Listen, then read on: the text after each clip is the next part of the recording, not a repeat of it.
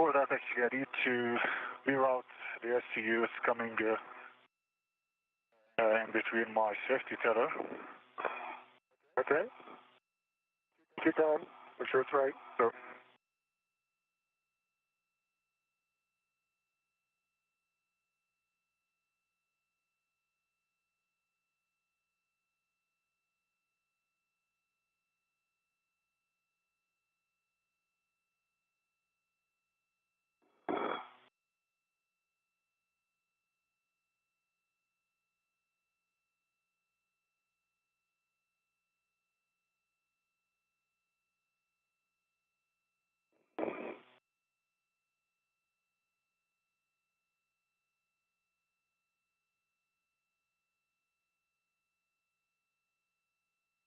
my safety tether out. Coming out.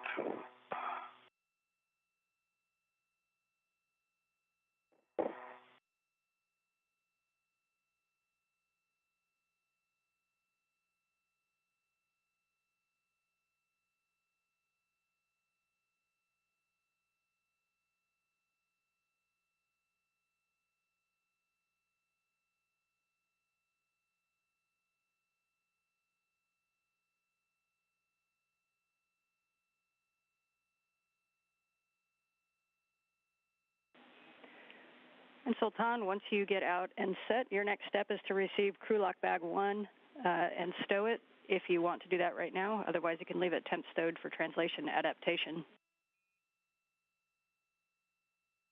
It's right here. I can go receive it.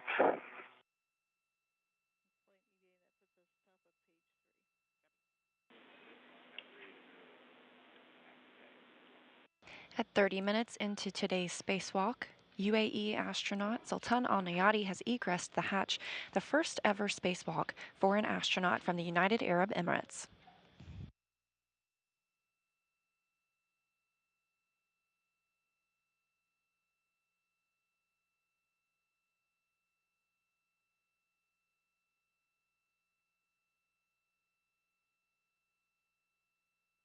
Another good look at both of our spacewalkers here.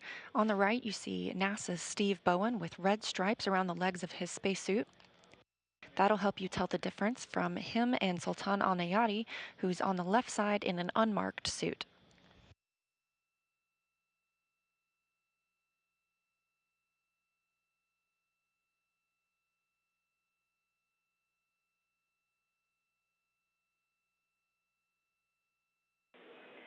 And Steve, while he is working crew lock bag 1, just want to let you know that we noticed that the wire tie caddy is not staying tucked to the IDA bag. Just wanted to put your awareness on it in case you want to tuck it in somewhere or add another ret. Yeah, let me try and fix that again. I thought I had tucked it in, but I pulled it out. It's a better place to tuck it.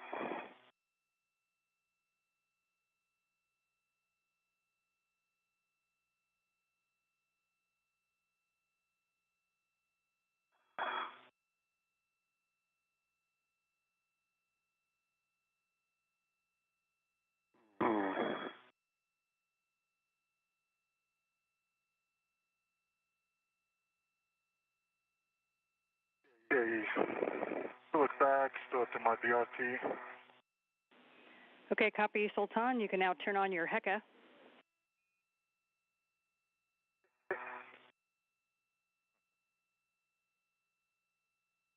That should be better.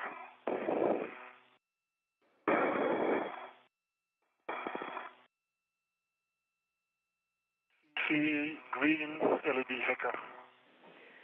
Okay, we copy your HECAs on, and just a quick note to congratulate the UAE for having their flag on an EMU outside the International Space Station for the first time. And gentlemen, you can get it set up for your buddy checks. Thanks so much. All right.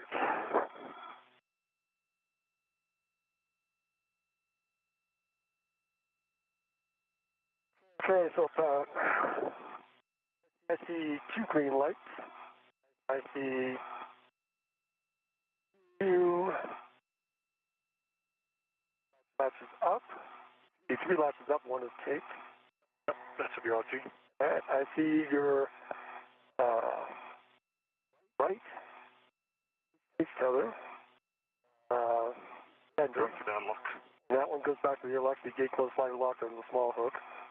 On your red hook, the gate closed slider lock, see the red reel, which is unlocked, and the yellow hook, which is locked, gate closed slider lock on the green reel, which is unlocked. To my right wave feather, which is gate closed slider locked on me. So I see us in a good config. Let's see. Safer handles. Check your safer handles again. To your left safer handle down. To your right safer handle down. My heart is right.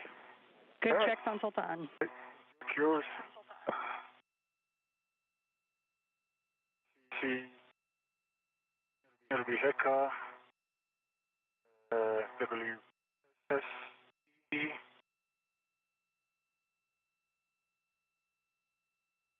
One. B tabs up on BRT and mini workstation. Right. Safer handle is down. Your safer handle is down as well. Right. Have your other gas closed, locked black on black. Is connected to my anchor hook, both hooks. I get closed, black, locked black on black. Right.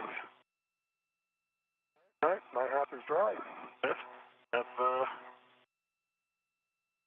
skip back. I see red, closed black, locked black on black.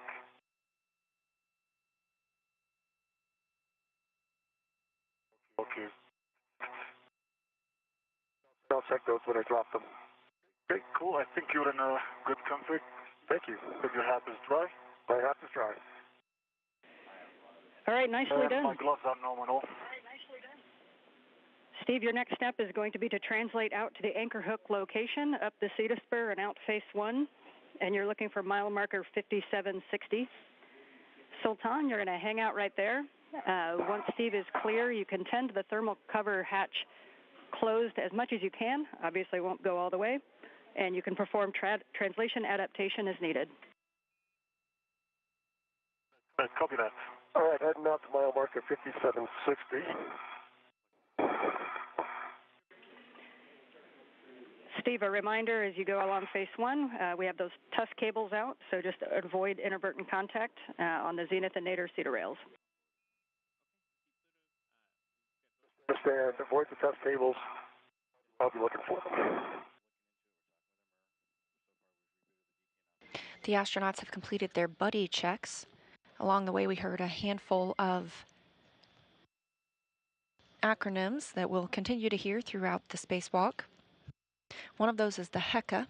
That's the high-def EMU camera assembly, as well as the WVS, the wireless video system. Those will help us get views from the helmet cameras on the astronauts.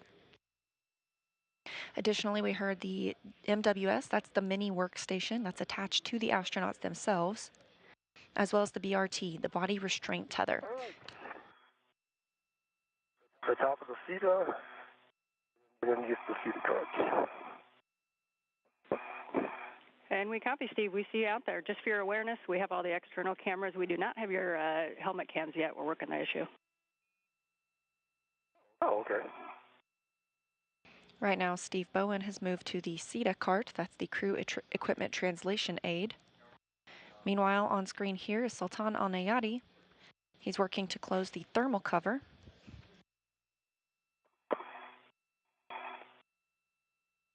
The main hatch on the Quest airlock will remain open in case the astronauts needed to ingress quickly at any time.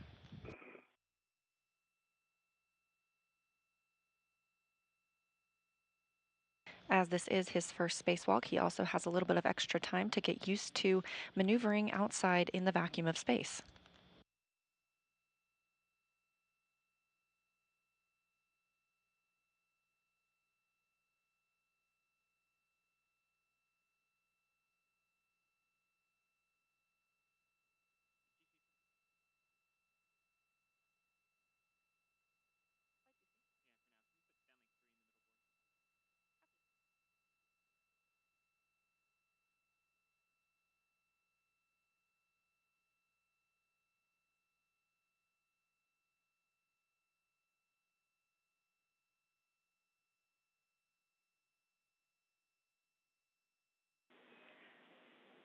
And Steve, see you getting toward 5760, and you're going to be placing the anchors just nadir of 5760. The first handrail you're going to be looking for is 3011, and that's the one that is straight up and down. Okay, 5760, I'm at that mile marker.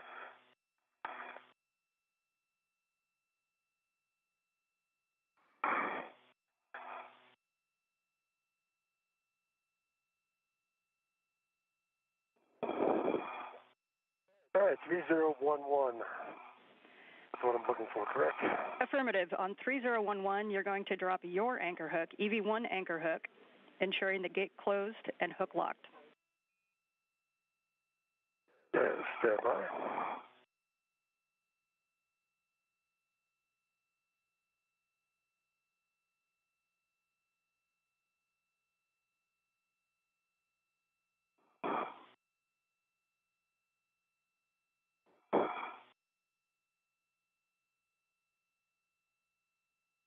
Okay, EV1 anchor hook, 3011.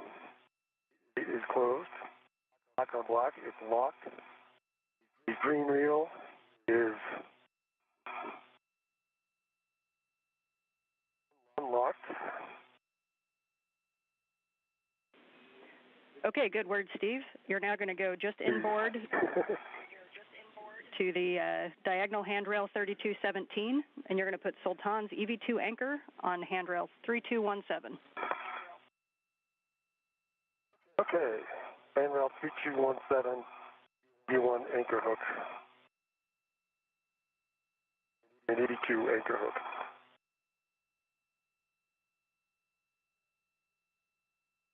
All right, I have EV2's anchor hook. Gate closed, final lock on 3217. Now feed pending back to the airlock. Okay, we concur you guys are in a good safety tether config, so with that, you can give Sultan a go to release his weight tether from the airlock D-ring extender. Sultan, you have a go to release your waist tether from the airlock D-ring extender. All right, copy that, releasing my waist tether from the antenna D-ring extender.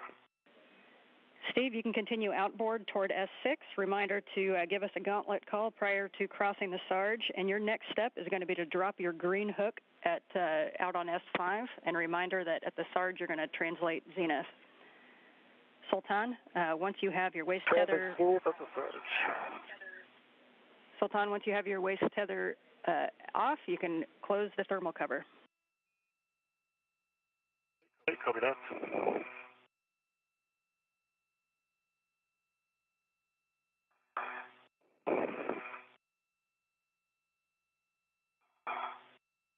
Okay, thermal cover closed. Copy, thermal cover closed. You can now head to ESP2 for bag stow. And reminder, you're going to translate. You can either translate on the wagon wheel of the airlock across to ESP2, or you can go direct from the toolboxes over to ESP2 to the starboard side. All right, copy that. All right, my gauntlets are down. I am at the Sarge. Okay, copy, Steve. And reminder, because of the angles everything's parked in, you're going to need to go zenith prior to crossing. And when you cross, you're going to have the non-radiator side of the IEA out your left side. All right, my left side non-radiator. I see where I am.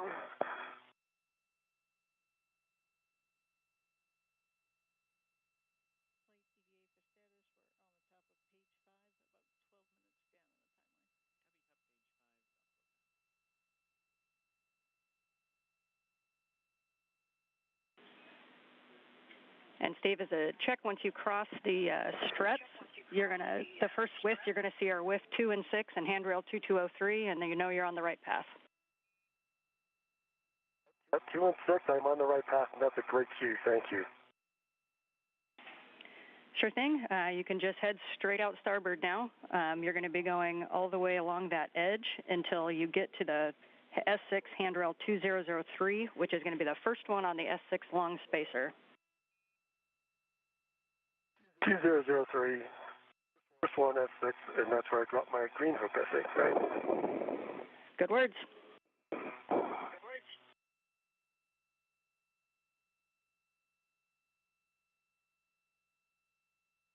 This view coming from the helmet camera of Sultan Alneyadi.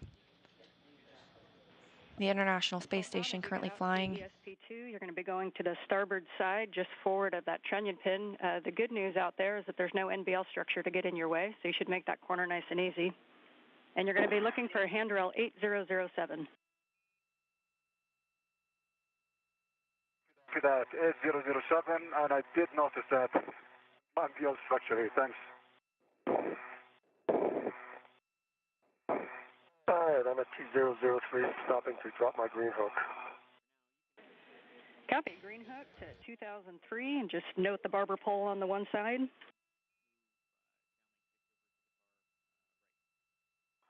And I see it. The space station currently flying 258 statute miles over the South Atlantic Ocean, which we are getting glimpses of in the background of Sultan Alneyadi's camera. It just continues straight outbound on that same path to S6 handrail 2009. That'll be with the IEA off to your right side. And a reminder, your left hand as you get out there is going to cross handrail 2008, and that is the one that has wire ties and MLI secured to it that we want to try to minimize loads into. Understand, 2008, minimize loads.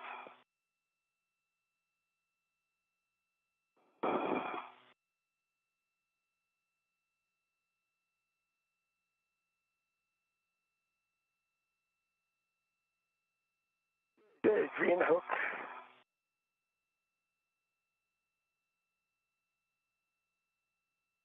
On 2003.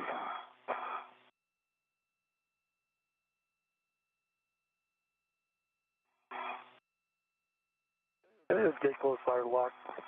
Not that that matters on that hook, but it is. All right, put this key down a little bit more. Yeah, good word, Steve. You're right, it doesn't need to be locked, but we'll take the belt and suspenders anytime. So you're just heading outboard to 2009. I agree. 2009. Outboard. And this video coming from Steve Bowen's helmet camera.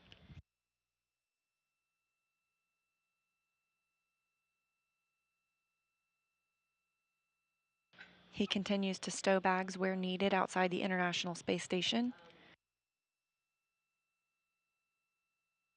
And his next main task will be to relocate an articulating portable foot restraint that will be used later in the spacewalk.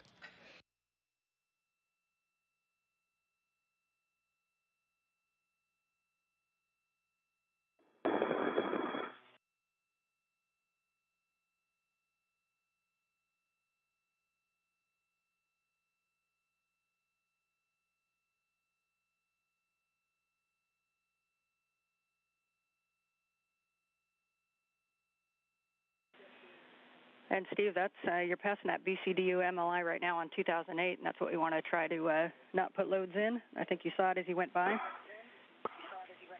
I did. I slowed down, made sure I reached across it. And I'm at 2032 in 2009 now, so I'm at my next work site.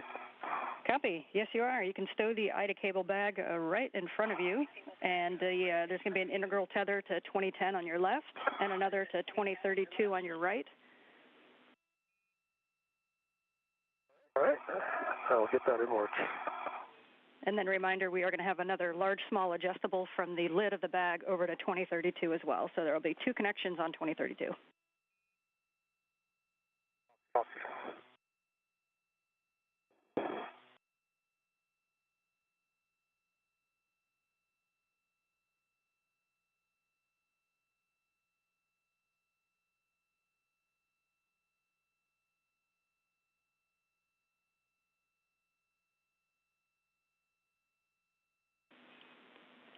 And Sultan, it looks like you have a good temp stow on the bag. When you're ready, you're going to translate back toward the airlock the way you came to go up the CETA spur, and your next stop is going to be the port CETA cart to retrieve an APFR. Right, copy, port CETA cart.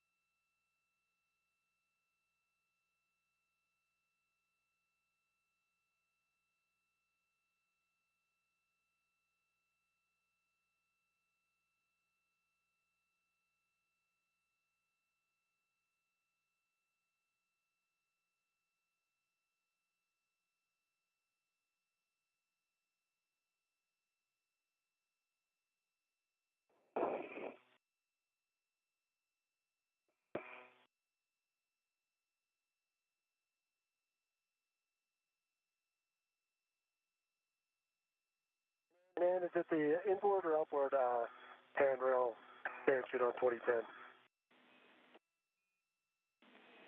We suggested the outboard, and then for 2032, the one that's farthest away from you. But if you see a better way, just let us know. All right.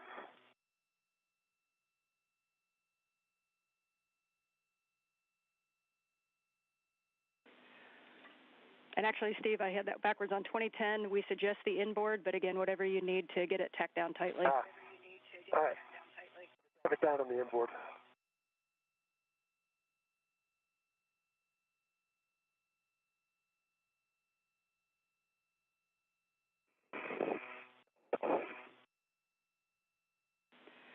And Sultan, as you get up the Cedar Spur, you're going to be heading up to the port Cedar Cart. That's copy.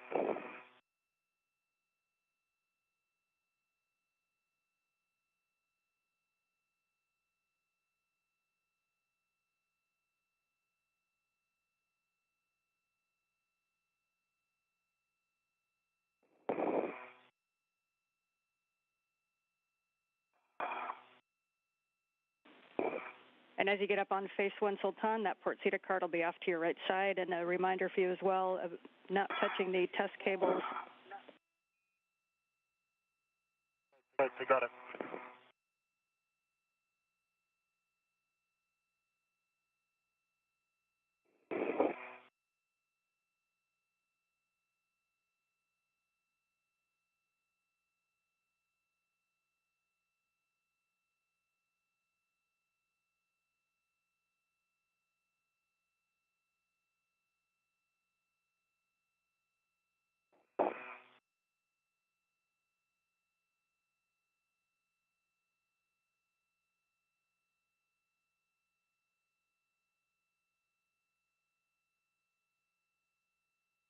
Okay, I have one of the corners to 2032, the other corner to 2010, and the big hook on 2032 well, back to the top of the back. Copy. Good config, Steve. And we will take a glove inspection and a HAP check and ensuring your gauntlets are in place. Okay, my gauntlets are in place. HAP is dry. I'm checking my gloves.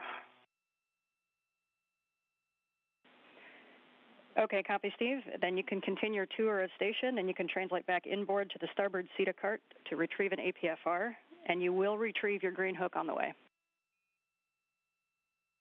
Okay, retrieve my green hook, head back to the starboard Cedar Cart. My gloves are good. Copy, good glove check.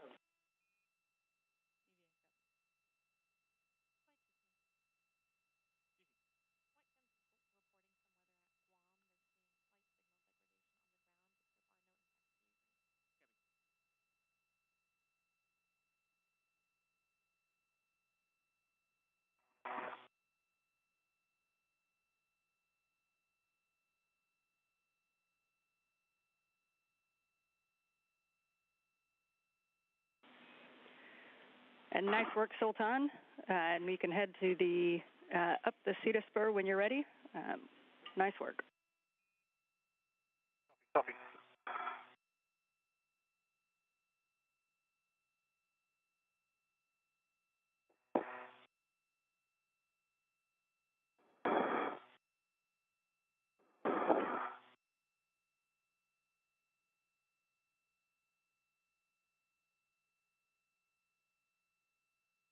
Okay, stop and retrieve my green hook. Copy, green hook. This is Mission Control Houston. Views from both of our spacewalkers, now 53 minutes into today's spacewalk. To the starboard Cedar with 4, which is the top right. And note as you translate that, when you get there, there is 2 APFRs. There's one in the top right and the bottom right. We want the one in the top right that has the ingress aid.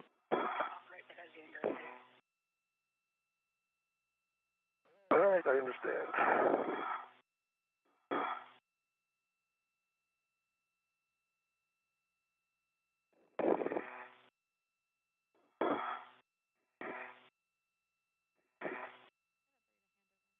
Bowen and Alneyadi are heading out to relocate an APFR.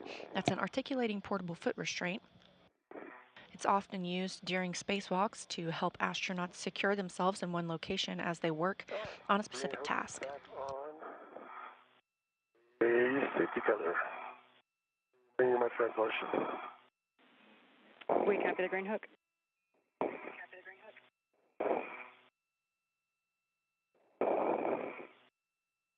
And translating under the empty.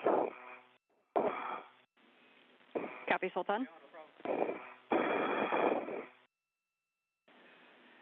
And Sultan, as you get out to the port CETA cart, you're going to be picking up the APFR that's on the bottom left with 2, and that will also have an ingress 8 on it. Copy, bottom left, left 2. The ingress 8.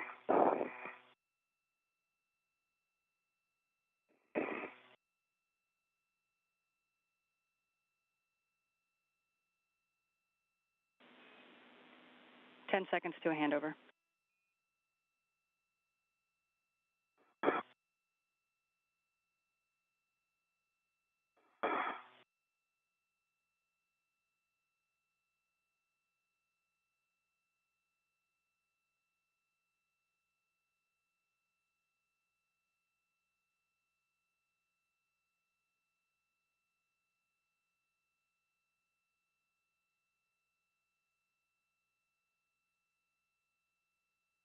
This is Mission Control Houston. We are in a satellite handover with the astronauts aboard the International Space Station as they continue today's spacewalk.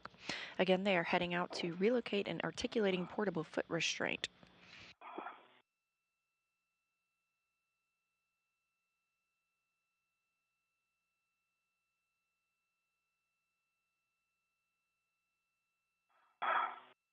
Following relocation of the APFR, they will begin moving out to route cables and modify some multi-layer insulation on one of the modification kits preparing for installation of future solar arrays.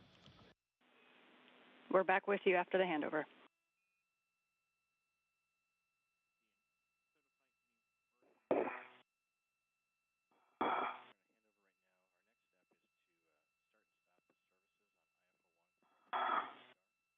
All right, passing the anchor hooks.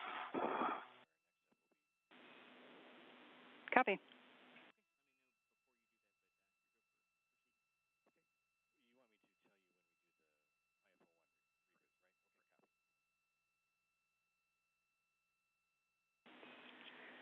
And Sultan, we see you at the APFR. When you have a second, we'd like you to double check that the pitch setting is Papa Papa, and then we want you to not change the pitch setting when you translate.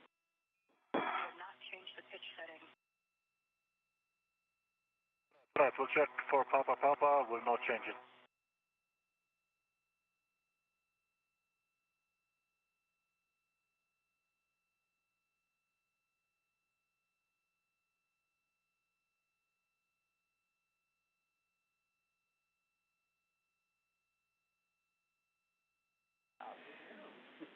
Sultan, that was an impressive fix. You have surgeon's hands.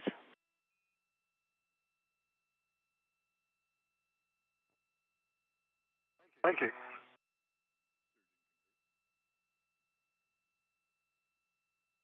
All right, I am at the starboard CETA cut. Get up on it. Okay, copy, Steve. And you're looking for the top right with 4. And we are going to have you keep that APFR in the width and adjust the pitch knob when you get there. Understand. Top right with 4. Adjust the pitch knob while it's still in the width. Yep, and first. And I see Foxtrot on this APFR. And Sultan, understand that you see Foxtrot.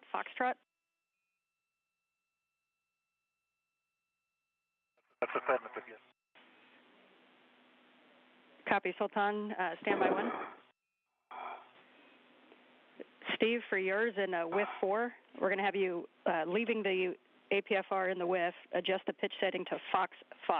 And Sultan, we were expecting Papa Papa on yours, so we're talking about it for a second.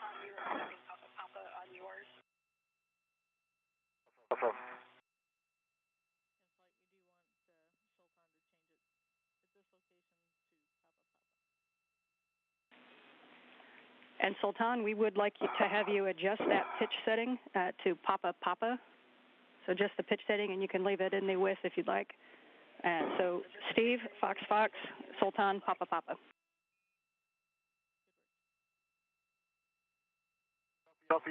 Fox Fox, that should work. We are now 1 hour into today's spacewalk. The astronauts have made their way out to the CETA cart, the crew equipment and translation aid, and they are both working on a separate APFR, articulating portable foot restraint. Verifying the settings are needed to be used later today.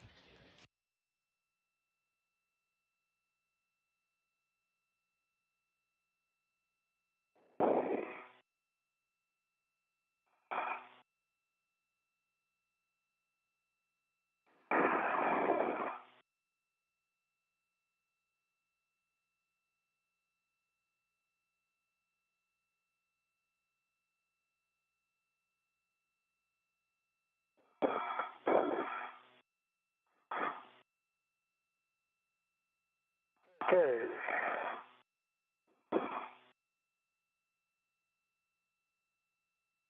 Thank you, Fox Fox.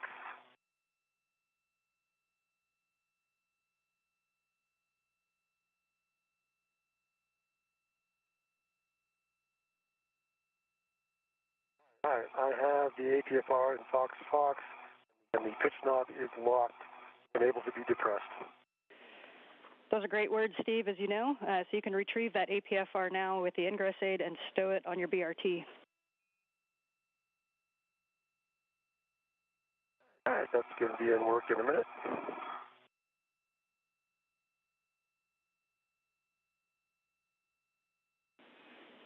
Okay, have Papa Papa and this APFR, and pitch knob is locked and can be depressed. Okay, good word, Sultan.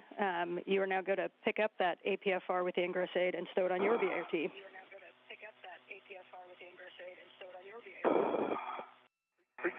Take to it.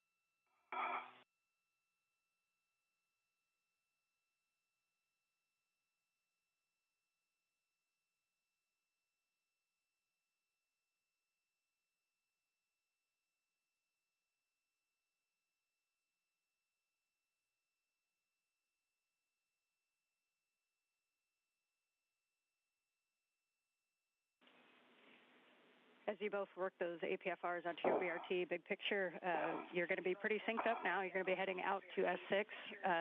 Just note we're about 5 minutes to a sunset if you want to set your visors accordingly.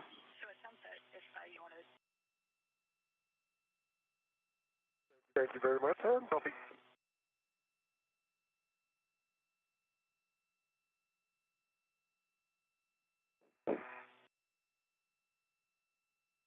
Again, the crew members continue with the first task of the day, which is fixing the appropriate settings on these articulating portable foot restraints. They will stow those on their body retractable tether.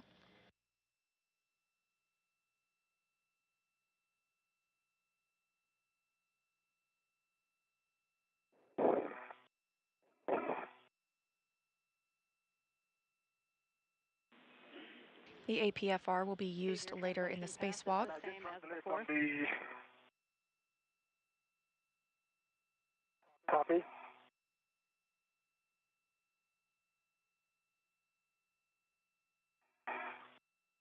And just to confirm, man, I was translating on the hands of the cart and released the brakes. Yes, good words. And we'll also catch them on the end of the EVA. Steve's actually going to be back on this seat of cart to pick up the other APFR in a little later, but that's always a good check, and we'll always take it. Copy, thanks. That's empty.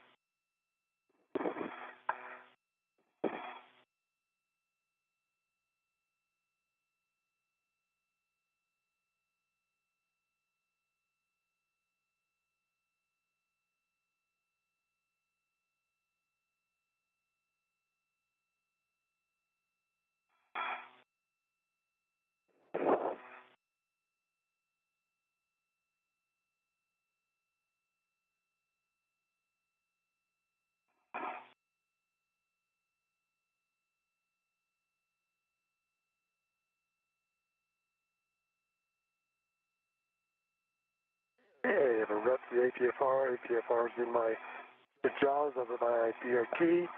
The wave of Sultan as he goes by. Hey, Sultan, how are you? Good.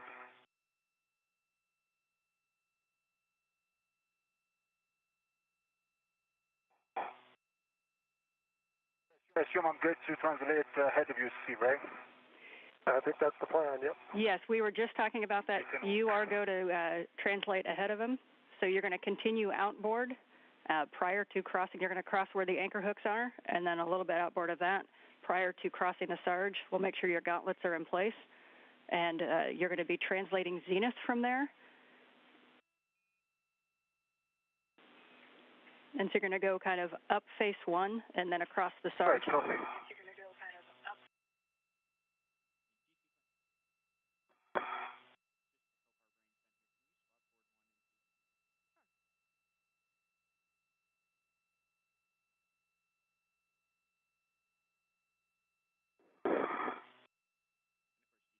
All right, keep an eye on my tether there as you go by it there, Sultan. Thank you, Steve. I see it, and I see our anchor hooks.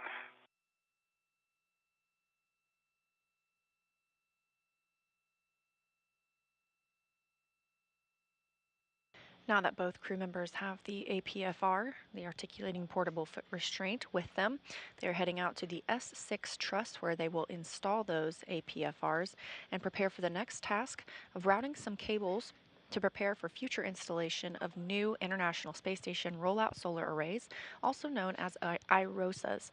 These will be delivered later this year.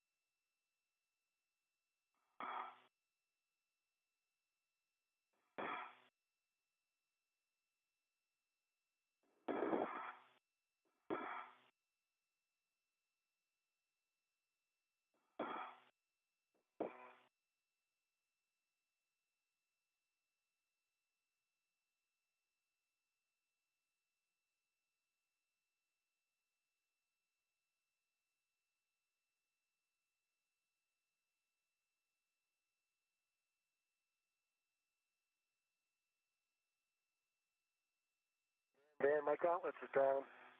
I'm ready to cross the surge. Copy.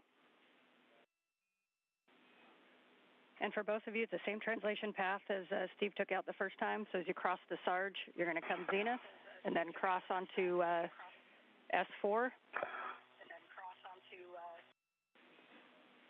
And you should have the non-radiator side out your left side and the IEA out your right side.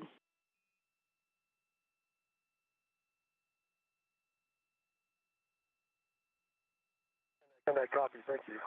Good afternoon.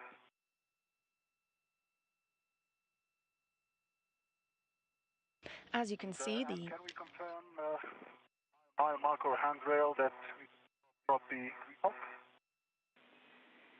Yeah, Sultan, so before crossing the Sarge, we'll have you ensure your gauntlets are in place.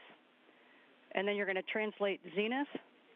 And then when you go across the struts and you get to S4, have that non-radiator side out your left side. The first thing you should see is whiff 2 and whiff 6, and then handrail 2203.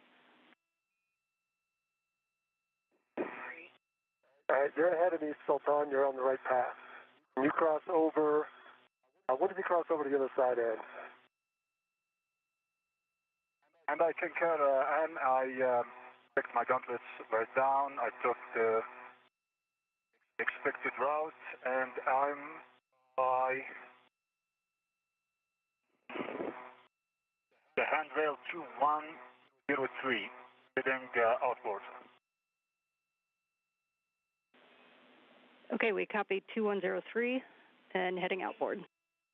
2103.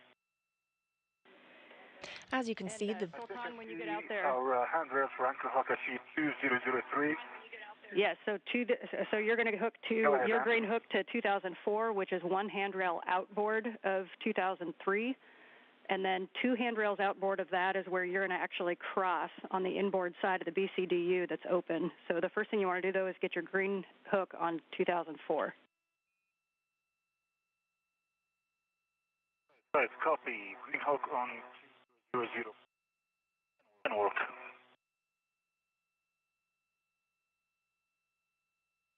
This view from the helmet camera of Sultan Alneyadi, United Arab Emirates astronaut, on the first spacewalk for an Emirati astronaut.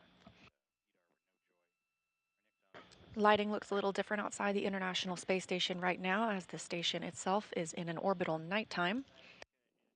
Again, we'll see several changes we'll see several sunrises and sunsets today during the spacewalk,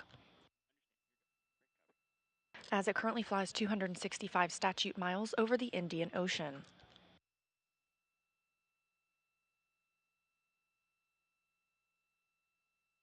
Okay, green hook for EV2, handrail 204. Okay, good work, Sultan. And while you're paused here, just a reminder, actually for both of you, for the helmet lights, if you push the button multiple times, you might get one light, two light, and then they'll go off. So if the light seems dim, you may not have both lights on.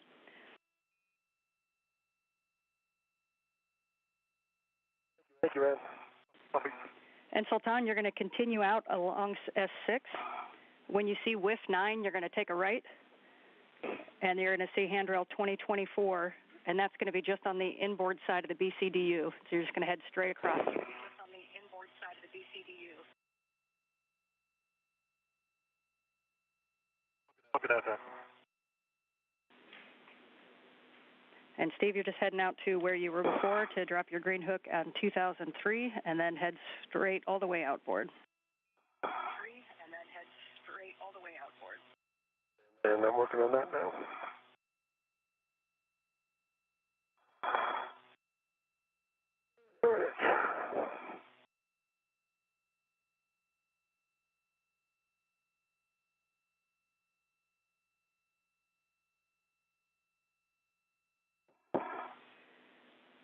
Yeah, and that short handrail there, Sultan, is 2025, and then it'll be a kind of a reach around to the other side, and then you can go outboard, and you're going to be looking for your S6 with 15.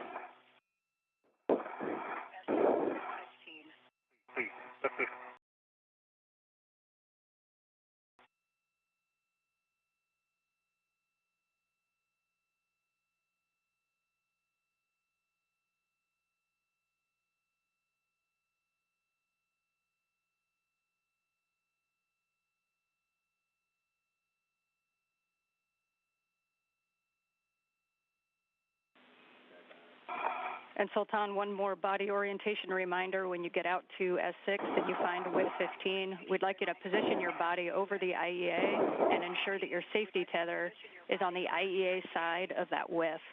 And there's two WIFs there. WIF 15 is the one that kind of points in the direction of the radiator.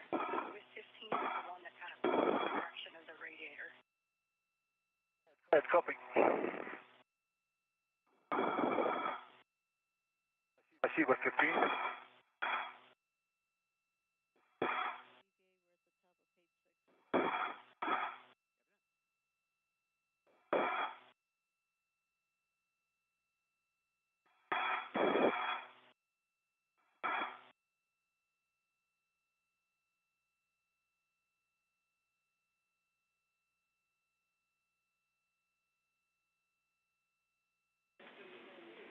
And Sultan, because that APFR was in a different configuration than we expected when you picked it up, we're going to have you verify the settings. And so when you're ready for the settings, let me know. You are going to be installing it at clocking of 12.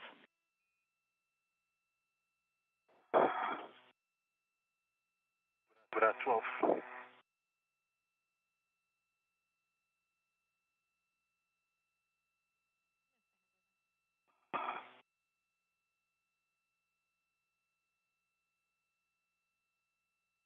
All right, green hook on 2003. My tether gets snarled in my APFR. Interesting. All right, good word, Steve. I understand you got your green hook down. You're going to head all the way outboard so you can't go anymore and take a right after the IEA, and you're heading around to S6 with 31. 31 S6 on my way.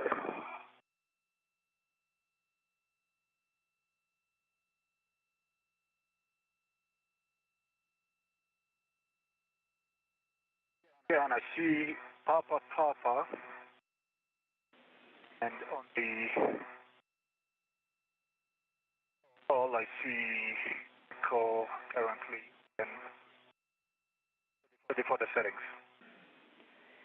Okay, your full settings are going to be 12 Papa Papa Fox 8. 12 Papa Papa Fox 8. All right, 12 Papa Papa Fox 8 in work.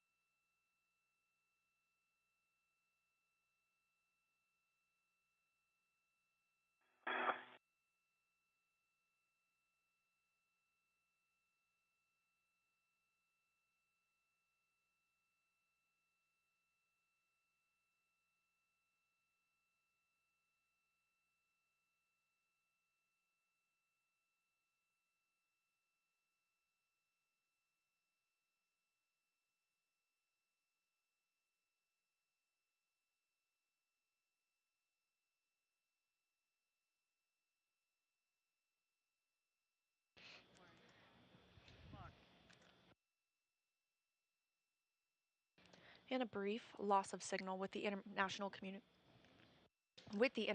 Space Station as our spacewalkers continue today's spacewalk, now 1 hour and 18 minutes since they switched their suits to battery power.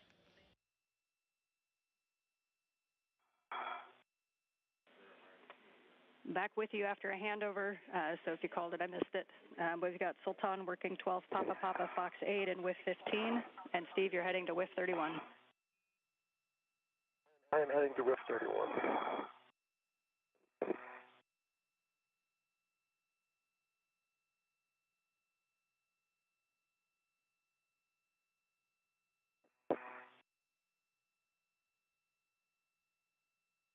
All right, WIF 31 is here.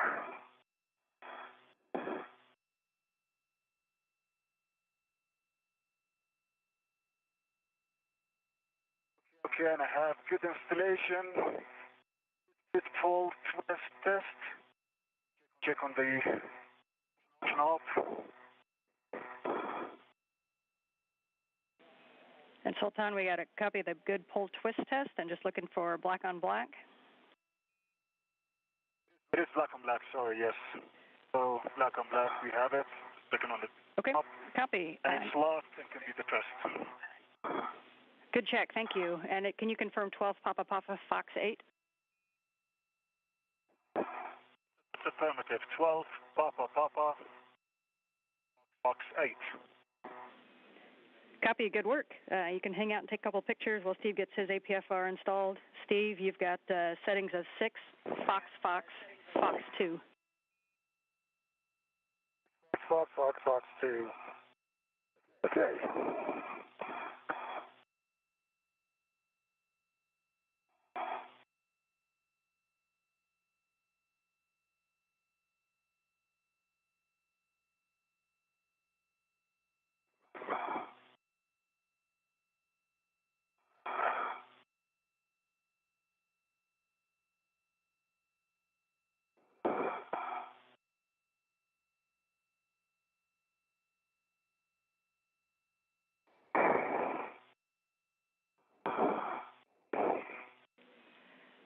And Sultan, as you are taking pictures, I will also take a glove inspection, HAP check, and just double checking your gauntlets are in place, please. We'll do that.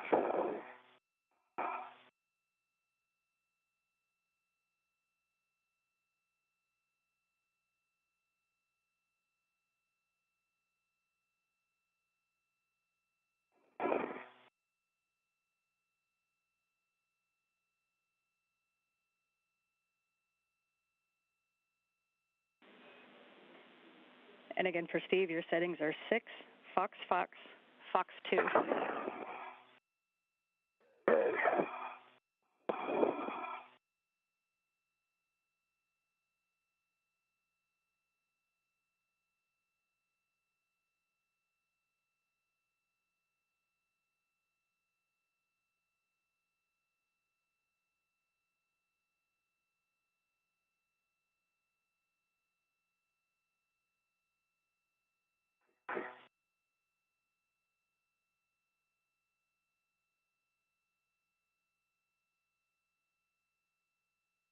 Okay, and I have nominal gloves, no change, dry hat, and my guns is still down. Good word, Sultan. And after Steve has APFR in, we'll be heading to the cable routing and the mod kit. And just a reminder, you do have cuff pages if you want to read about it first. Right, copy that.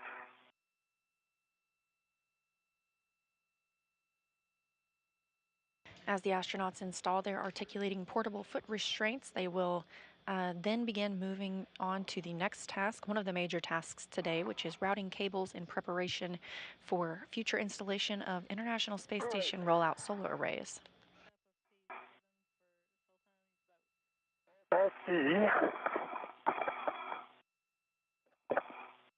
There.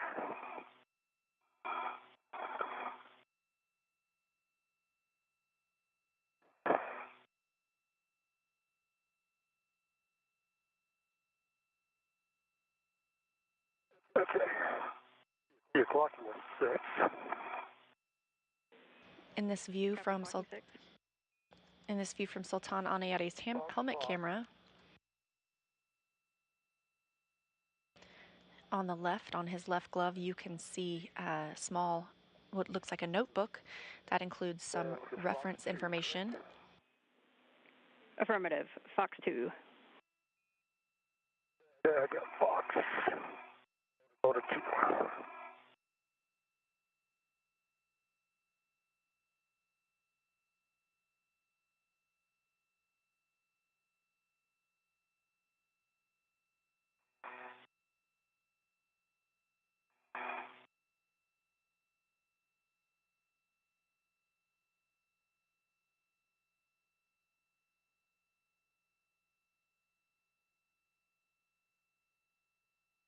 Okay, 6 Fox, Fox, Fox 2.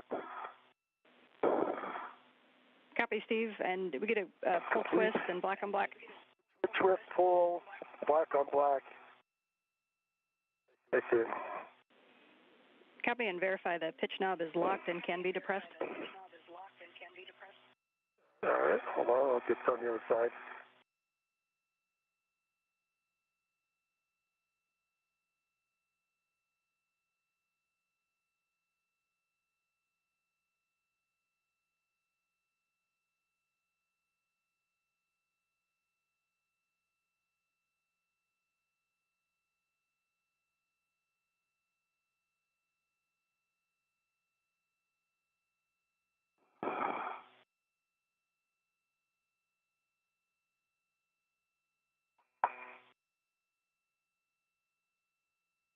Alright, knob is locked and can be depressed.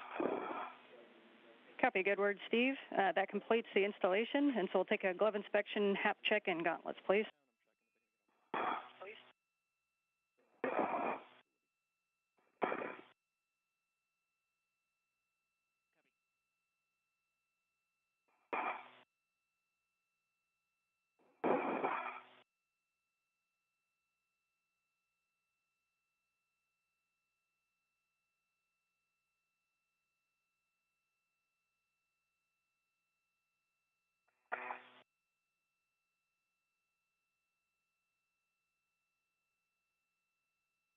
At this dry, gloves look good. Copy, good glove, Steve. So we can now, for both of you, move over to the 1B cable routing. Steve, you're going to go directly to the left side of the mod kit. Sultan, as you go outboard past Steve's APFR, you're going to do a fair lead on the short handrail on the radiator side of the IEA. It's handrail 2061, and again, it'll be off to your right side on the radiator side. Copy that, and work. For both of you, as you go out there, a couple of reminders about the mod kit. We don't want to translate simultaneously on the mod kit. We want to keep translation rates lower than 3 seconds per foot, and then avoid cyclic loading into the mod kit.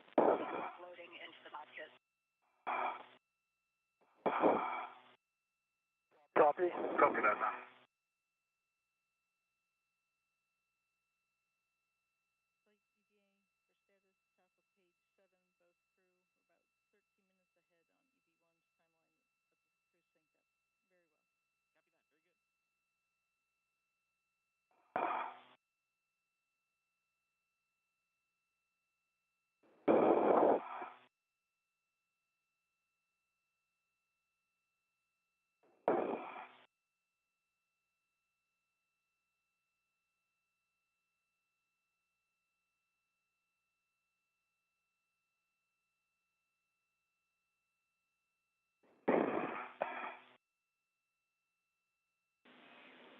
And for both of you, for your awareness, you got a happy team down here. You are slightly ahead of timeline. Oh, it's good to know. Thank you. Great, thanks. Okay, Sultan, I am trying to track my tethers. Seem to have lost sight of them.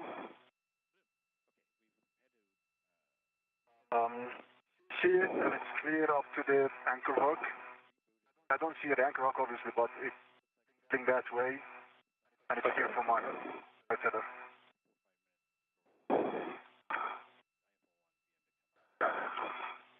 And I think it's behind me. oh, sorry, you mean body, all right. Yeah. It is. Okay. Can you help me do a quick... If you can, just keep your feet low and keep rotating counterclockwise as you're doing. Counterclockwise? Feet towards the IEA, please.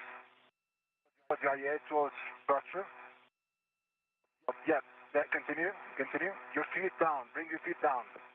No, unwind just for 20 degrees. Continue. And try to lift them a little bit, lift your feet. Okay, now bring them down.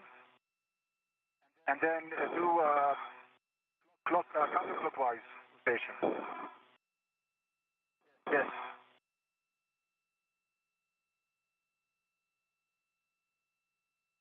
No, stop. Excellent. Thank you. See it? I have it, yes. I think it's still behind your flash. No, it's right here. All right, see it. Okay.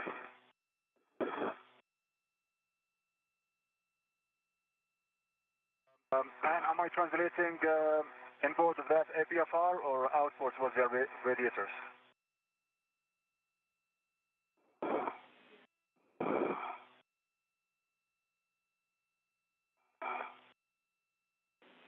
Checking.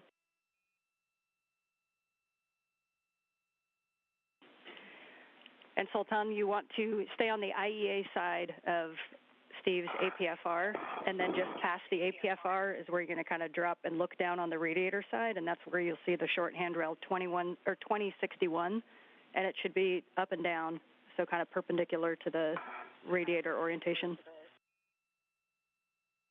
Thank you, and I was just checking to avoid some cables on the APFR. So I don't want to shoot. Copy. And Steve, as you get out there, your first location target is going to be the left lower strut and the cable routing. Left lower strut cable routing. Thing over there. And if you see an all-white cable, then you're in the right place.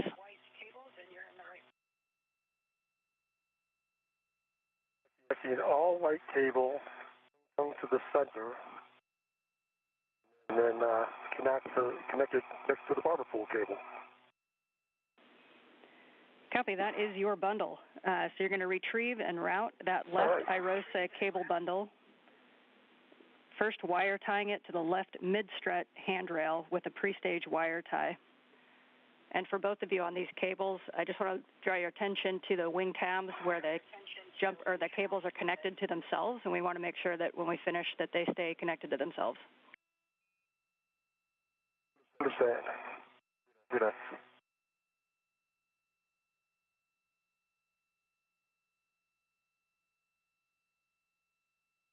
This is Mission Control Houston, coming up on 1 hour and 32 minutes into today's spacewalk. And Sultan, the idea with that fair lead is just to keep the tether off to the right side. If you see a better place to fair lead that tether, you can. We think that 2061 is a good spot, but if it's hard to get to, then you can look for another location. Copy that, Tom. Yeah.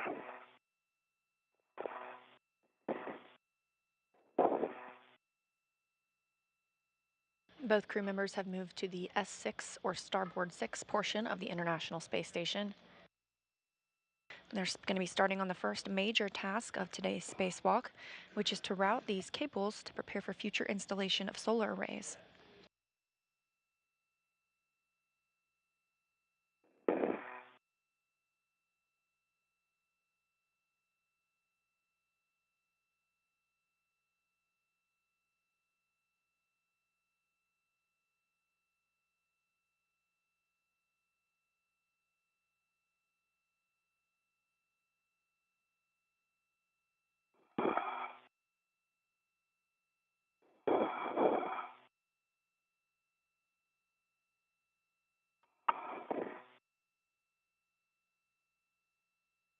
Hey, Sultan.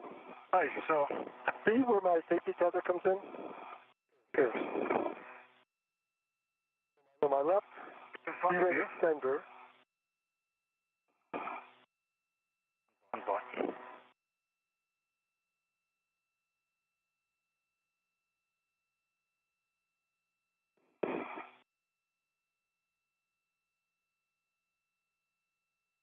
Can you see it? It's clear, Steve, right? Okay, well, no. Now look. For my left waist, there's my left gearing extender. All right, yeah. It's, what's it angled on? You can swap your waist tethers and release the one you're hooked in now. Okay. Swap with another local and then, yeah, release that one. Okay, then this one, Okay. sounds clear.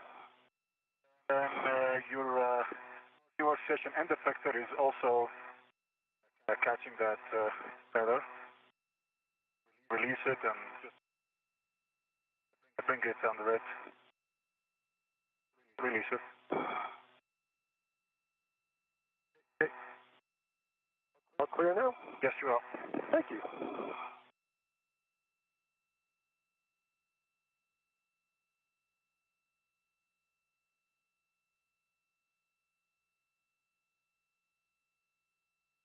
The left side cables.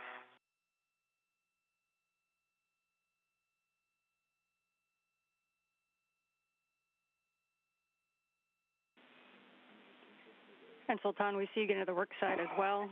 Just note for your guys' awareness, we have Sultan's helmet cam. We don't have Steve's at the moment. So Sultan, if that is the red barber pulled cables, then you have the right ones. And your first step is to wire tie those to the right mid-strut handrail with a pre-stage wire tie.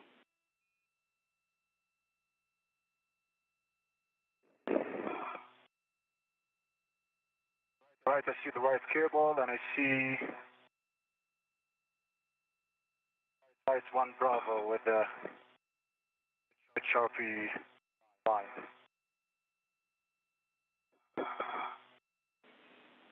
And we have both cameras back, and Sultan, those are good words. That's the right one.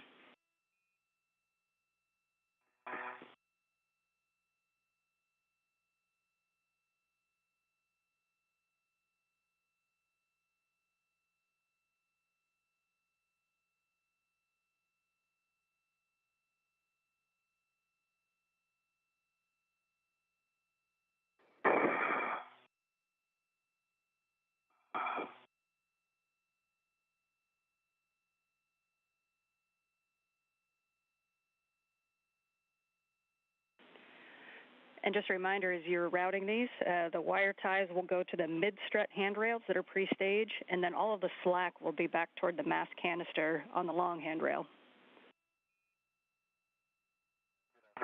Copy.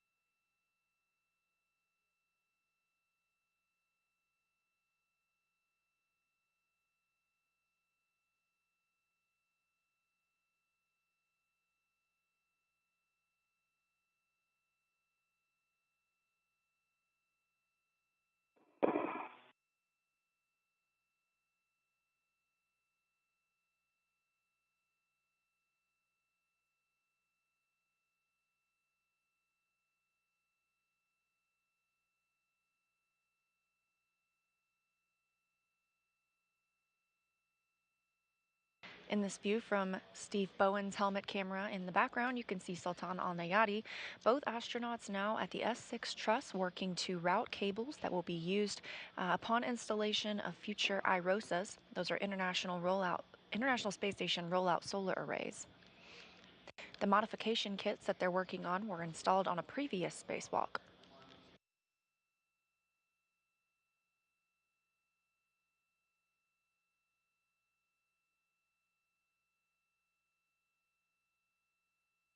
All right.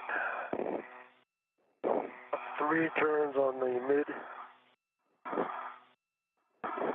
and heading to the aft. We copy the wire tie on the mid-strut and heading toward the mass canister.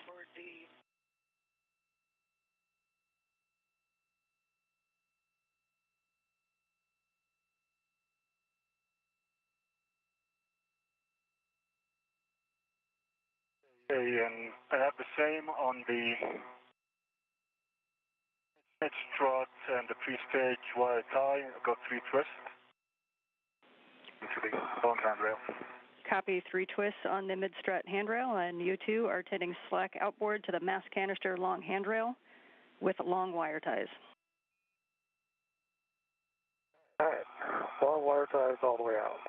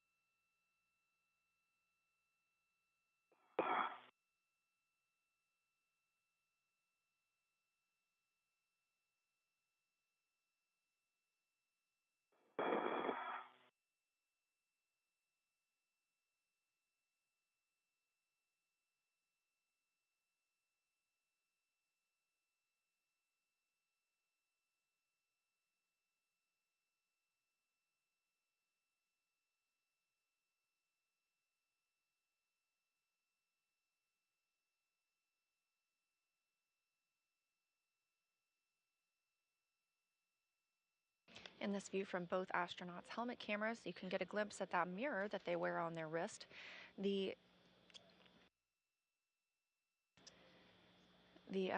panel on the on the astronaut's spacesuit, it's on the front of their spacesuit, and all of the dials. Integrated wire tie, or we use something from RT Caddy? And Sultan, you could use the long wire tie that's there integrated on the cable.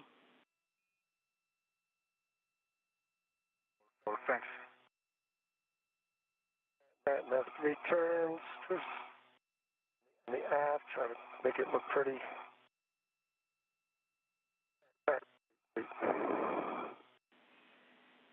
And as you tack those down, just one final check for you both to ensure that the no wing tabs were knocked and that the cables are still connected to themselves. Wing tabs are still in place. Same on the right side as well. And I have 3 twists on the wire tie, the long handrail. Okay, copy. Good work. So the next step for both of you is to go to your respective upper strut. So Steve on the left upper strut, and you're going to be right toward the center pad, so just up from where you are. And Sultan to the right upper strut to the MLI gap near the center pad. Upper strut, center pad. Can you tell me when you're done translating? Yep, give me 1 second. I will be done. And good call, Sultan, keeping people happy down here. And just a reminder, you do have photos of this area on your cuff pages if you need a reference. All right. And Sultan, I think I'm in a good position. All right. Thanks.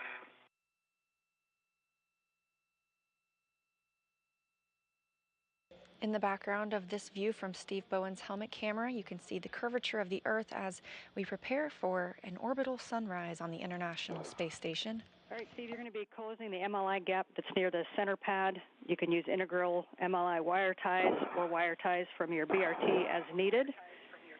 And if needed, ensure the flap side of the MLI wraps underneath the non-flap side before securing with the integrals. And we want to just ensure that there's no metal showing. Okay, I understand. And if you look just past your work site, you will see a beautiful sunrise about to happen if you need to adjust visors accordingly. I do. I do see a beautiful sunrise.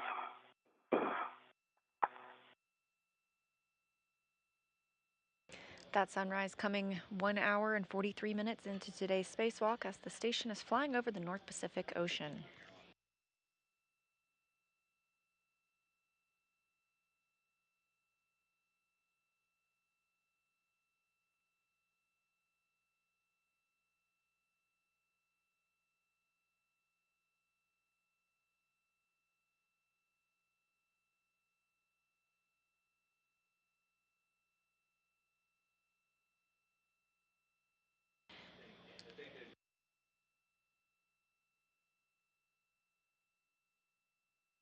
And I'm up with the right mid-strut to mountain bracket.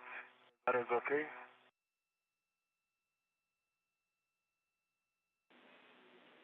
And Sultan, say again, you said you're at the mid-strut? Yeah, the upper strut is workplace for Steve now. I don't want to go there. It's busy. I'm saying I want to start with the right mid-strut to the mountain bracket station. So we're not anticipating that the right mid-strut on this side needs to be looked at, but you can on the upper strut on the other side near the mounting bracket. You can go toward where the M14 bolts are.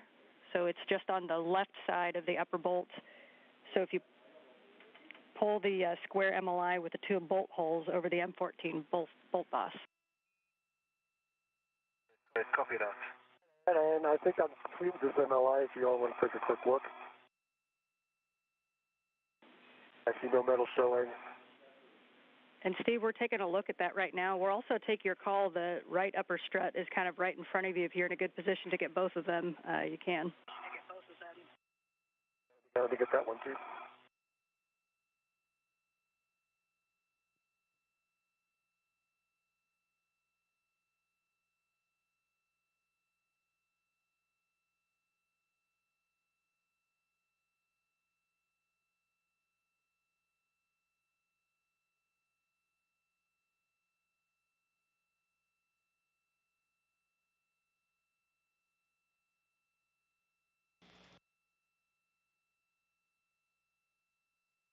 Right now, both astronauts are modifying some MLI, multi-layer insulation, on the modification kit.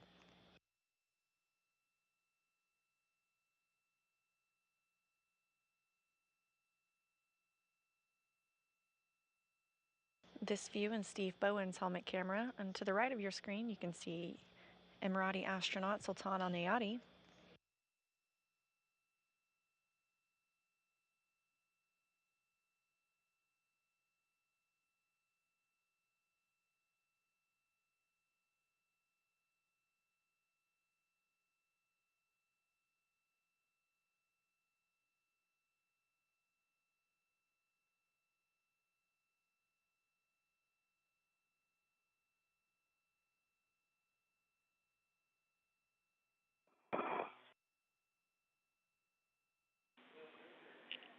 And Sultan, we're talking about the MLI down here. So on that mid strut, we expected that the MLI to be out of config at those two bolts that are right in front of you. It actually looks like they're pretty good.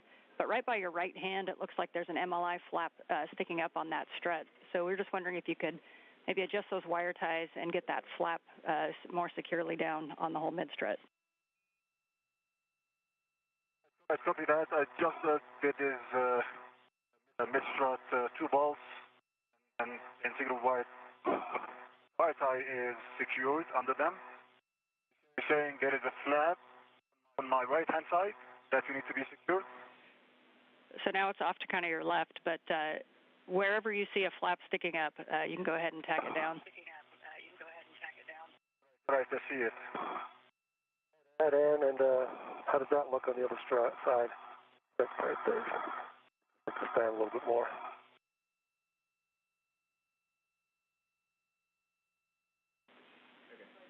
And Steve, those look pretty good. If you can just kind of back up a little bit and give us a good HECA scan, and then we'll move on to the left mid strut. All right, sounds good.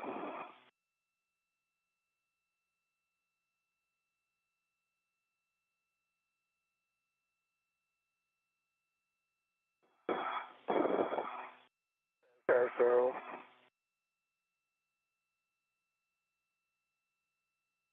that looks metal exposed.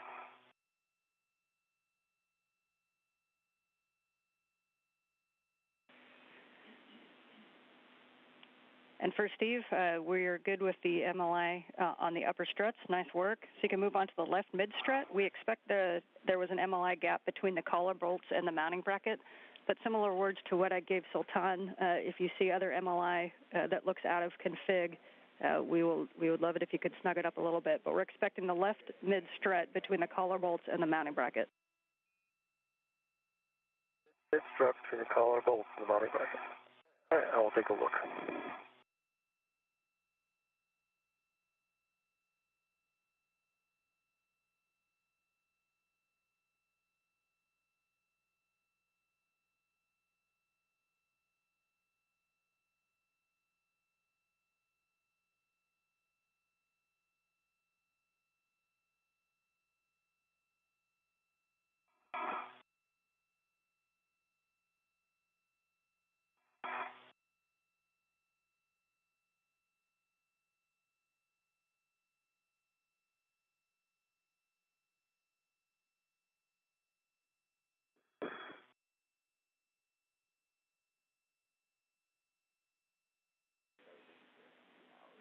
And Sultan, that's I see you kind of working the collar bolts on that strut. That's definitely a little bit out of config, especially on the mass canister side. So we'll definitely take a good cinch up on that one. And for both of you, if it's possible after we fix the MLI to not translate on it, that would be preferable. Thanks. Yeah, trying to work on that.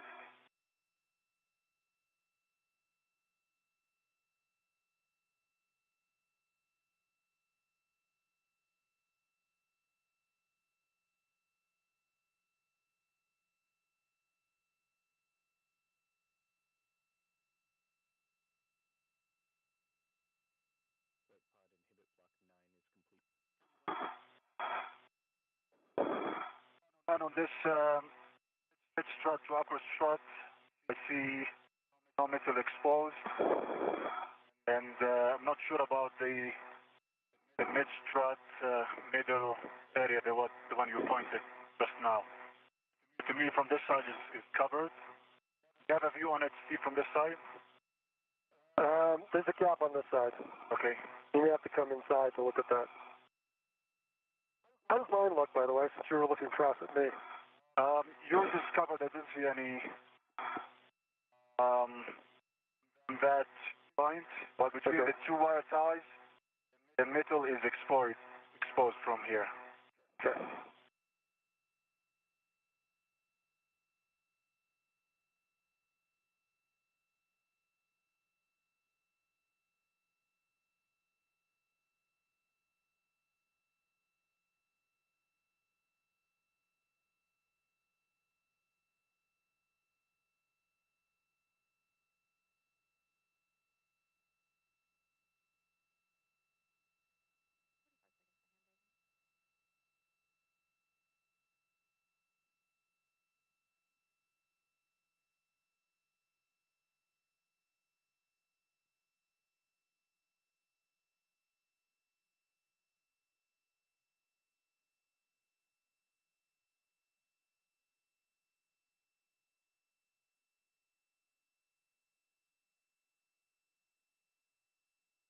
Oh, now, Steve.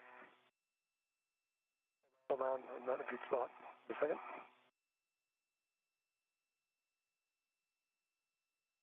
I still can't see it. Hold on.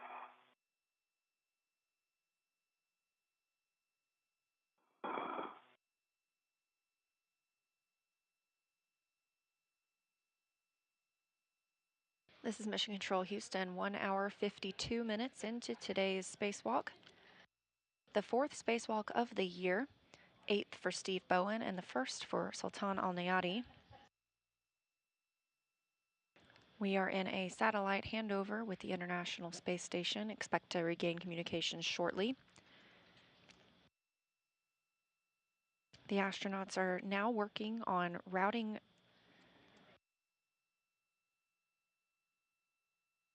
They've completed their cable routing portion of this specific mod kit work. They are now working on the MLI, or the multi-layer insulation, ensuring it's properly placed to protect the hardware itself.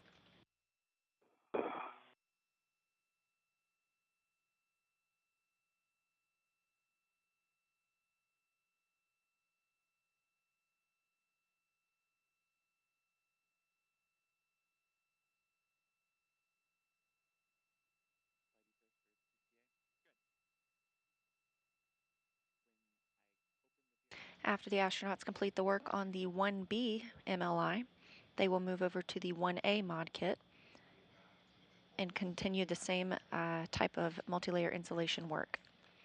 There won't be any cable routing necessary at that mod kit, but at the completion of this work, the astronauts will have prepared these areas for future solar array installation later this summer. Mine looks so done. Is that covered? I'm going to take a look at yours. Yours is covered, but still between these wire ties, fully I think you can add a long wire tie in there to hold this down. I can give you... I got one. I'll get it. Don't worry. Take a look at yours. Yours looks like it's covered now. And Sultan, we're back with you after the handover. And Sultan, we appreciate the good, thorough inspection on the right mid-strut. So as Steve, as you continue to work that left mid-strut, Sultan, you can move to the mounting bracket to cycle the soft capture features. Right. I have one on my side, right? There is one on your side. There's kind of one in the center, one on the left, and one on the right. So the expected config when you get there is that they're going to be pulled down and in the little J hook. We just want you to pull it out, release the soft capture, and then re-engage the soft capture.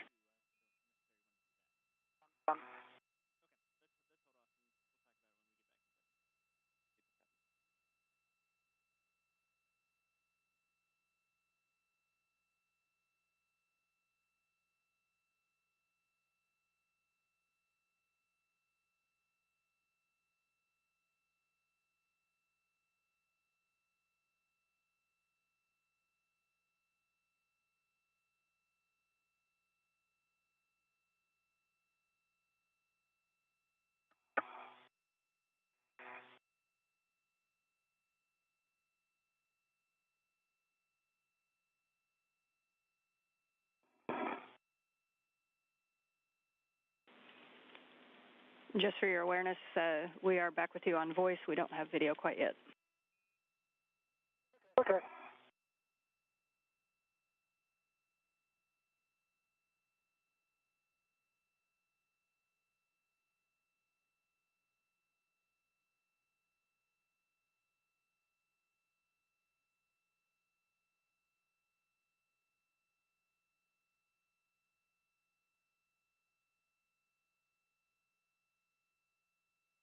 In the center of your view here is NASA astronaut Anne McClain, serving as the ground IV. She's the one you hear speaking directly with the astronauts on the International Space Station on the spacewalk. They communicate with McClain alone to ensure streamlined communication, not too many voices coming from the room. To her left is Costa Madrivis. He is communicating with the astronauts inside the International Space Station who are continuing to go through their workday.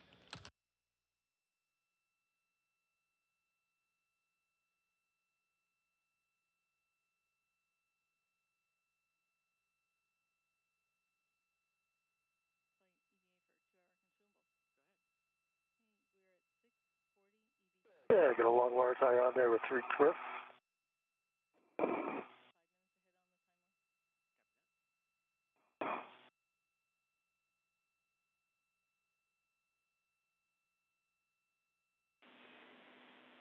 For both of you, just a status.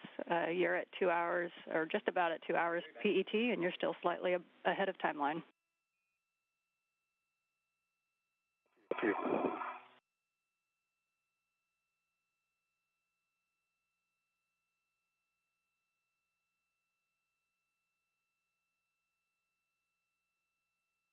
All right, Sultan, how's that look now? Look pretty good? The right arm, okay. On which strut, my strut or the big strut? The mid strut. It was on the mid strut, right hand. It's in the new wire tie and the corner between the mid and the upper strut. Right in here. Yeah, right there. It's really tiny if you can touch the flat. Yeah, I think if I gotta get in there to do that though. All right, give me a second.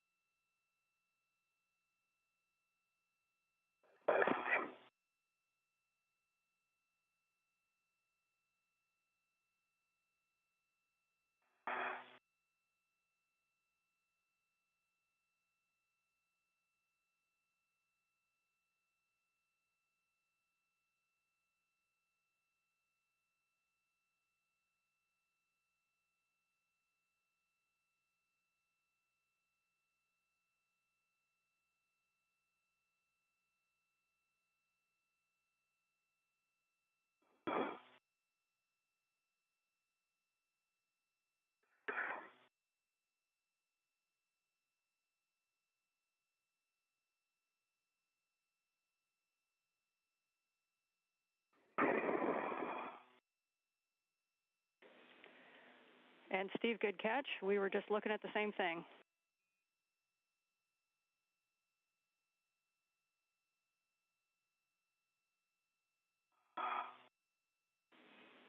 And Sultan? That one might benefit from it. So Sultan, from your angles, that close up that gap? Absolutely, yes. Okay, so I should put another wire tie there. All right, that'll take a second.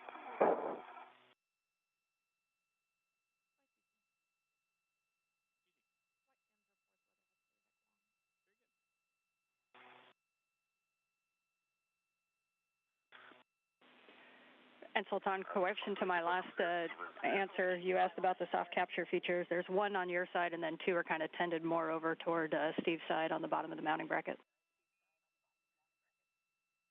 You want me to do all 3? We do need to do all 3. Okay, I'll do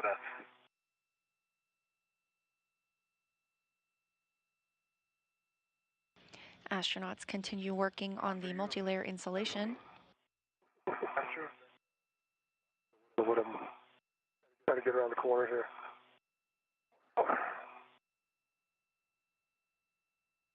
This multi-layer insulation protects the modification kits where future solar arrays will be installed.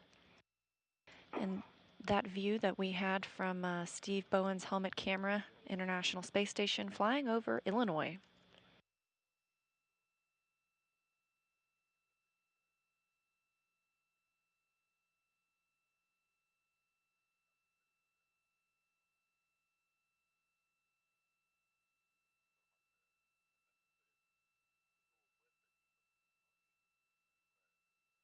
Okay, all three soft-capture handles are recycled. Copy, thank you. Thank you, Sultan. And Sultan, so the last thing we'll take from you is a HECA scan of all MLI. Anything you could see on the right side and on Steve's side. We just want to make sure there's no gaps in the mid and upper struts and that the mounting bracket is clear of MLI. Okay, I'm scanning the upper strut now.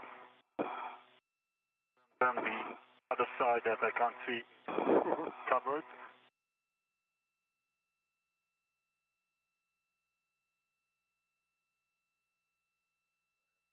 Upper strut.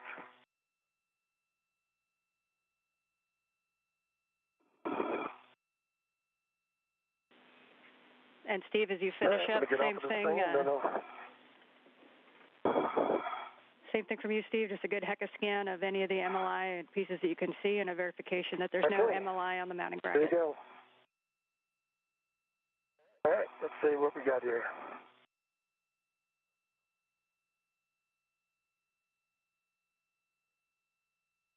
How's that for a scan so far? Go upwards to the mid.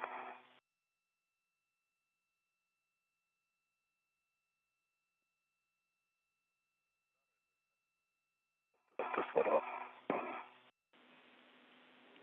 We appreciate the views. We are talking about it. All right, gentlemen, good news. You did so good on this one that we're going to head to 1A and do the same thing. All right. Copy. And before translating, please a glove inspection, HAP check, and a gauntlet check from both.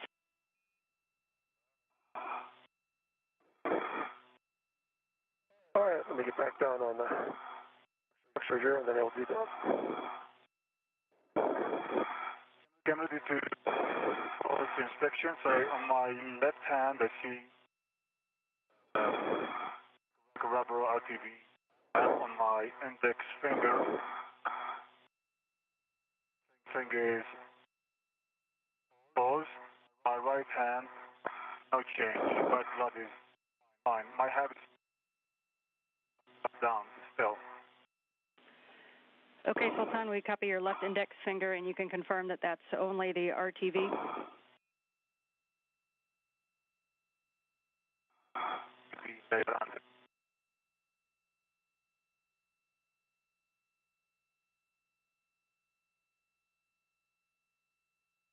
All right, my gloves.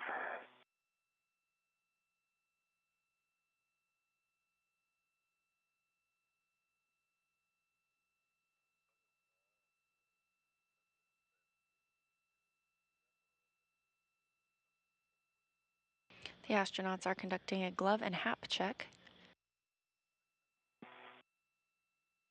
They took a look at their gloves often to report the status.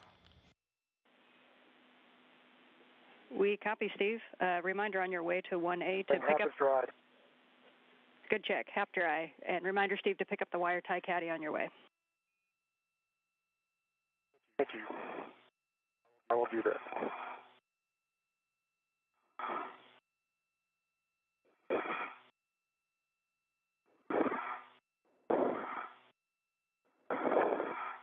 Again, we just saw those glove checks. The astronauts.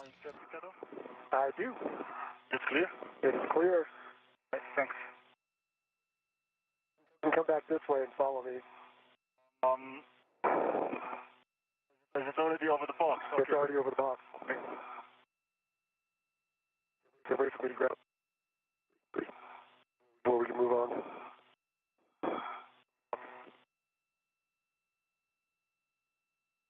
Astronauts are periodically asked to take a look at their gloves to ensure there is no major damage. Additionally, they are asked for a HAP check. That's a helmet absorption pad. They're able to lean their head back and feel that helmet absorption pad to ensure there's no liquid in the helmet.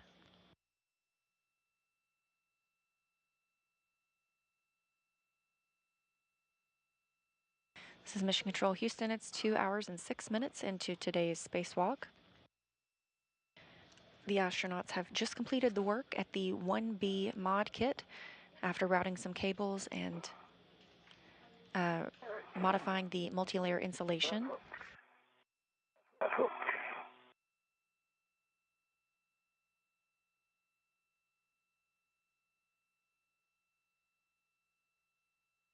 They'll now head over to the 1A mod kit, where they will do the same installation work as previously.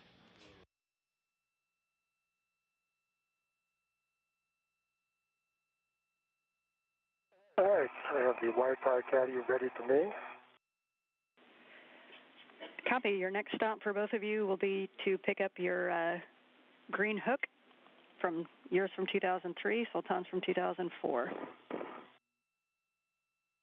Okay, green hooks are next. Copy. Let me tuck this down behind my mini workstation.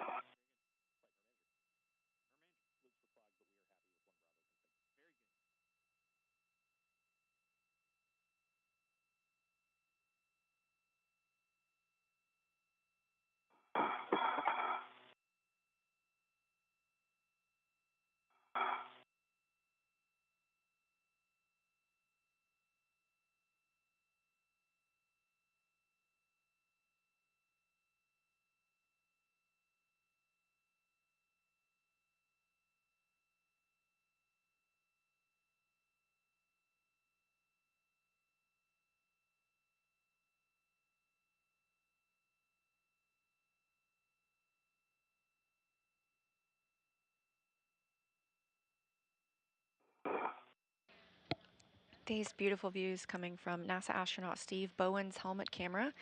Today is Bowen's 8th spacewalk.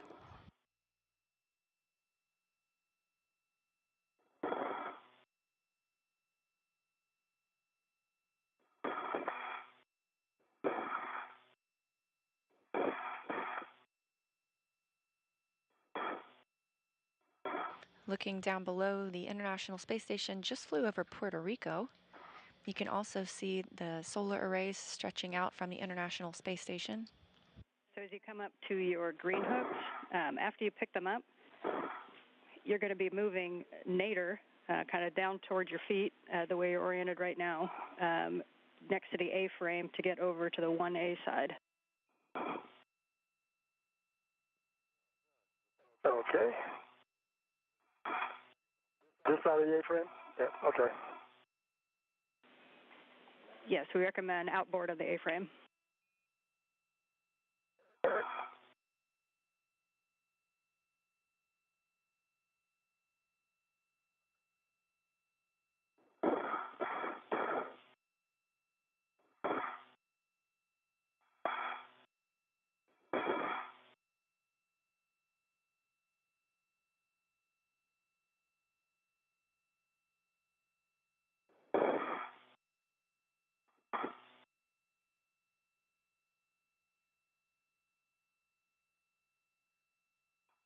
Make sure and clear your feather.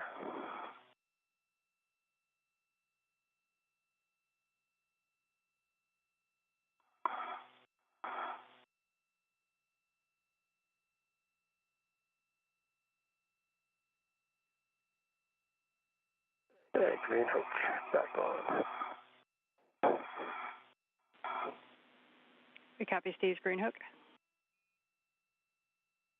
And for E2 as well, green hook back on the clear. Okay, copy. This is going to be a little bit of an orientation change, but as you're going to go down towards your feet outboard of the A-frame, and then you're going to continue inboard, and you're going to end up with EV1. Steve, you'll be on the right side of the mod kit, and Sultan on the left. Be on the right, you'll be on the left. And down.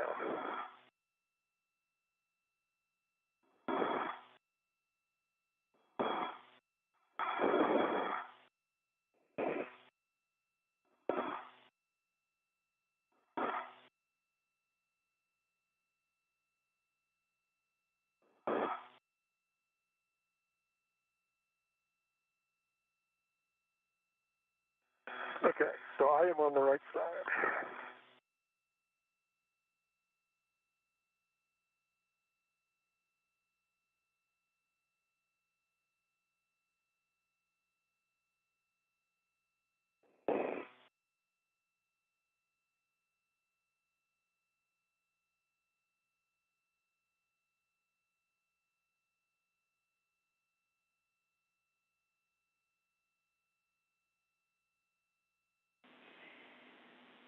And Steve, we see you arriving there. Your first target is going to be the right mid-strut. That's the first one that we think may be problematic. And you're going to open the MLI fastened around the mid-strut collar bolt and reset it. Okay.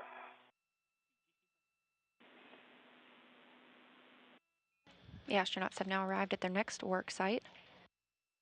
They will begin securing the multi-layer insulation around the 1A mod kit.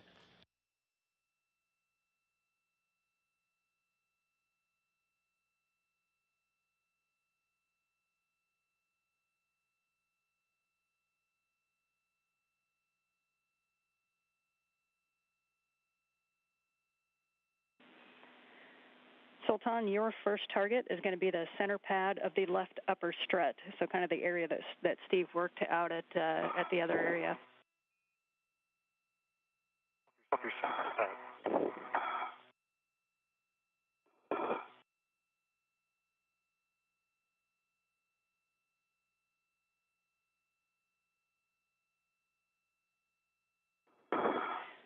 And Steve, on that right mid-strut, there's both the collar bolts we think are problematic, and then the area between the collar bolts and the mounting bracket.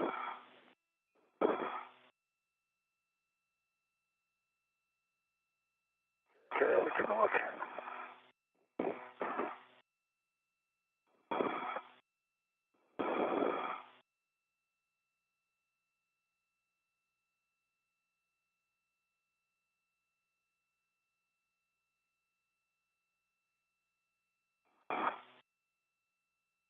In this view, you can see NASA astronaut Steve Bowen on the left, easy to identify thanks to the red stripes on his spacesuit.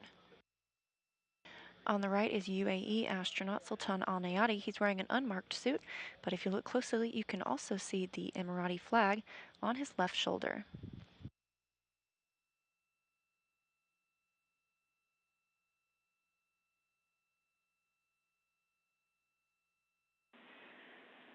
And Sultan, as you get up there, our suggestions, you can either reposition those integrals as you're working, if you need to use wire ties from your BRT, and ensure that that flap side is under the flatter side.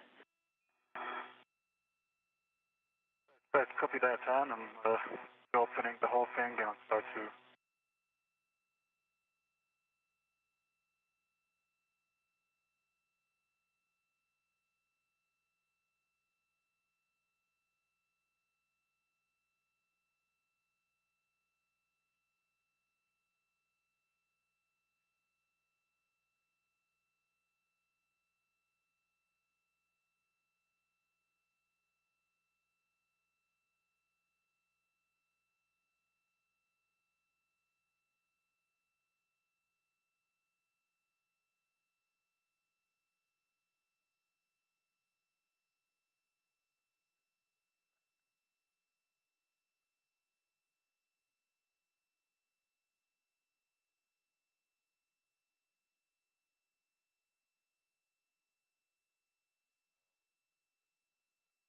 The multi-layer insulation that these astronauts are securing today helps protect the structures that are on the International Space Station. They are exposed to extreme varying heat and cold while outside in the vacuum of space.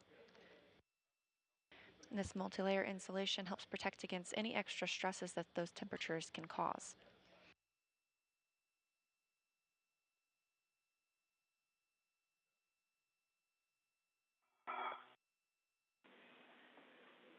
Sultan, we're taking a look at the MLI. The MLI that's on the back of your right hand right now, that flap, we think that needs to be laid down first, so it needs to be underneath.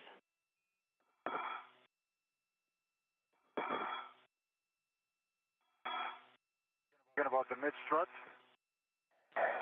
Yeah, that's correct. That flap that's kind of underneath the, yeah, that one needs to go down first. That's right. Understood. Thanks.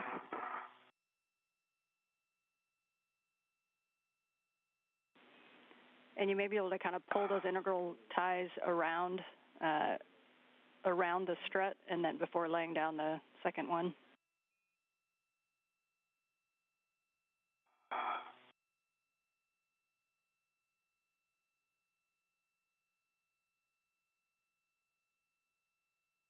Okay, thanks.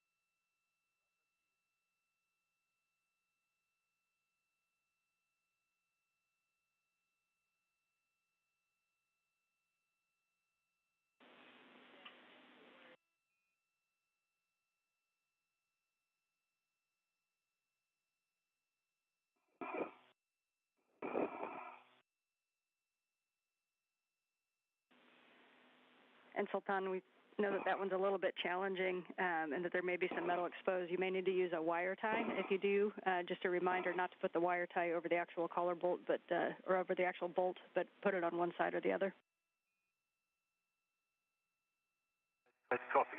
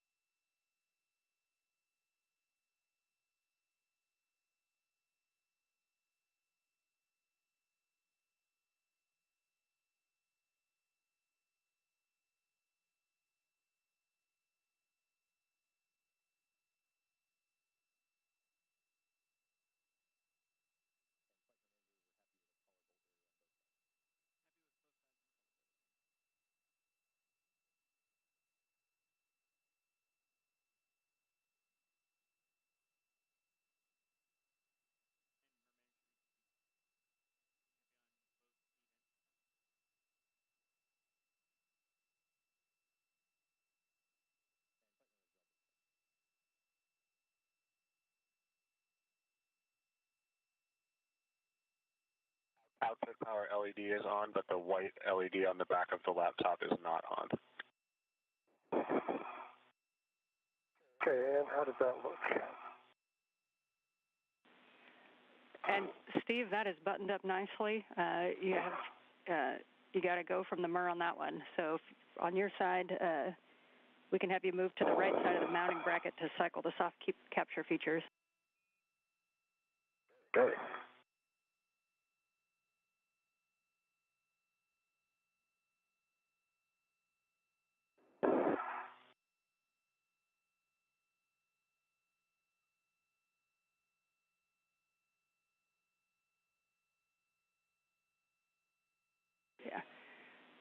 Yeah, Stephen, I think you saw it as you went by on that mid strut by the mounting bracket side. It looks like the inside of that MLI is open.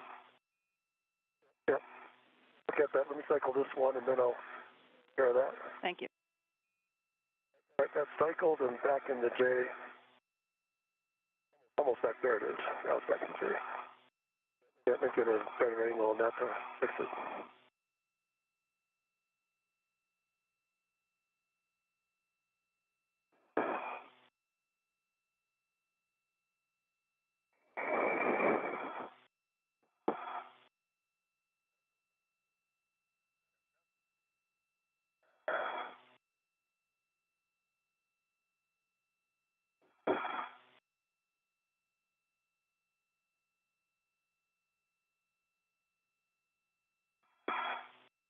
Let's come up with it.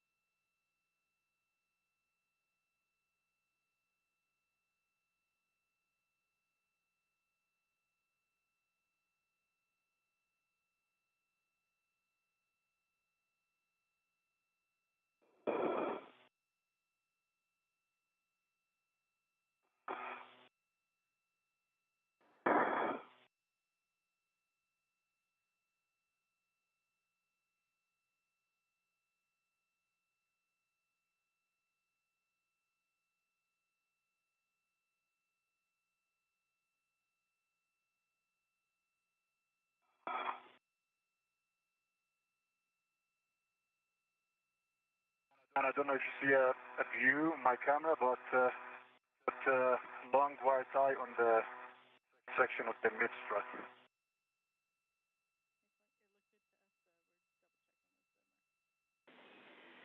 And Sultan, that looks good to us right now. I appreciate that.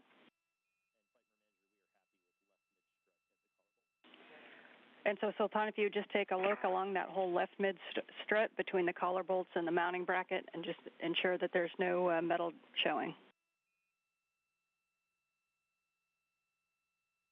Work.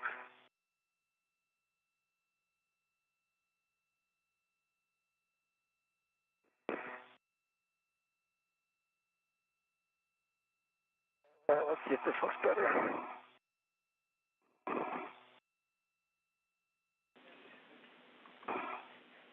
Good work on that, Steve. We're looking at the images. While we have you right there, just to your right side, there's a soft capture feature. So we saw you grab the middle one, and I think you're going for it. That we'll need to grab that soft capture feature on the right side and make sure it's in the J-hook.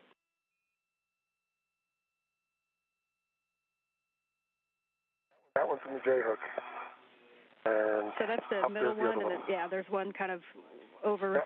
Yep, I see it now. Excellent. Yeah, I think I need to go back and deal with this MLI a little bit more. Okay, copy.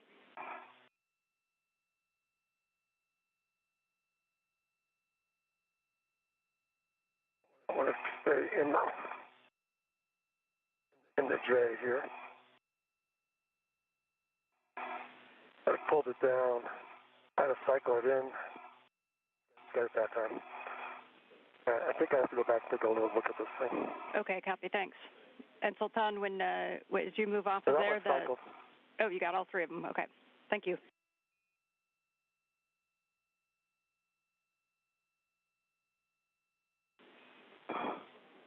So for Sultan, we can take a HECA scan of any of the MLI and structures that you see on any of the struts, and ensuring that the whole mounting bracket is clear of MLI.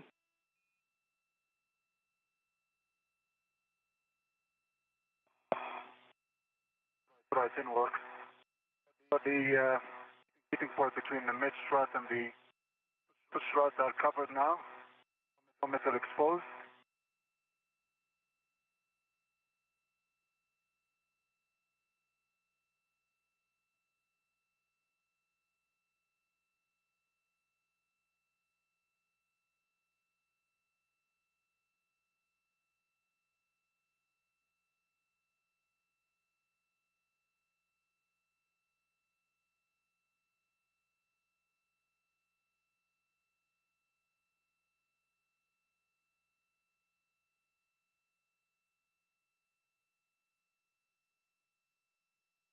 Sorry, can you see this strut over here? Your side? Is it? Can you see the strut over here? Your side? No, it's covered. It's covered now? Yeah.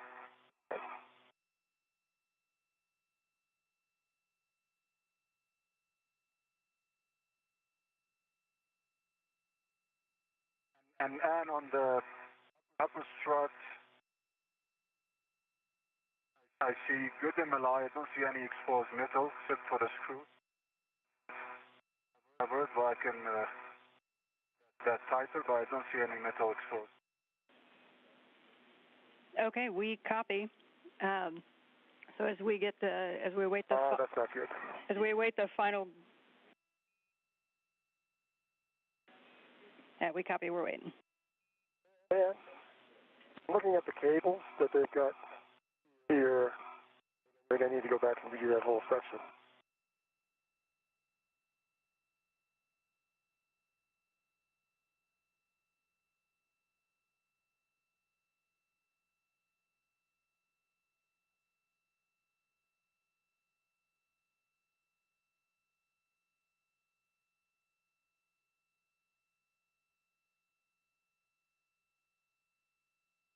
This view from NASA astronaut Steve Bowen's helmet camera as he continues to cover the mod kit structure with multi-layer insulation. Left side. It's a good view. Exposed. Good view. We're going to keep looking. His view to the left side.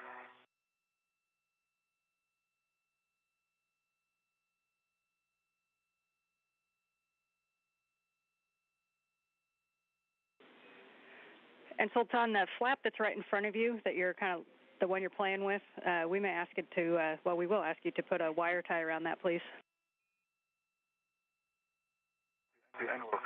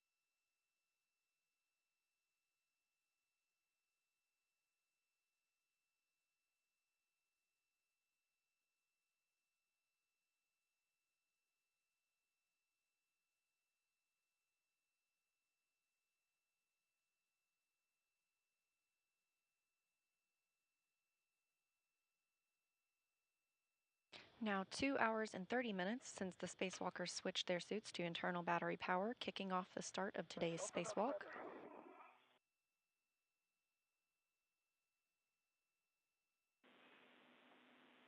Yeah, we are looking, we're looking at the views now.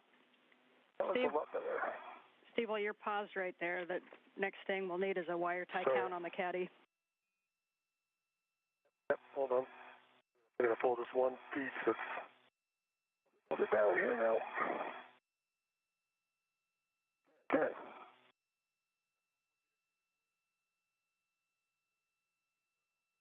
Hey, wire tie caddy. I have, let's see, 1, 2, 3,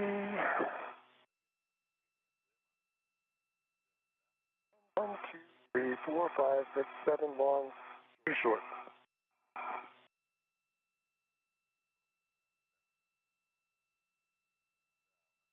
And I used the long and the short from my BOT.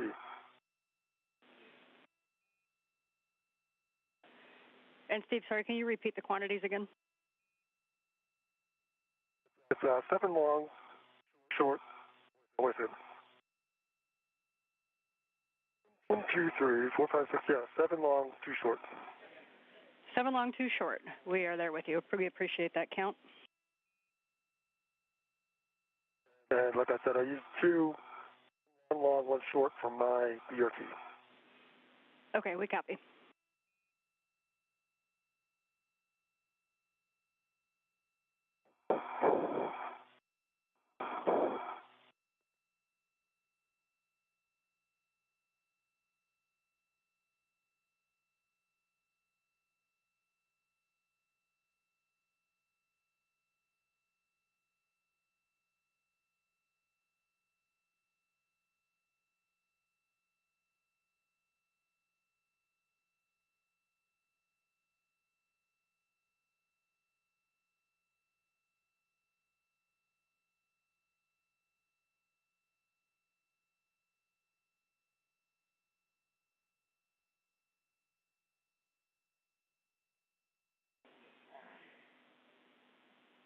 Okay, we've talked about the high priority areas, and we are happy with all of the MLI fixes in the high priority areas.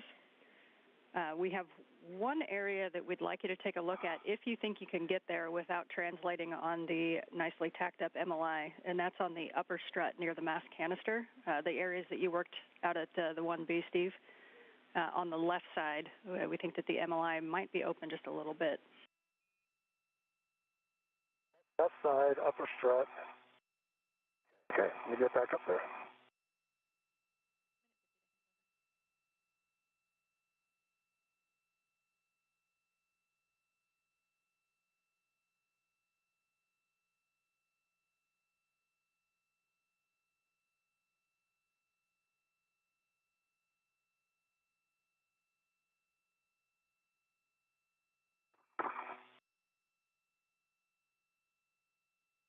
Up here, actually looks pretty good. Look around.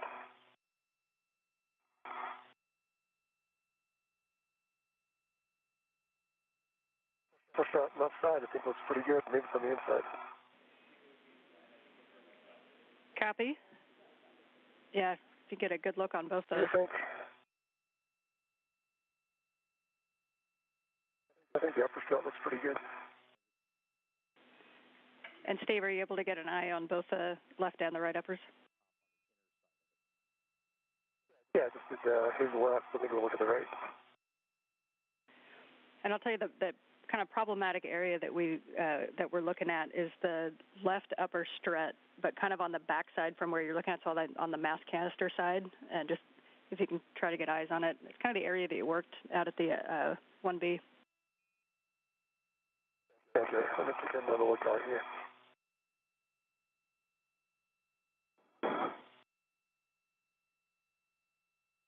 Okay, I'm looking at both sides of this left upper strut.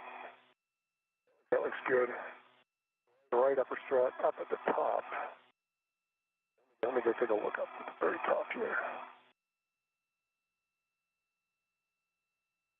Yeah, I can probably tighten that. I see what you're talking about now.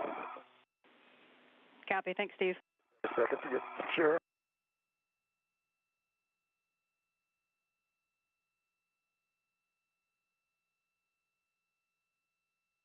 2 hours, 35 minutes into the spacewalk, and we are in a handover of satellites that allow us to communicate with the International Space Station. The astronauts continue to work on securing MLI, multi-layer installation, on the modification kit. This comes after completing some cable routing as well as additional MLI installation. Back with you after the handover. We're about 5 minutes to a sunset, and Sultan, we just wanted to send you a quick note. We were looking at your helmet lights, and we think your left side helmet light may not have been on in the last eclipse if you want to use it. All right, copy.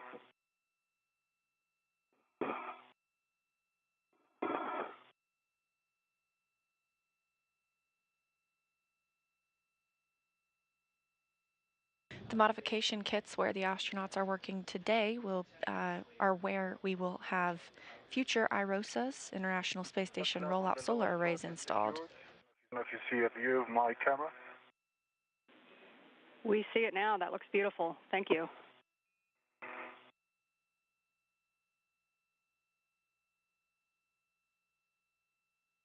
Four new IROSAs have been installed on the International Space Station.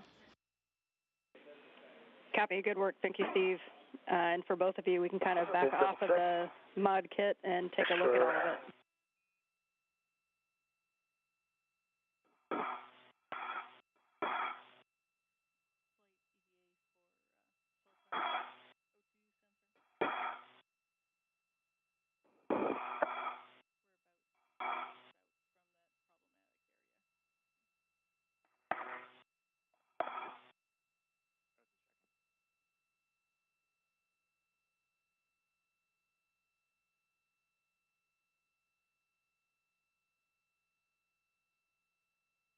All right, quickly before the sun goes down, that's the upper struts.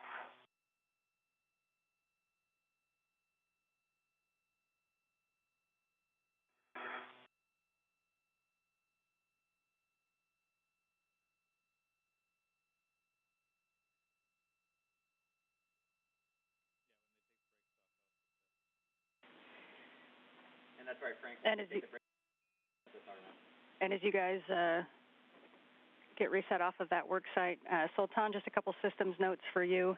We're about 10 minutes from where the O2 sensor readings had been seen to be erratic before, so just for your awareness. And also just for your awareness, we think that your helmet lights came detached from your helmet and they're being held on by the strap. There's no action needed for you, but just letting you know that it might be a little bit wobbly.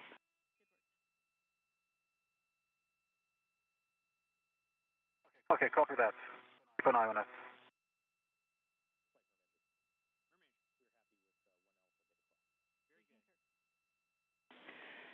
And Stephen Sultan, we just got word from the MER. They are happy with your MLI work on 1 Alpha, so that will complete this task.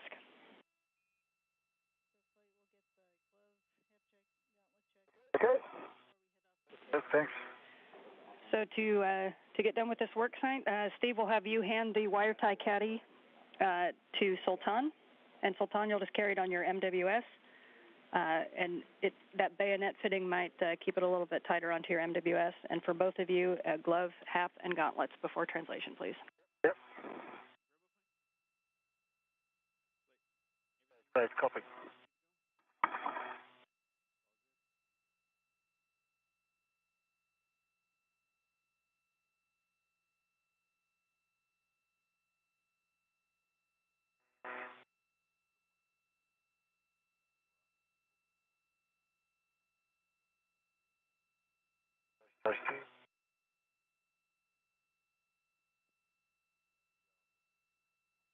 Just open the front and slide it in.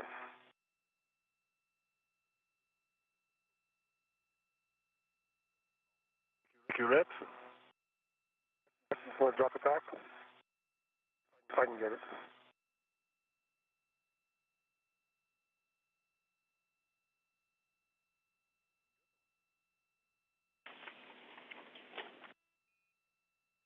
Hold on. I am amongst your feathers here, so let's not get too crossed. Stuff leading off to the left. You're heading back to the right.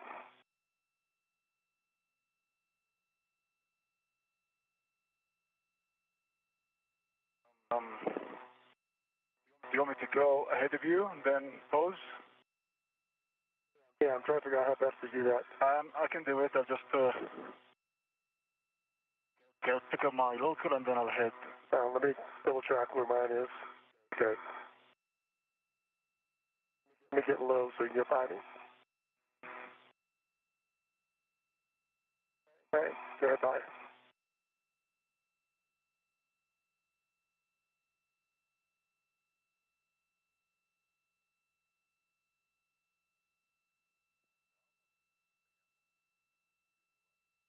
All right, let's hang up with something. Hold on. Yeah, There you go. I'll put it on a handrail.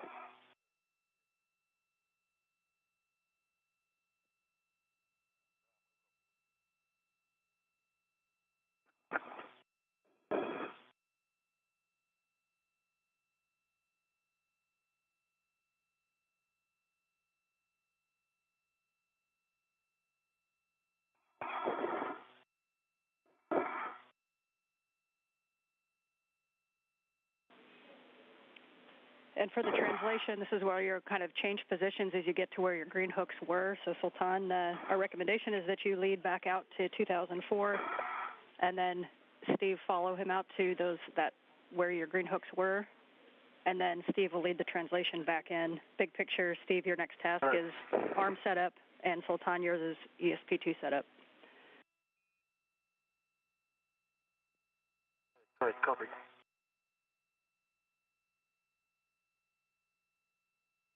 I'm at 2004. Okay, let me get up there and swap myself around.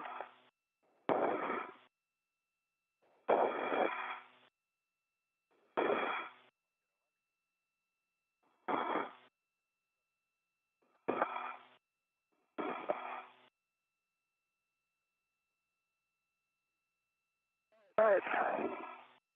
I'll start in back. Yeah, follow. And before translation, can we get a glove and a hat from both of you? I'm sorry.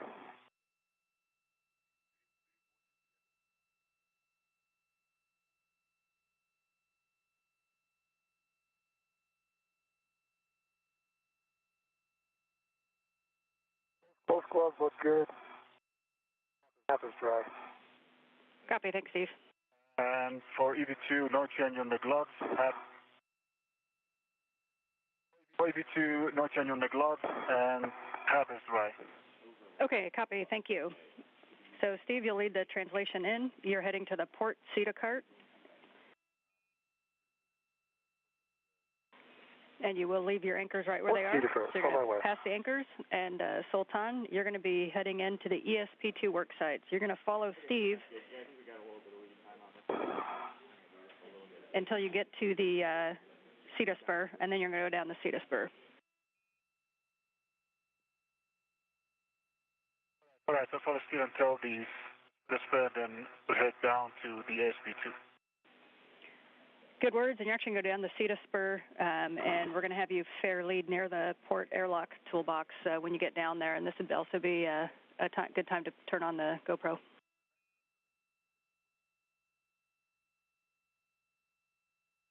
Copy.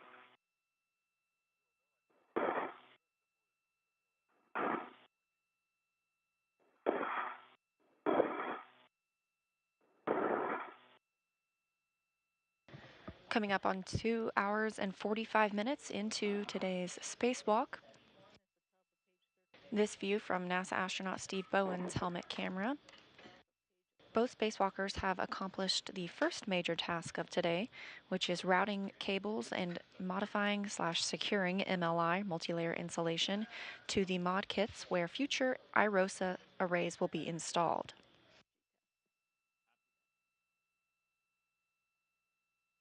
The astronauts are now translating to their next work site. As you translate, you're sitting at about 2 hours and 45 minutes PET. And you're about 10 minutes ahead of the timeline. And we just got the call that all the inhibits are placed for RFG, so we are going to pursue that task. What? The next task is for the astronauts to retrieve the RFG. Yeah, I'm trying to get around here.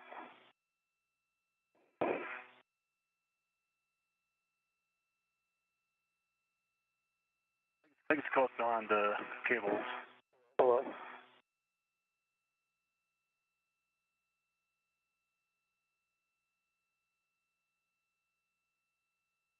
I think it's clear.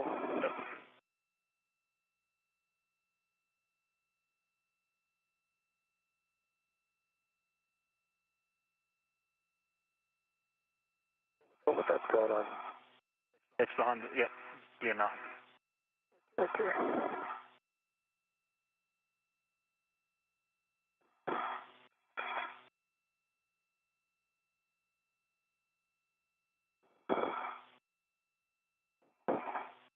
Okay, make sure this doesn't go behind me again.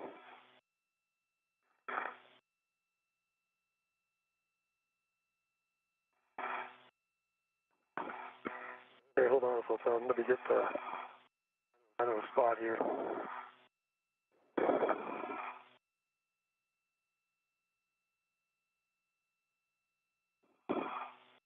Again, the next task for our spacewalkers is to retrieve the radio frequency group. This is part of the S-band antenna. The S-band antenna is our critical command and data link to and from the space station.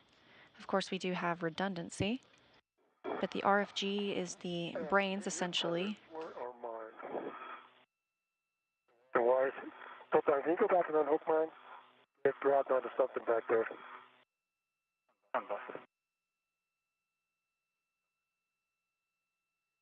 The radio frequency group houses the electronics, high gain and low gain antennas on the S-band system. Don't grab back. Can you follow that back a little bit?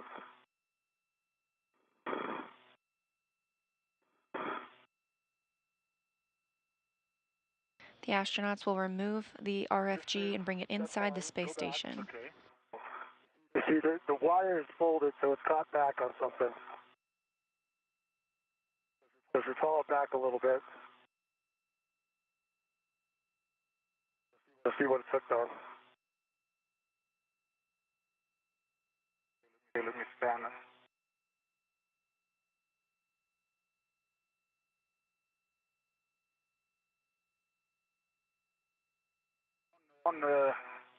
and 10.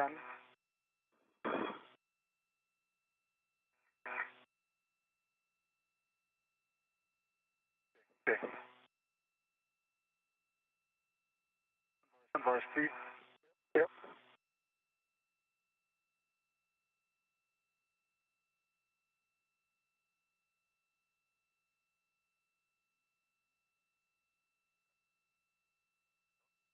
Okay, it's opinion 10, and it's coming your way. I see it. Thank you.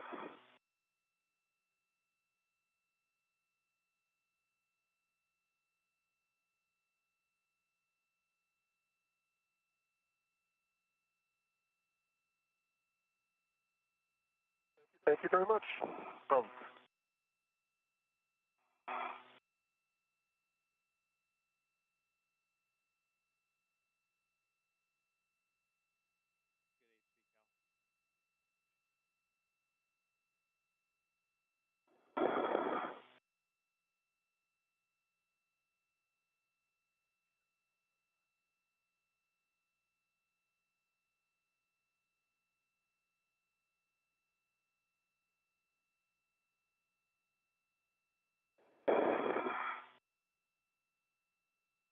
All right, so your tether currently goes behind me. I need to get it up and over my head somehow. Stand by until I come closer to you. Yeah. Actually, it goes behind me.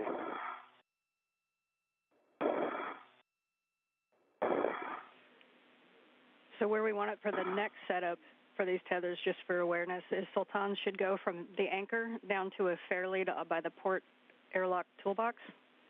And Steve, yours will go from the anchor to a fair lead that you're going to put on the lab strut.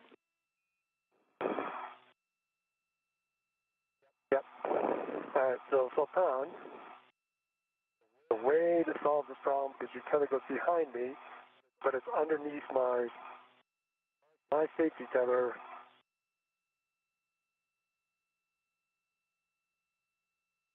So if you can let me get, okay, so let's get it up. I'm going to go down, get over my head, then I'll come up and then we'll clear the last bit. Okay?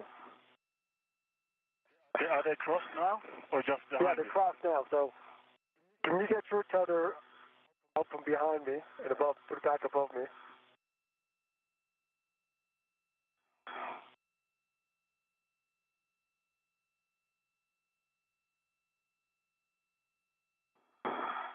Steve?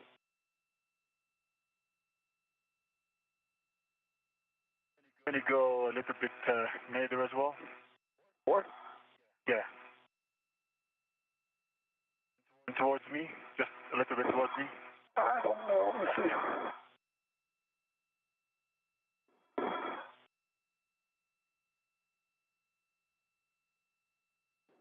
Be clear now. Okay. See it in front of you.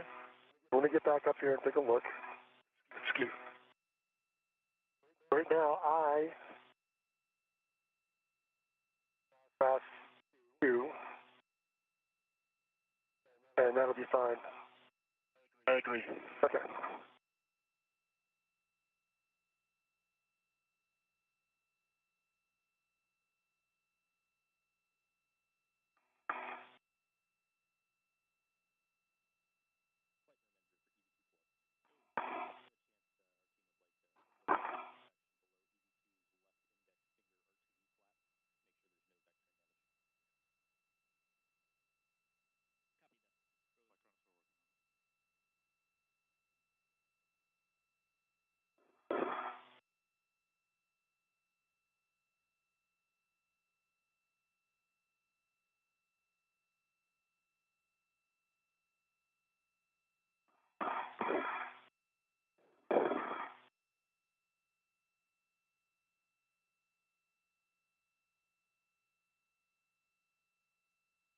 As our astronauts continue to translate to the next work site, the International Space Station is flying 261 statute miles over the Indian Ocean west of Australia.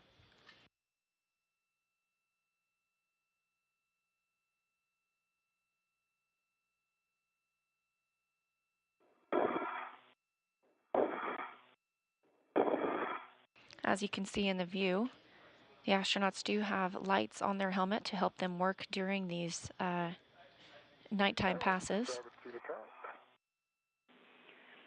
All right, Steve, you're going to go under the MT to the port seat of cart, and you're going to be looking for the APFR in the top left whiff, which is whiff 3, and it should have an ingress 8 on it.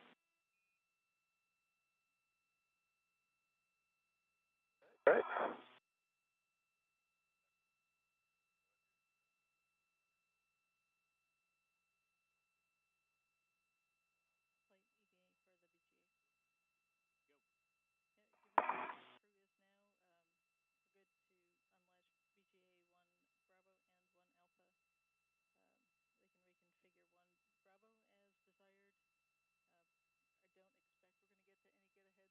And I'm going to go down the super spur now.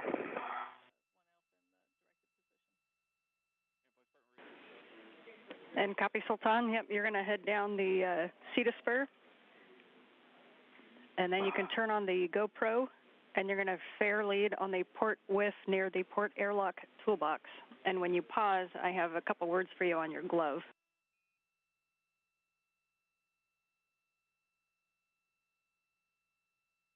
Copy that.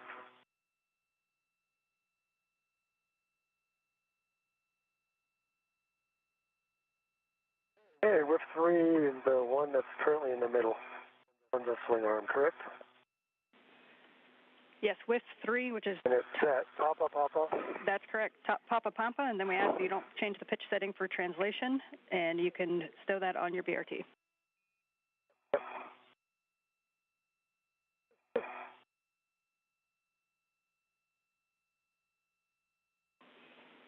And the final settings for that one are 12 Papa Papa Fox 6 for the arm, and you can set that any time between here and there. Okay. This view from Steve Bowen's helmet camera as he picks up an APFR, articulating portable foot restraint. As overheard, he'll stow that on his BRT, the body restraint tether. He'll then attach it to the Canadarm2, which will be used during the next task when they remove the RFG, the radio frequency group, and prepare to bring it inside the space station.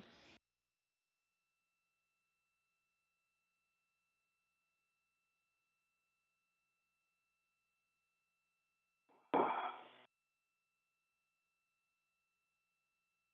I'm going to go up to clear Steve's safety tether. Now it's came under my legs.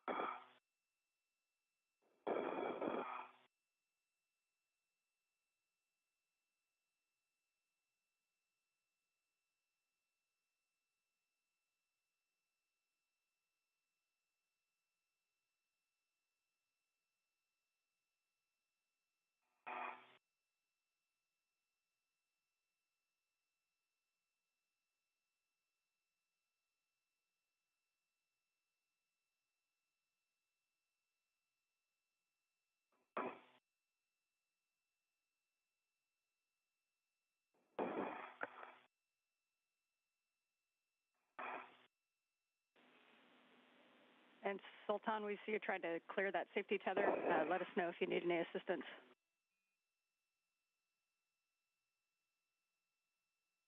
Yeah, before making this watch, I just want to see where are they wrapped. They cross behind my place, but I want to go down and take it. All right, I might be able to help you out here. Just grab the ATFR. No problem, Steve. And yeah, Steve, we'd like you to head back a little bit outboard to the other side and see if you can help clear that. Okay, let me down the left strut and my fair lead, and then I'll go help him. That's okay? Yeah, we concur with that plan. Okay. And it's the starboard strut I'm supposed to go down?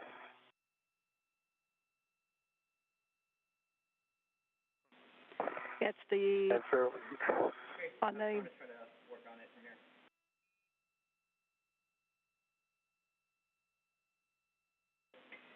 on the starboard lab strut handrail.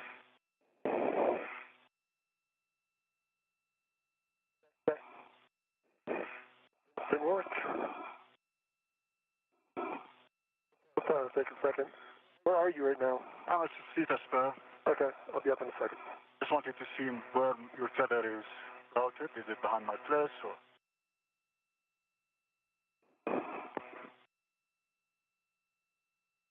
Let me get my adjustment.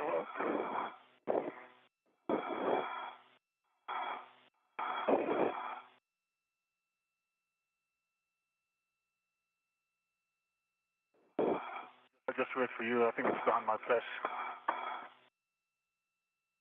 Okay, I'll be there in a minute. Okay.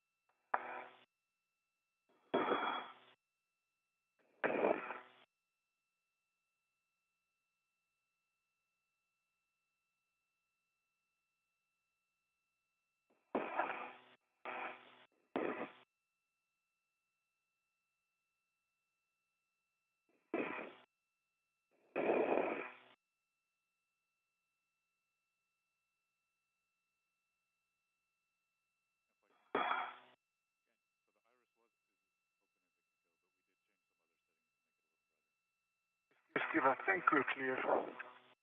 Okay, let me check. Let me get my, Yeah, I was right behind my PGT somehow. Alright, so you got it cleared. You see it? Not yet. Okay. Then heading down the seat spur.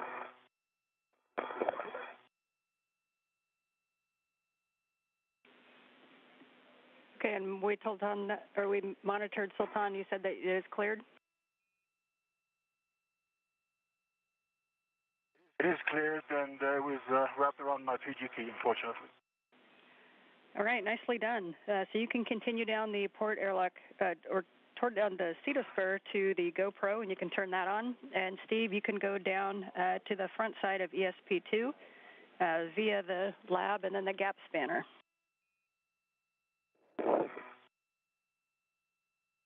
All right, on my way. Did I get this in correctly?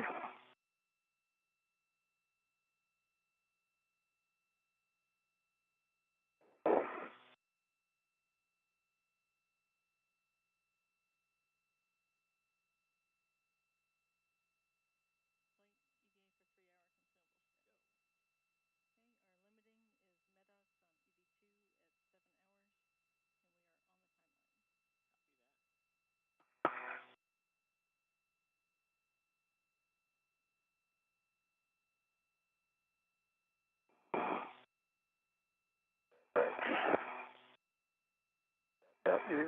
Out. All right, got fairly in place. Copy, fair lead in place.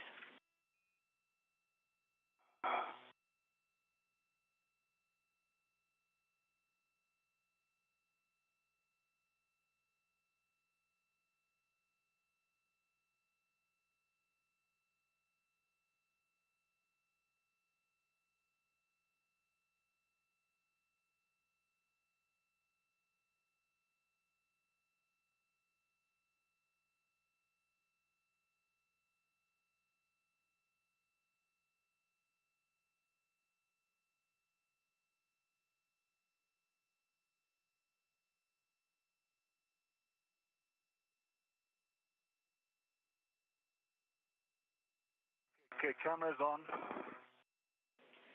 Copy, the camera's on. So if you can go over near the, we're thinking on the port whiff near the port airlock toolbox and fair lead, and then you're going to translate around the side of ESP2 where you stowed the crew lock bag 1, and you're going to stow the wire tie caddy. All right, copy.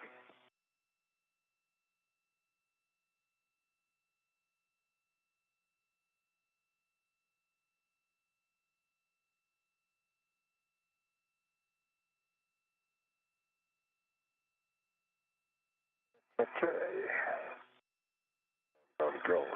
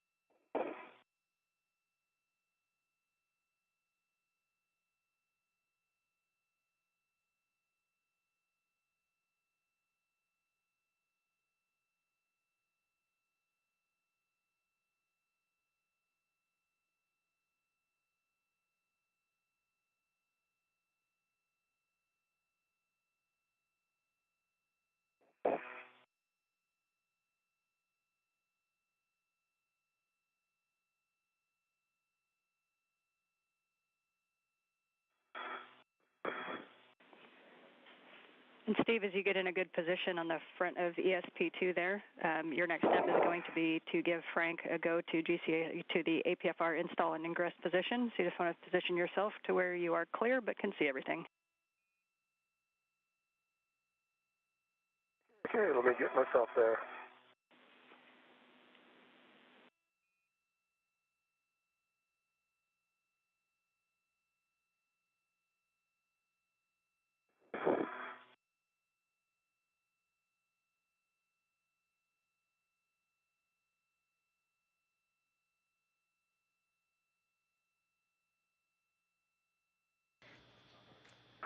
Now over 3 hours into the spacewalk today, astronauts are preparing for the next major task on their list. This is to remove the RFG, the radio frequency group, from the S-band antenna.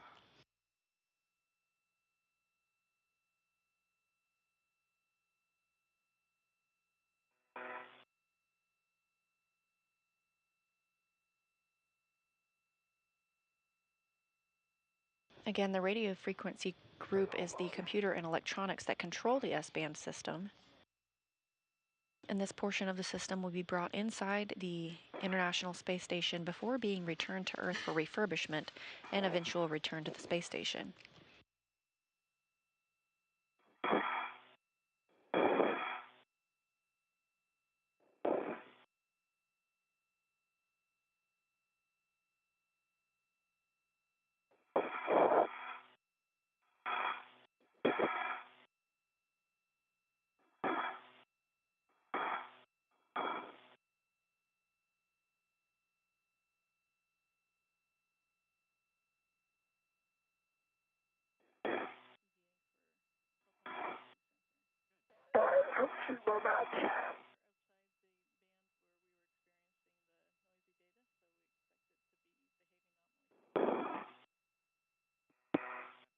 Okay, so that's where we're going.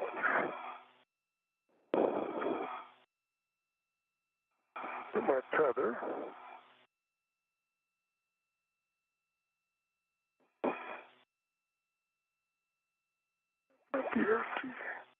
Yeah, and I'm at the ASP and I have the bag in front of me.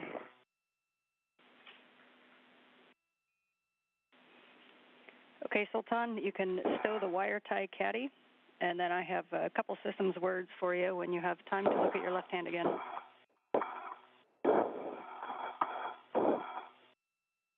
right, copy.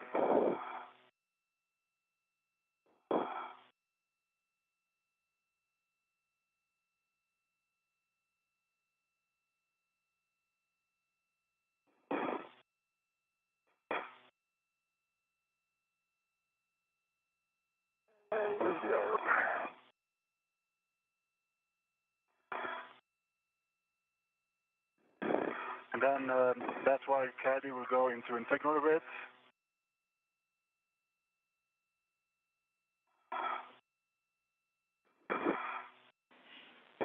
And yes, Sultan, we're going to stow the wire tie caddy into crew lock bag 1.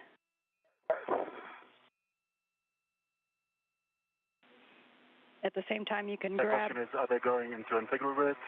Or... Yes, you can put it on any available integral ret.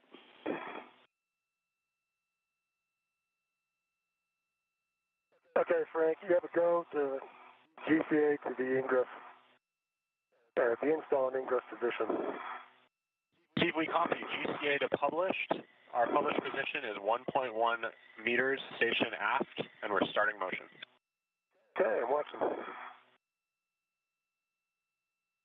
Good motion. Good motion.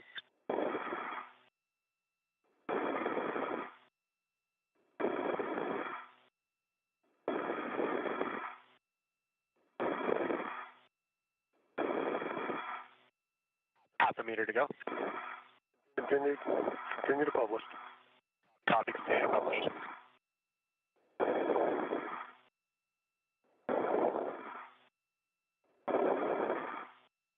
Ramping up. Okay, Steve, that's your published position. All right, let me take a look. All right, could I get another 30 centimeters station aft?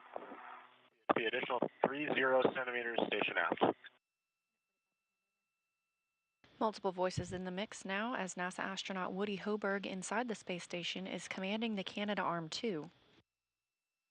Steve Bowen will be on the Canadarm2 to help with some stabilization for the RFG removal. Copy, hold position. And you can put brakes on, GCA complete. Copy, GCA complete, stand by for brakes. The brakes are on, you go for APFR install and ingress. Go for APFR install and ingress. Copy. And Steve, you could install the APFR onto the arm. You're looking for 12 Papa Papa Fox 6.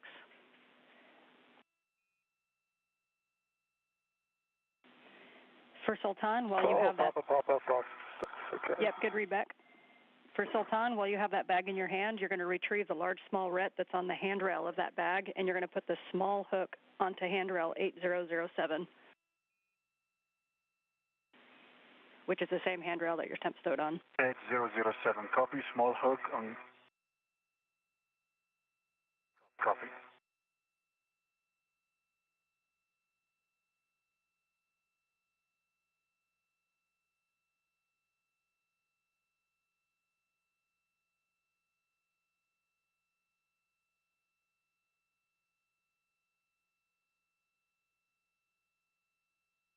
Great view here of Steve Bowen as he handles the APFR, the articulating portable foot restraint, and places it on the Canadarm2, the latching end effector.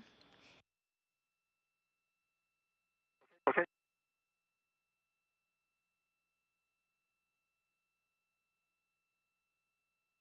And of course, we have another brief satellite handover.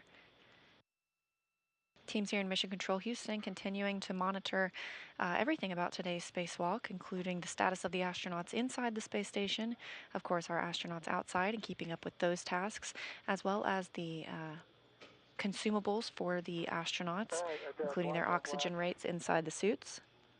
No, this one did not go all the way over. Copy, black on black. And we're just back with you from a handover, so if you Hold on. called a pull twist test, we missed it. Hold on. Oh, I got the black on black. It didn't twist yet. Feels like it's in, but it hasn't twisted. Baller's not going back yet. Copy. A couple of notes for Sultan while Steve works that. One is that we're out of the range for your erratic sensor, so we're not worried about that anymore. For your glove, what we want you to do is take a look at the flap and see if you can look underneath it and make sure that there's no additional damage to any other of the glove structure other than that RTV. And just a reminder that on the index finger, you've got that turtle skin underneath that RTV as well. I copy, and I did report initially that that slab has another RTV slab, but nothing is exposed. Rubber. Okay, good words. Thanks for double checking that. So Sultan, your next step is going to be to pre-stage the long wire tie on the clamshell MLI. So just double check that you have a long wire tie left on your BRT. If I'm going to get any from the caddy.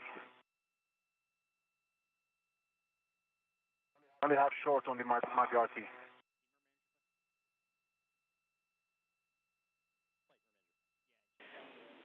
Okay, yeah, we agree with that, Sultan. Sorry about that. I should have cut that before you put that in there. So we'll have you grab one long wire tie on the clamshell M line. Right, copy and work. All right, and I'm having a hard time with this on black in the collar.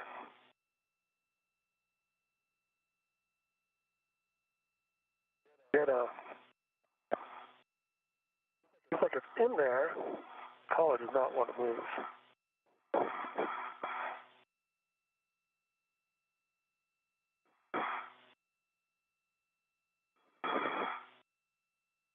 Any suggestions? We're taking a look.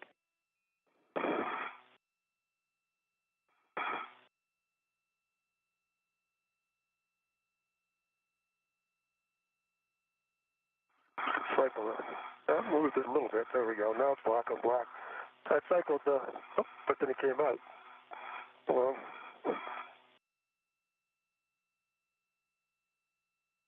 okay, now I got 12.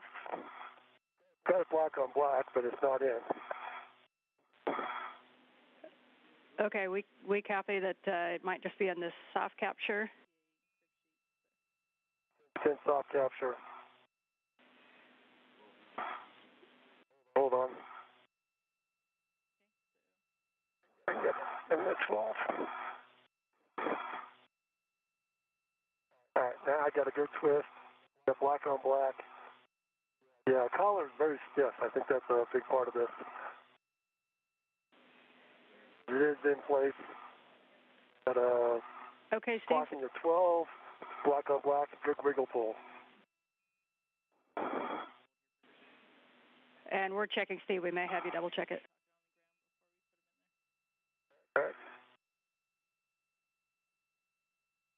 Teams on the ground helping NASA astronaut Steve Bowen troubleshoot the install of the articulating portable foot restraint on the Canadarm2. Meanwhile, we saw the International Space Station enter an orbital daylight. Okay, Steve, we're going to have you give that one more really good pull test, and rather than pulling on the boot plate, if you could go down to where the load limiter is, just obviously making sure you don't squeeze the paddles, and just make sure we have a good pull test. We got a good pull test and that. Okay, I got black on black. I got a good wiggle pull test. All right, that is good. We appreciate the setup. So your next step is going to be to assist Sultan with the RFG setup. Okay. All right. And off the PFR. so we can have one of you install the long wire tie onto the clamshell MOI, and we'll be assessing the clamshell MOI for snugness. And then we also need to retrieve the EVA scissors and cut the MOI strap. Okay, I have the wires, Steve, and I'll install them now. Clamshell. Okay, let me get cleaned up a little bit. Sultan, I just gotta. Yeah, what might be our key is tangled up on.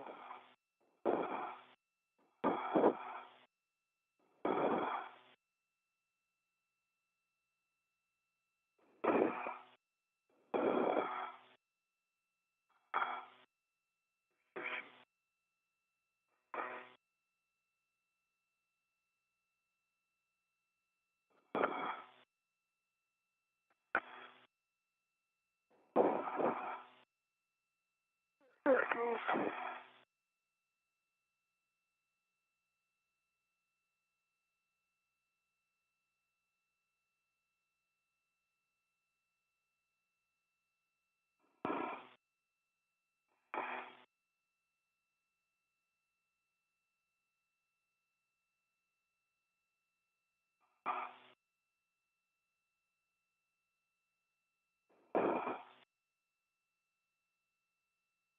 All right, Sultan, we're coming up. All right.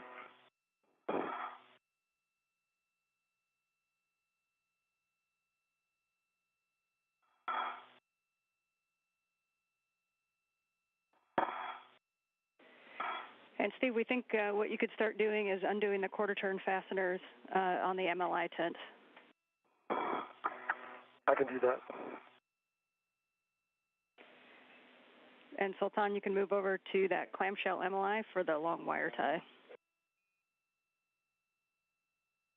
See that, and just 52 there is in the end, surprisingly.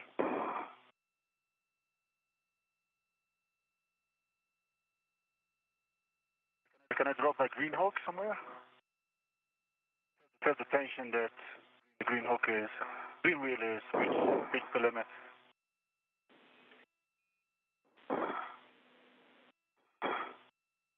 But that's fair lead, maybe.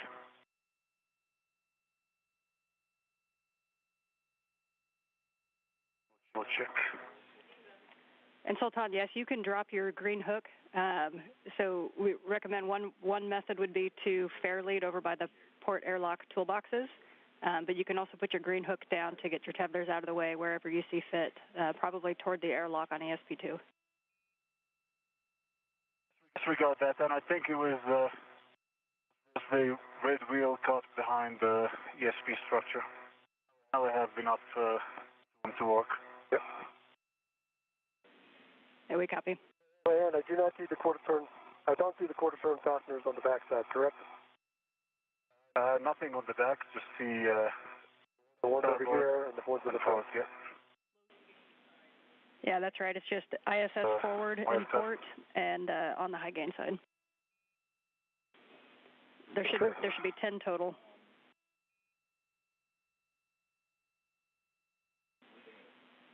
And then on the ISS starboard side, there's going to be a MLI Velcro flap that you can remove. I can't get up there.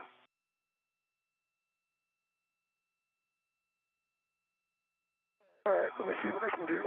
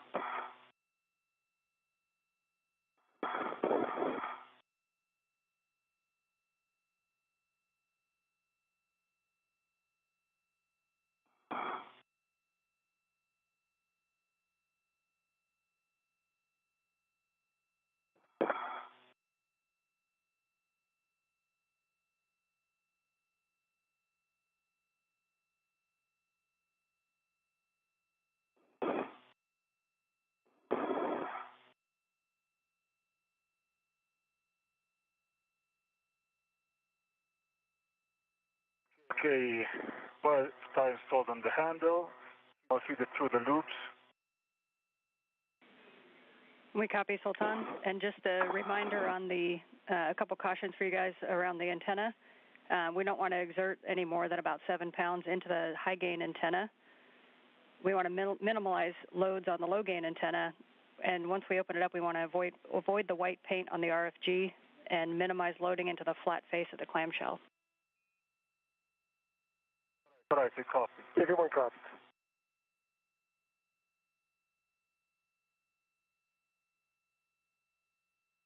Think that's enough, Steve, or? Yeah, you gotta twist it on there. Tuck it back through again, then twist it on itself. As our spacewalkers begin work on removing the radio frequency group as part of the S-band antenna, if you look in the background at beautiful Earth, just above it is our moon. I'll twist it.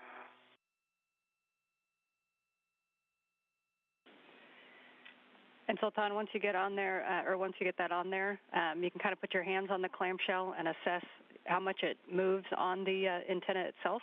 This will be where Steve is holding the RFG when we feed it into the airlock. I'll try to do a better job of typing this.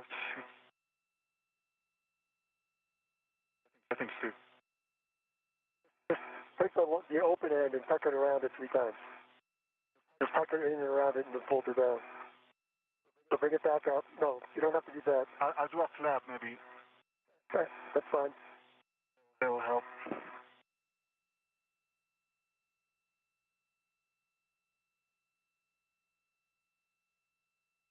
I think. I think you need to tuck it back through at least 1 more time.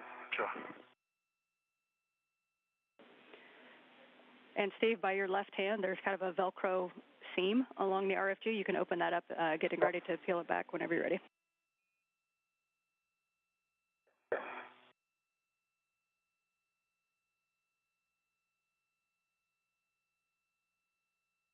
Okay, that's all be good.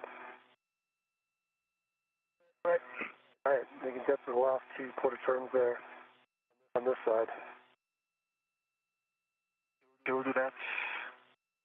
Those. Yeah, I can't quite reach them.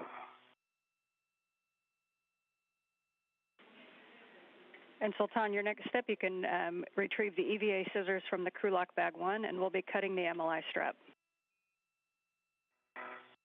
All right, copy and one more. And Steve, we'll have you stand by on the MLI until we get the strap cut. Okay.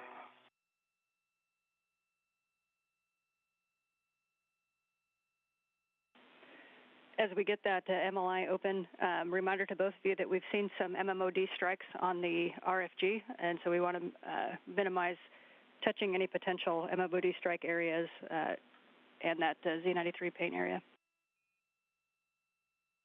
Okay. Let me know my APFR settings. I'll make sure I'm good there. Let's APFR Papa, settings 12, Papa Papa, Fox 6. All right, I think I'm there.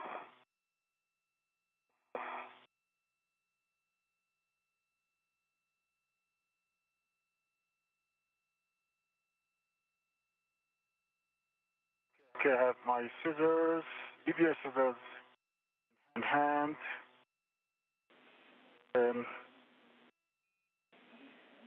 This is my location for the cut.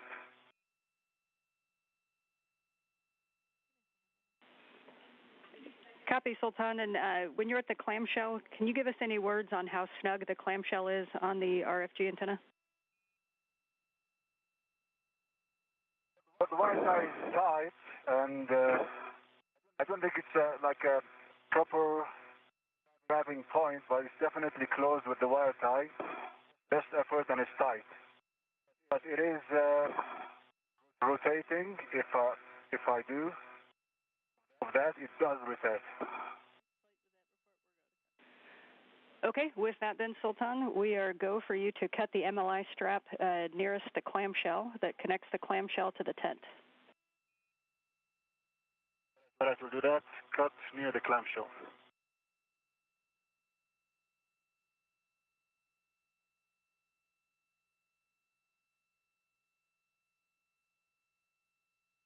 The first step in removing the radio frequency group is to remove the MLI, the multi-layer insulation that has protected the hardware. The RFG was not designed to be retrieved during an EVA. That you did get the small end of the large small on the handrail, correct? It is, but the large hook is still free. Where do I need to put it? Okay, copy. Yeah, the small hook on the handrail. And then we have a request for you to close the EMU scissors, or the scissors, until you're ready to use them. Copy, I'm ready to use them. Okay, you're going to cut that MLI, and we're about 15 seconds from a handover.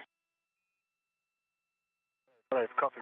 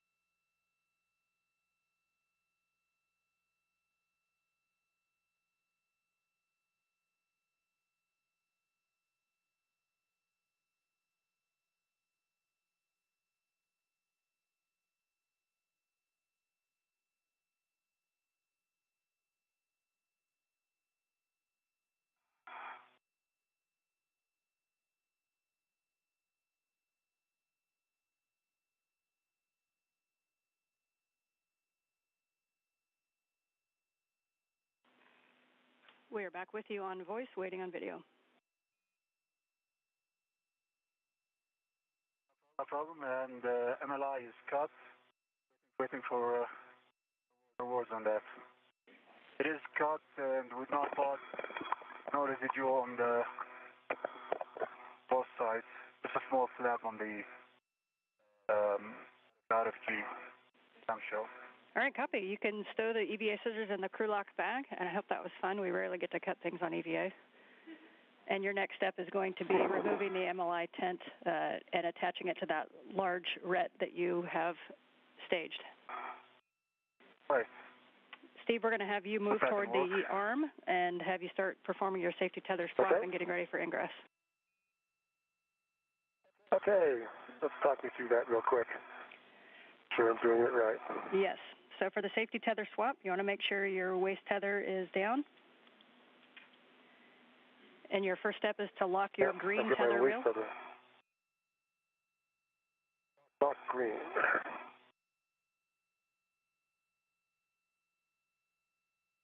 Green is locked. Copy, green is locked. Check that your green hook gate is closed and the hook is locked.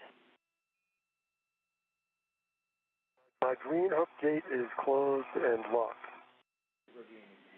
You can now relocate your yellow hook to the SSRMS handrail tether point. Okay, going on to the yellow hook is going to the SSRMS. We'll put it on the forward handrail tether point. That's gate closed, slider locked. Copy, gate closed, hook locked on the yellow on the handrail tether point. Your next step is to attach your green hook to ESP2 handrail 8011. 8011 green hook, that's in work.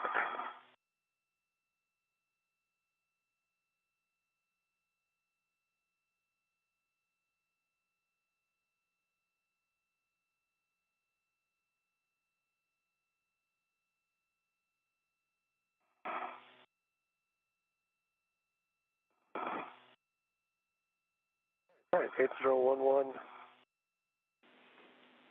Copy, green Green hook. hook installed. Copy the green hook on 8011, and you can unlock the green tether reel. Unlock green tether reel. And when you do that, you want to verify that the tether reel and the cable are clear of the RFG removal path.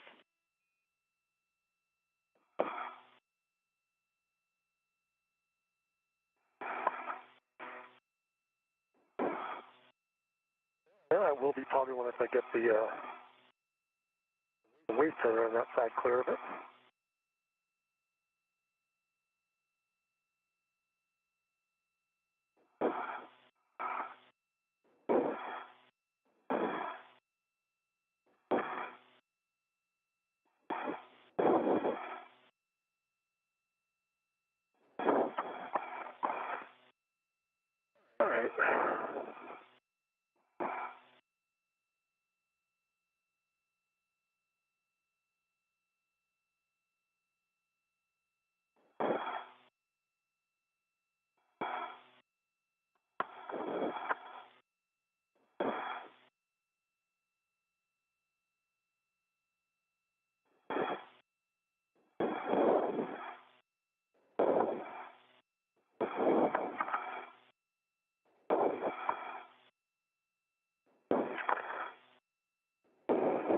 Hmm.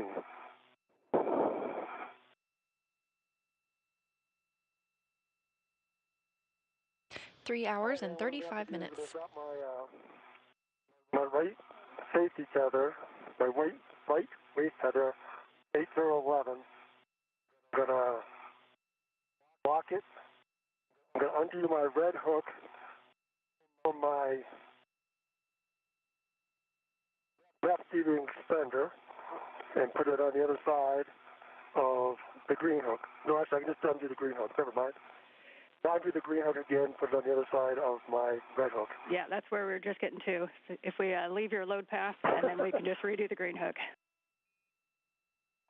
Yep, I agree with you. Sometimes I have to think a little bit harder than I have been, I guess.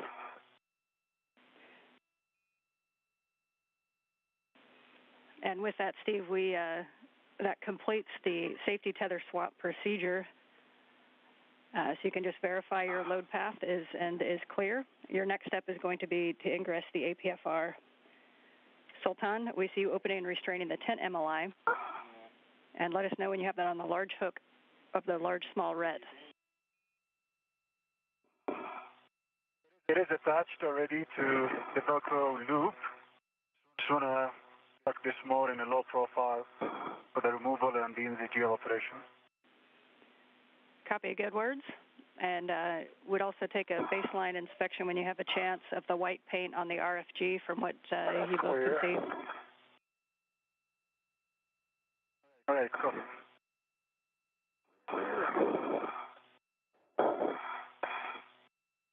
All right, I feel much better about that.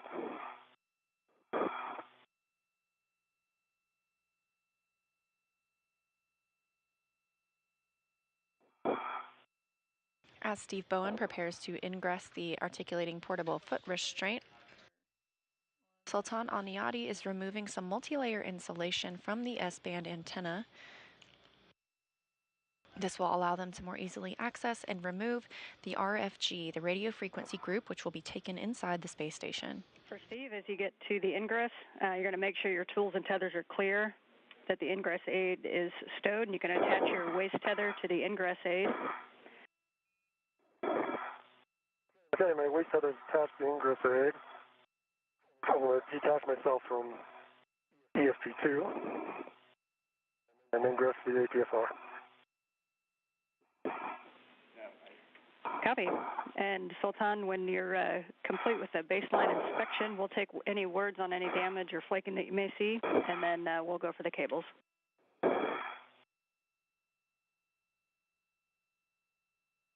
right, stand by and invoke.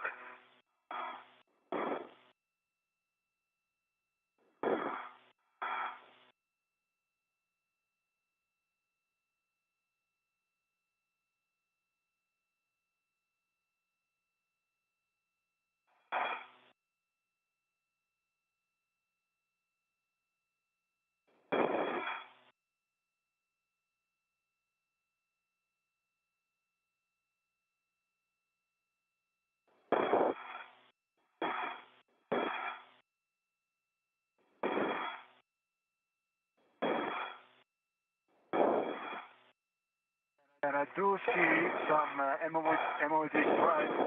The one it was shown in the pictures, right in front of me, just left of the J1 connection. I do see just smaller ones all around. I don't know if you see my camera here. Just tiny, very tiny, maybe. We see a little bit in your camera. If you look up a little bit more, we've got a good view of the rest of the box from Steve's camera. Yeah, that's a good inspection. We appreciate that, Sultan. So you're now go to demate the SASA cables from the RFG and give us an inspection. That's going to be the P9 from the J9 and the P1 from the J1. And then you're going to get the caps from the crew lock bag and cap both ends. All right, we'll do that. J9 from P9 and then J1 from P1. Thanks. That's correct. Okay, and I have ingress the APFR.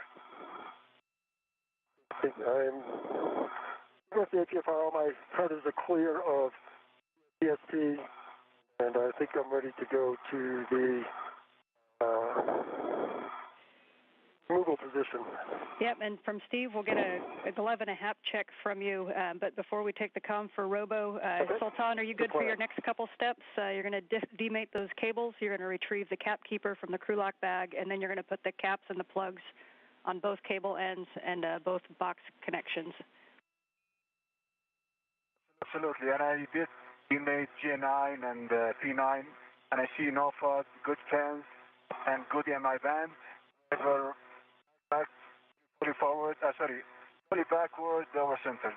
Demating the other one, do a quick inspection, then you can translate to Steve.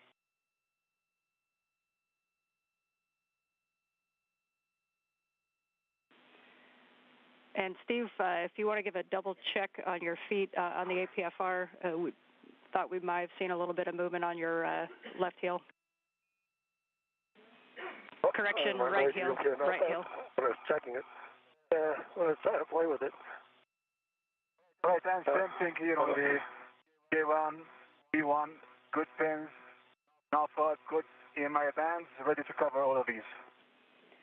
Okay, Sultan, you are go to get all the caps, and we'll get words on those after we move the arm. And so for Steve, did you get your glove and hap check? Hey, glove's good, happens dry. All right, Steve, you can you have the comms to give Frank the go to GCA to the RFG retrieval position. I'm going to try and get my right foot back in first.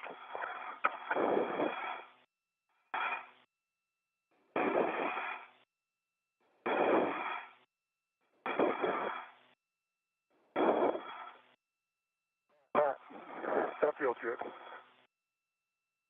Okay, Frank.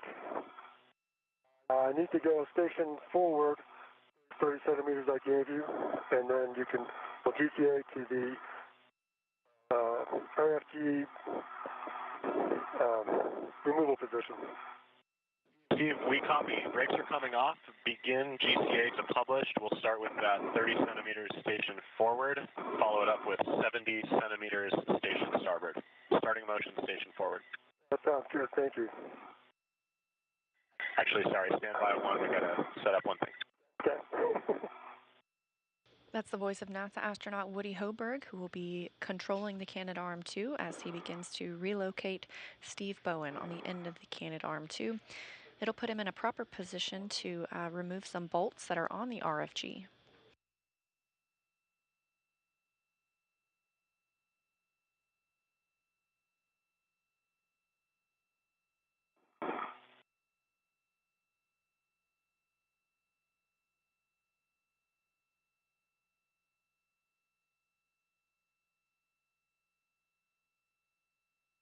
Sultan in the background has demated 2 cables from the radio frequency group and is installing caps to protect them for future use.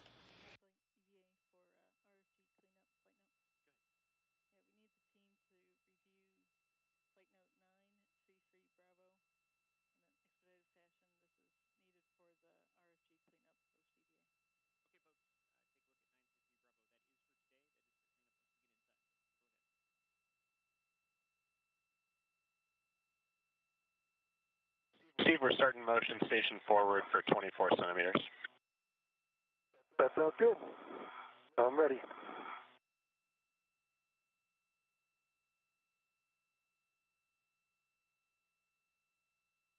Be good motion. Be good motion.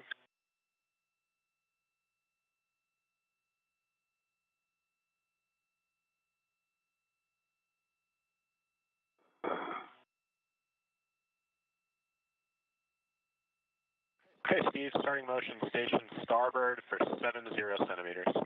That was like good motion. Good motion. Stop motion. Motion. Okay, let me take a look.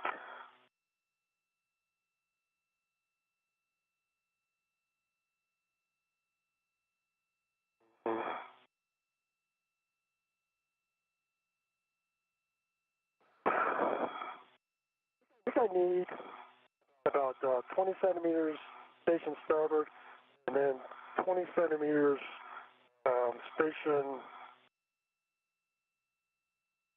Let's see. You were going starboard, right? So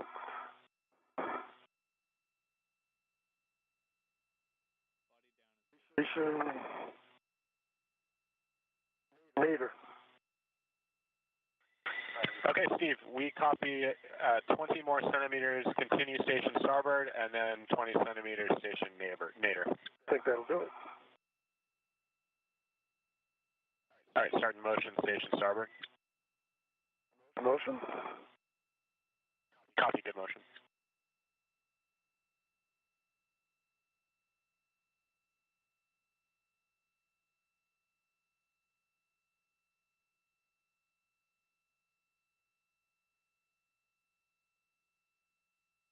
Actually, station zenith. I'm sorry, I had that backwards since I'm upside down.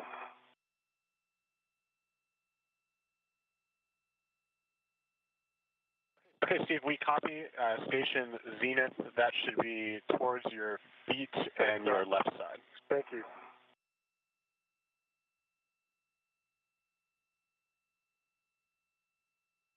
Starting motion, station zenith. Great motion. Copy, good motion.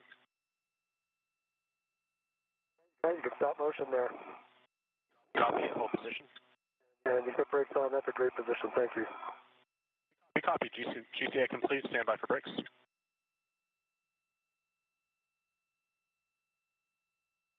Steve, brakes are on, your go for RFG bolt release. All right, thank you. And we copy that brakes are back on. So Steve, big picture, when Sultan is done installing the caps, he's going to hand you a large small ret, and you're going to put that large small ret onto the RFG, and then you're going to be driving the bolts.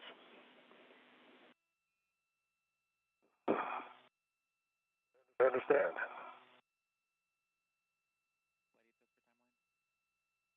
Some acronym breakdown for you. Steve Bowen will be receiving. He will be attaching a retractable equipment tether to the radio frequency group, since that will soon be released from the space station. He'll be using a PGT or pistol grip tool to release 8 structural bolts.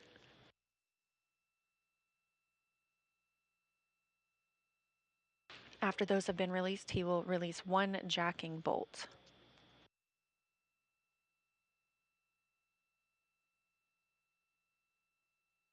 Sultan Alneyadi is meanwhile finishing up removing some of those cables from the S-band to the RFG itself and installing caps, as those will be reinstalled in the future once the RFG is replaced.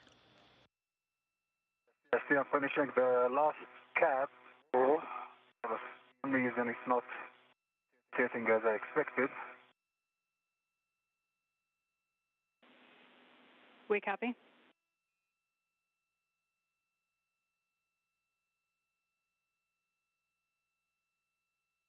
And one cap is installed on J1. The other one is looking for a better alignment here. We copy.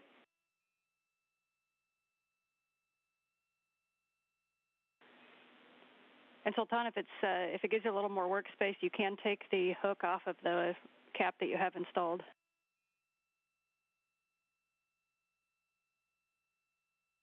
Right, copy.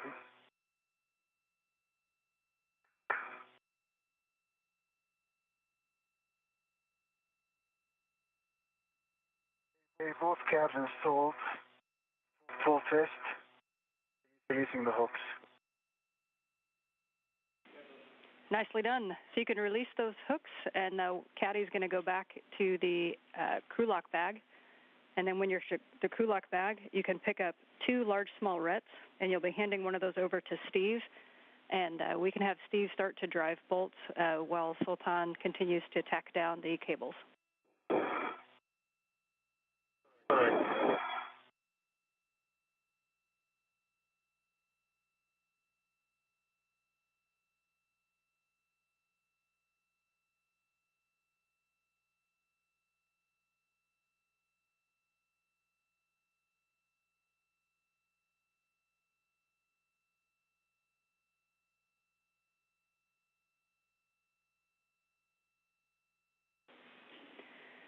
And Steve, just a reminder for you that you do have the page in your cuff if you want to take a look at the orientation. But in general, if you look at the bolts, the middle jacking bolt is bolt E. And then just to the left of that is F. And F is going to be the first one that you do. And then you're going to go basically 1 left, 1 right, 2 left, 2 right, all the way to the ends. Copy. Yep, that is good. And then hopefully we won't need to know this, but if you look to the left of the leftmost bolt and to the right of the rightmost bolt is where you'd see the spring plungers kind of perpendicular to the bolts. Pretty small little spring plungers. Those guys. Yeah, that's a good spot.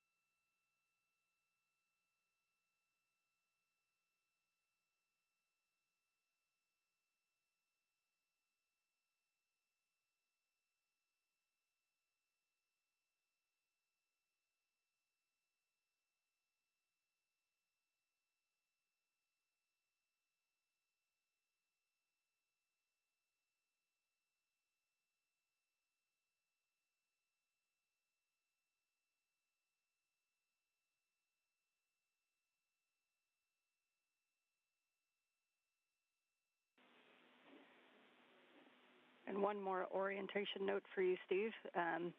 When you go to remove it, I know we talked about this a lot in the conferences, but the motion that you'll want to do is kind of a yawing motion where you would push slightly with your right and pull with your left and then vice versa. So just a real slight yaw onto the RFG as you pull. Copy. And just keep it basically flat. Don't lift it till it clears. And we should be able to pull it basically straight back out. Yep, we agree with those words. I think I've got enough flow here to get it out.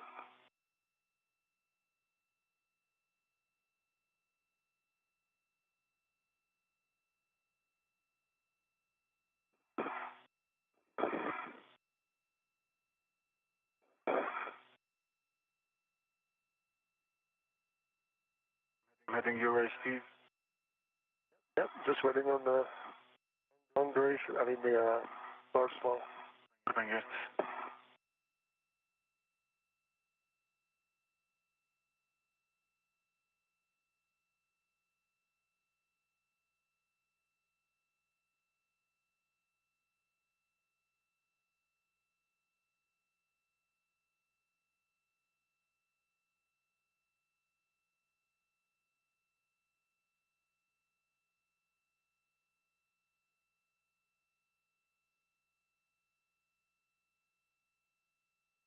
This view from NASA astronaut Steve Bowen's helmet camera. Again, this is Bowen's 8th spacewalk, using his handheld camera to take some photos of the hardware and maybe even Earth below. The International Space Station is currently flying at 260 statute miles over Paraguay.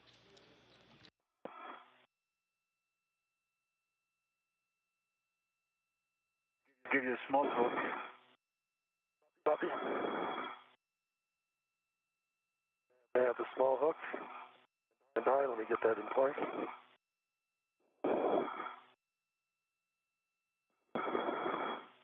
Okay, I have a small hook on. Release the large hook.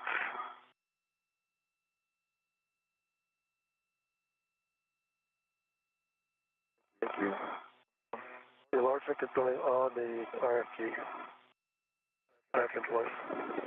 Yeah, we see that the large small is on the RFG. So for Sultan, you can move back to the crew lock bag, and actually we need actually not quite yet. So we're going to have you secure the stanchion cables P1 and P9 to the stanchion with a wire tie, and then you can stow the cap keeper there in crew lock bag 1.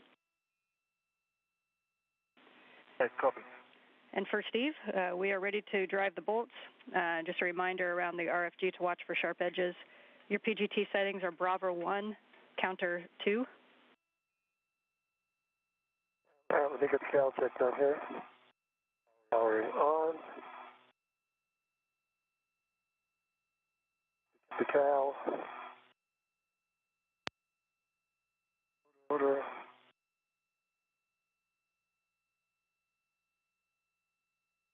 Check the cal pass. The D-test is good. And 41.17 volts. Sound right? Right, 41.17 volts. And we're looking for what now? You want to set Bravo 1, counter 2. Bravo 1, counterclockwise 2. Okay, got Bravo 1, counterclockwise 2. And the fifth bolt from the left is the fourth bolt from the right. Yep, so it'll be the fourth bolt from the left will be your first one. So F1, it's going to be one to the left of the jacking bolt. Okay, so they're numbered A through A from the right. Okay, one to the left of the jacking bolt. And I'm starting at how many turns? That's correct, and you should expect about 6.8 to 12.8 turns. Okay, that's in work. First bolt is coming. Again, Steve Bowen will release 8 of these structural bolts. He's using the PGT, or the pistol grip tool. It's essentially a drill. And it helps for him to be in the articulating portable foot restraint that's mounted to the Canada Arm 2, so that he has some... Like the heel coil's coming out. It is loose and clear now, though. Maybe that's just the spring. Must just be the spring. Spring's clear on Foxtrot. I'm ready for Delta. Copy. We are ready for Delta. That was 12.0 turns. Copy. 12.0. Clear that. Back to counterclockwise 2, going for Delta. Concur. Having stable footing during these turns keeps Bowen from rotating with the drill.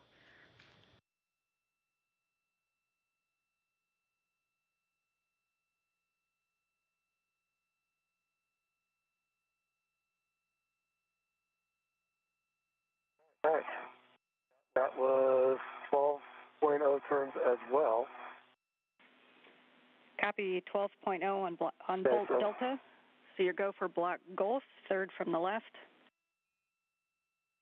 Third from the left didn't work.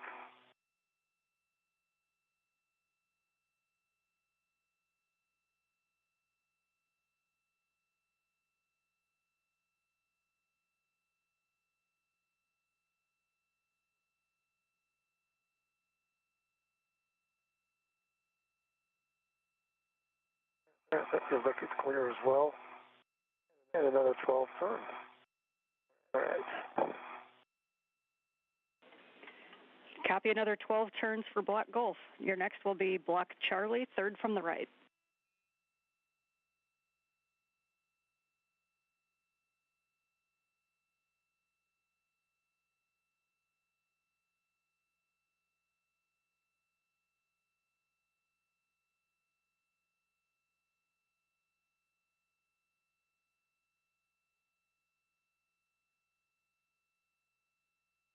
All right. And I got 10.4 turns there. on Charlie. So now I'm over to hotel. We concur, and copy 10.4 on Charlie and hotel. On to hotel.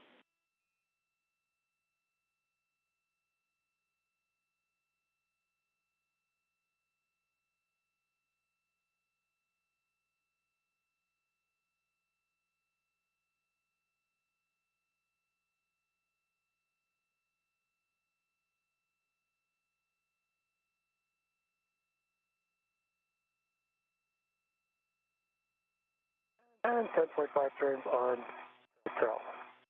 Bravo. Ready. Good words. Bolt Bravo, and we copied 10.5 on Bolt Hotel. We're now 4 hours since the start of today's spacewalk. Steve Bowen now helping release 8 bolts. That will help remove the RFG, the radio frequency group. NVGL cables, you want them anywhere in the station?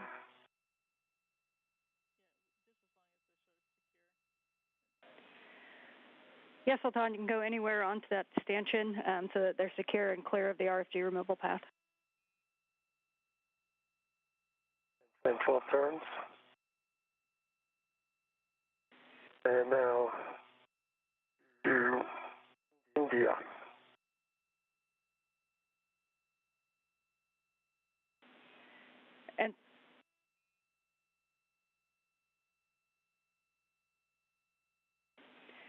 And Sultan, just to clarify my last, we want those cables tacked down to anywhere that's on the same structure as the RFG.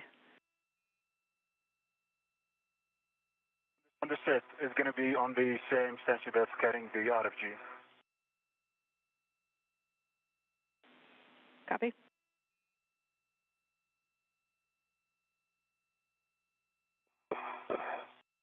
Turning on me, sorry about that. Somewhere around 12 turns. Alright. Alpha.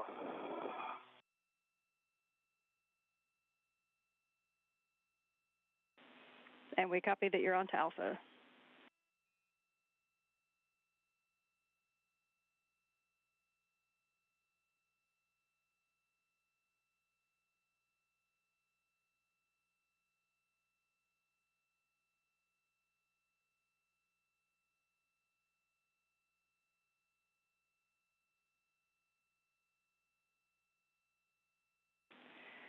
I got 13 turns there. Let's check all the strings. And we copy all the bolts and It's just Charlie. I figure out which ones might. Charlie and this one and golf might be worth another turn or two if that's okay. And Steve, we are good with that if you want to put a couple of turns into golf. All right.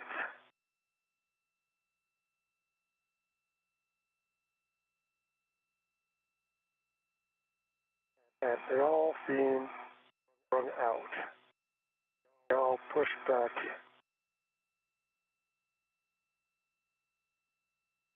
Okay. That's good. I think I'm ready for echo. Okay, and we're going to stand by one and get Sultan in a position to monitor. Bowen has released all 8 structural bolts from the radio frequency group. And so, Sultan, we'd like you to move into position to see the aft side of the RFG during removal. Reminder for both of you is that after the center jacking bolt is released, we only want to pull the RFG towards Steve, not up. And to beware of sharp edges on the stanchion mounting plate and the RFG base once that RFG is removed. All right, I copy all, and just give me a second, Steve, to position yourself. Mm-hmm. Okay, stand by.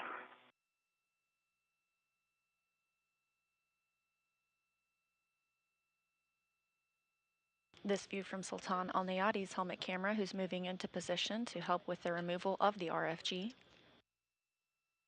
Bowen will remove one more bolt, known as the jacking bolt. The hardware will then only be in soft dock.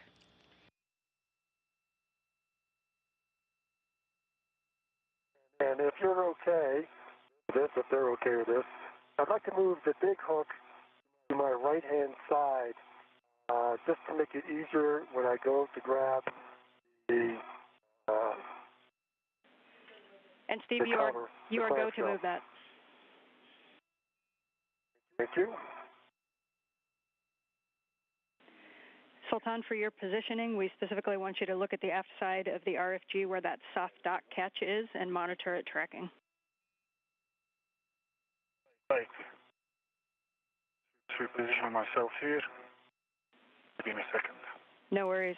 And we'll have time to tack down those cables once the RFG is removed. That's it.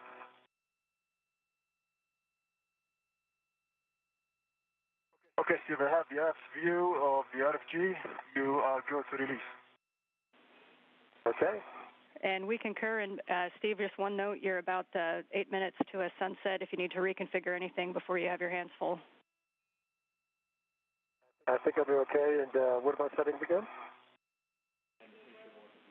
Okay, so for releasing the RFG center jacking bolt, you are go to release that. It's the same settings, Bravo 1, counterclockwise 2, and you're expecting about 24.5 to 30.5 turns. Bravo 1, counterclockwise 2, 24 to 30.5 turns. That's going in work. All right.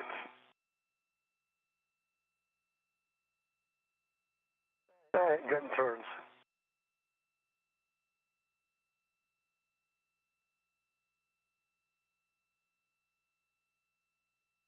Okay, torqued out at 4.64 turns at 12.1 pounds. And we copy, standby 1.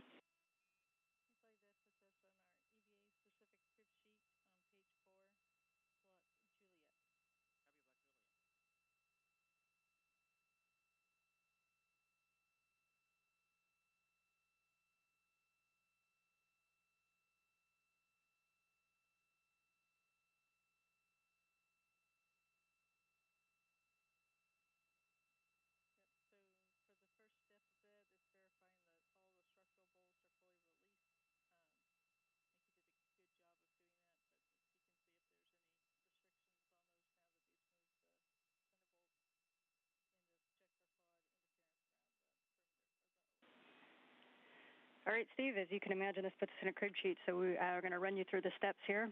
The first thing we want you to do is, and you got to give a good call, but just re-verify that all of the structural bolts are fully released, that they're spring-loaded and should free spin and pop up. All right, let me put my key away and I'll double check all those.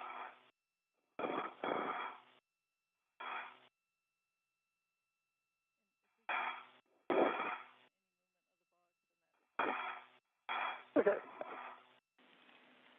And Sultan, as he drove that jacking bolt, did you see any movement on the soft dock catch? Negative. To me, it was the same, and I didn't see any apparent motion. Yeah, everything seems loose. Okay, copy.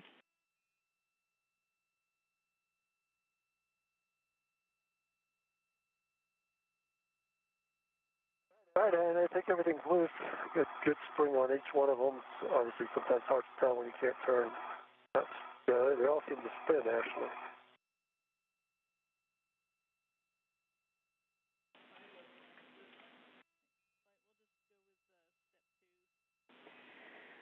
Okay, Steve, so we're going to have you re-verify that the socket is fully engaged, and we're going to reattempt a release with the same settings, Bravo 1, counter 2. Hey, Bravo 1, counter 2.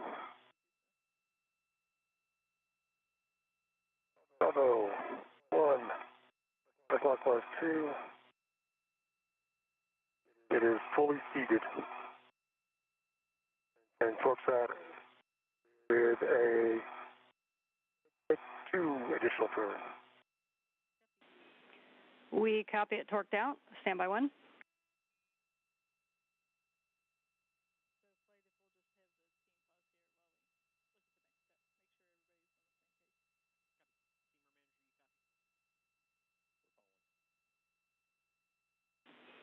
and we're going to talk about this for just a minute.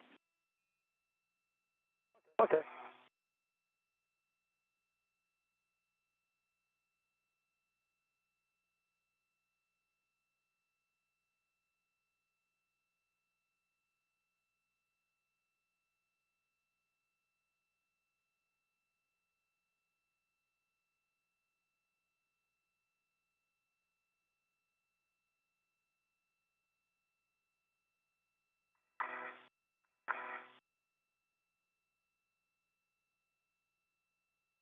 NASA astronaut Steve Bowen and United Arab Emirates astronaut Sultan Alneyadi are on their first spacewalk together, the fourth of the year. And still no words for you quite yet, but just for your awareness that we're talking about it because with the low turn count that we did get on the jacking bolt, it tells us that it's still engaged in the aft section.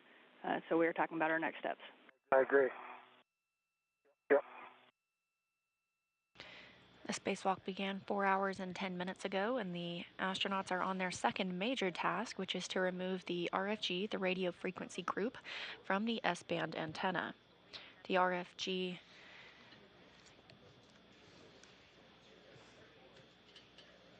is the computer and electronics that control the S-band system.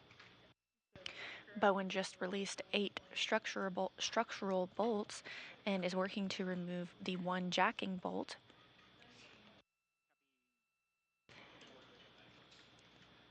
Bowen was able to execute fewer turns than were expected Steve, when using the pistol grip tool. We're going to have you put your PGT on Bravo 1 clockwise too. So we're going to basically drive it in a little bit and then reattempt a nominal release torque. So we're going to drive the bolt only one turn on Bravo 1 clockwise too. Okay.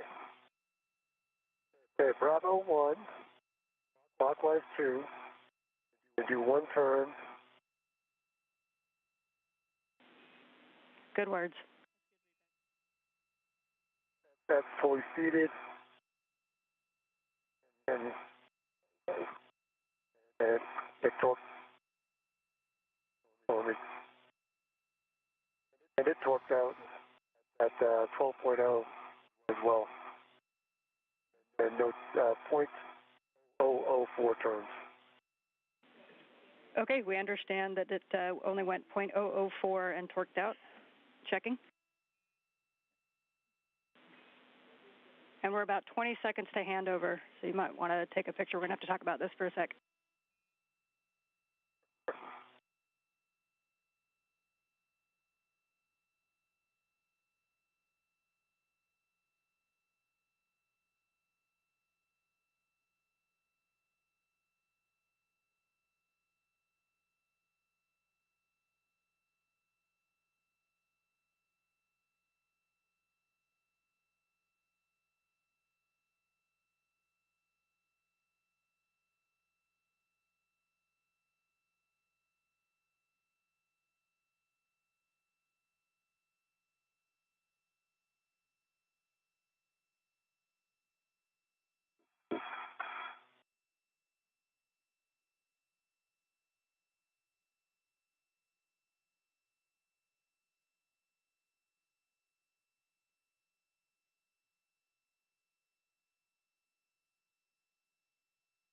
This view from Mission Control Houston as we are in a satellite handover during the spacewalk.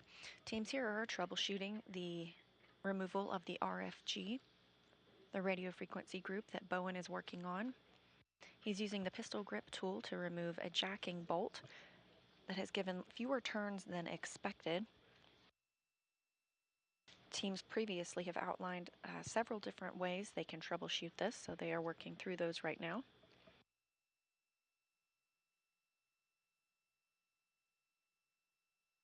Already.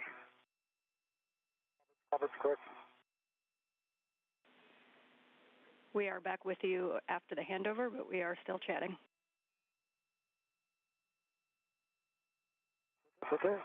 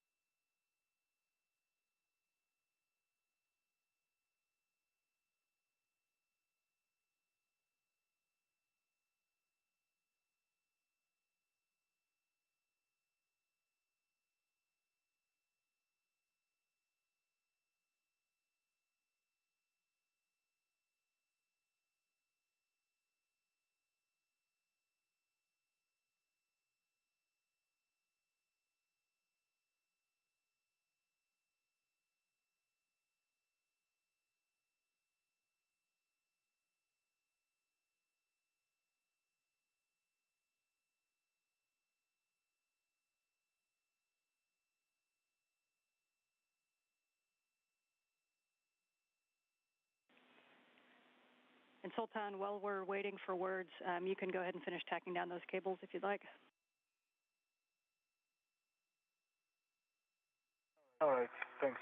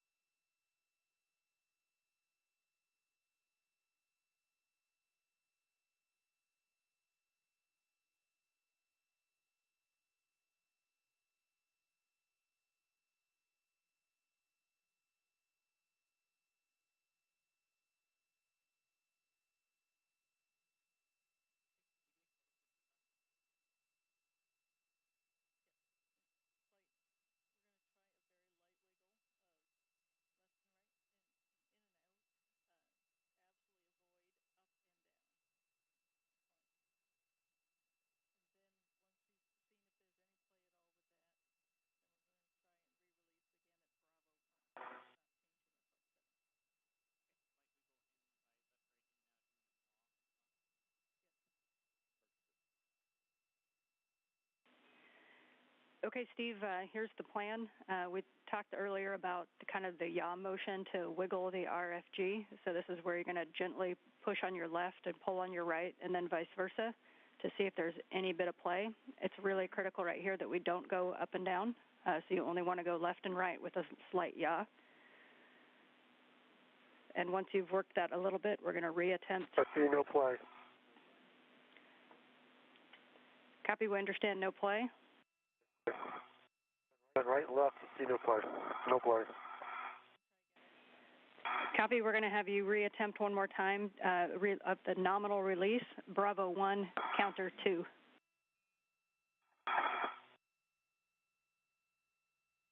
Bravo 1, counterclockwise 2. Good read back.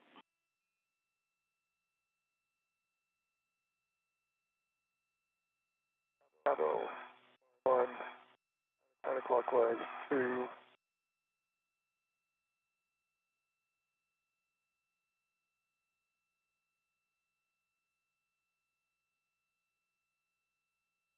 No joy. I got 0.1, 12.4 pounds torqued out. Okay, we copy, Steve. Stand by 1.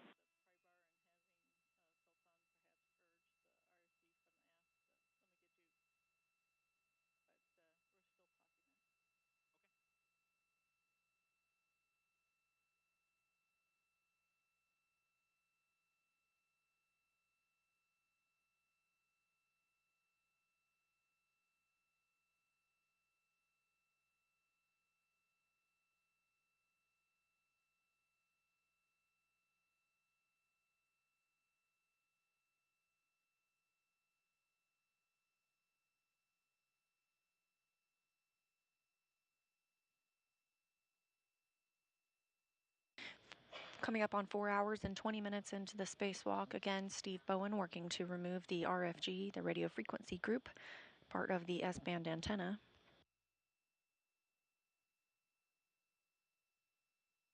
One jacking bolt is being quite stubborn. The team's here helping troubleshoot next steps for Bowen as he uses the pistol grip tool to release the RFG from its stanchion.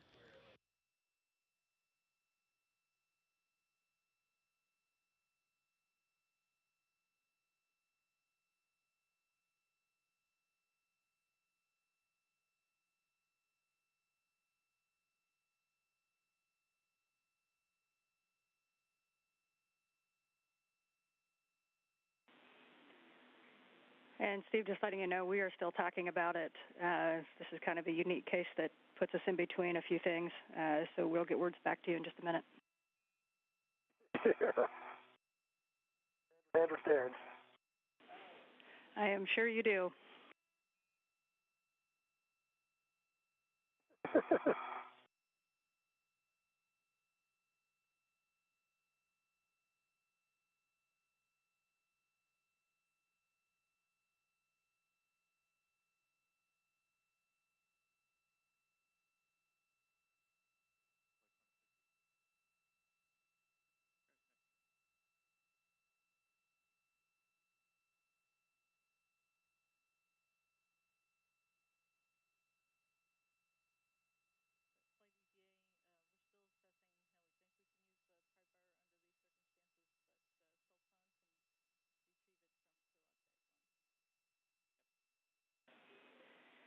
And Sultan, we still don't have our next steps, but it may include the pry bar. So just to save a little time, we'd like you to retrieve the pry bar from crew lock bag 1.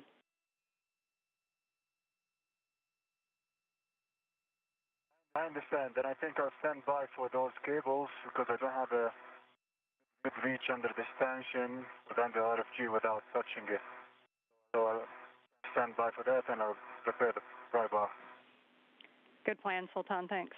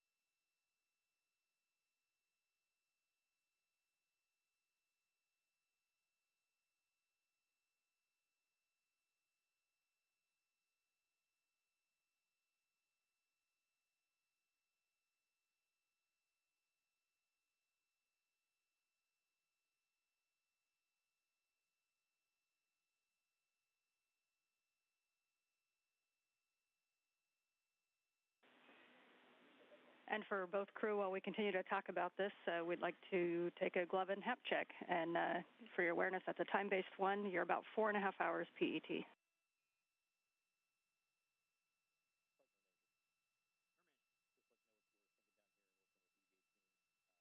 Copy. Copy.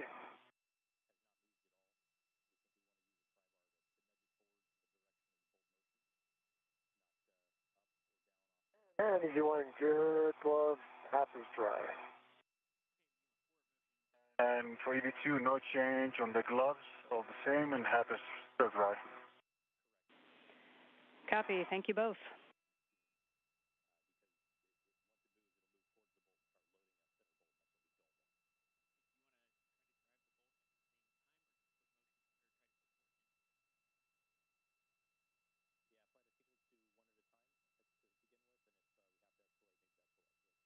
So, Todd, is there even a lip you can get that pry bar into back there? I think so, yes. Okay. It hasn't backed off any that we can tell, but I can tell anyway.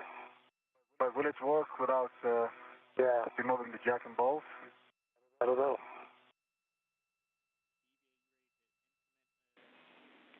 You guys are talking about what everybody down here is talking about, but stand by 1. Yeah.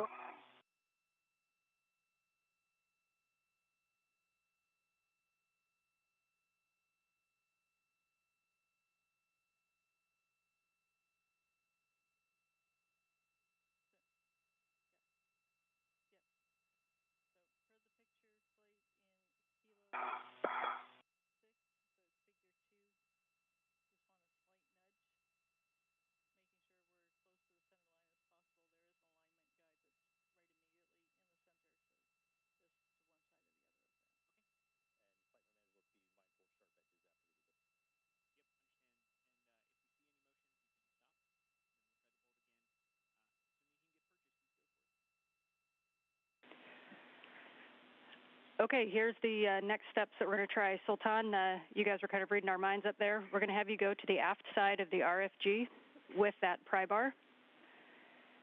And what we're going to do is we're going to line the pry bar up in the middle of the RFG with a small end, and let us know if you can get, if there's a lip or like a catch.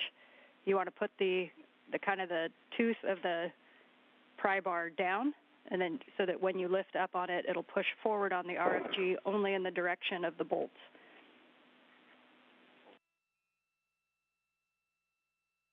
I think I have a small lip here, and myself in a good orientation, and then how pry bar can be positioned. Okay, and just to let you know, both the overall plan, we're going to see if we can get any push on that RFG. Once you see any movement at all, then you can stop what you're doing and we'll try that bolt again. And again, we want to make sure that you're in this as close to the center of the RFG as you can so we don't side load it. There is an alignment guide right in the middle of the RFG, so you're going to have to go just to one side of that.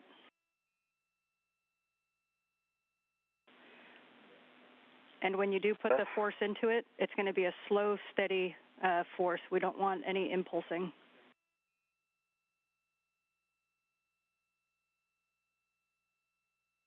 Right, copy.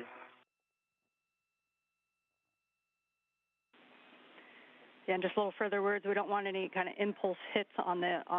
And the limit is about 75 pounds, but just a nice smooth turn on the crowbar or the pry bar to see if you can get that pushed.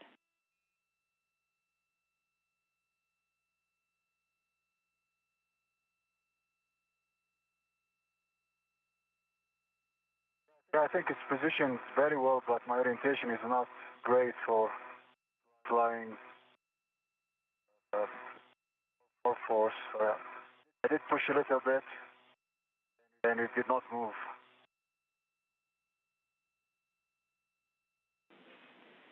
Okay, Sultan, and you can reposition as you see fit to make sure we're getting a good force impulse or press smoothly onto the aft side of it.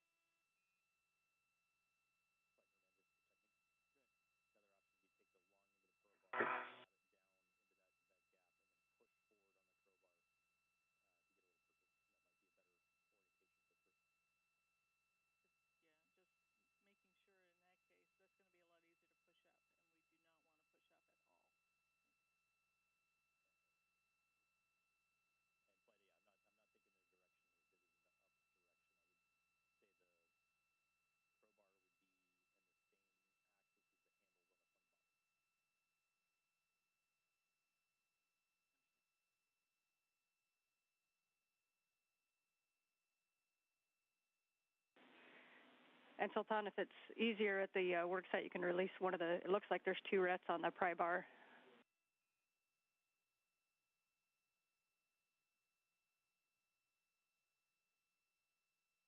Okay. Back.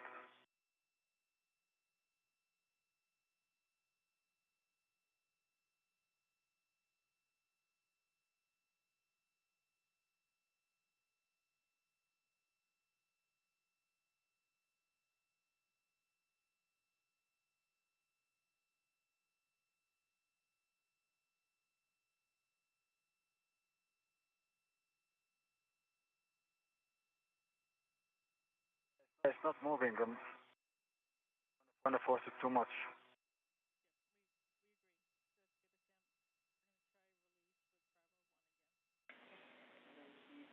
Okay, we copy, Sultan. Negative motion, nothing.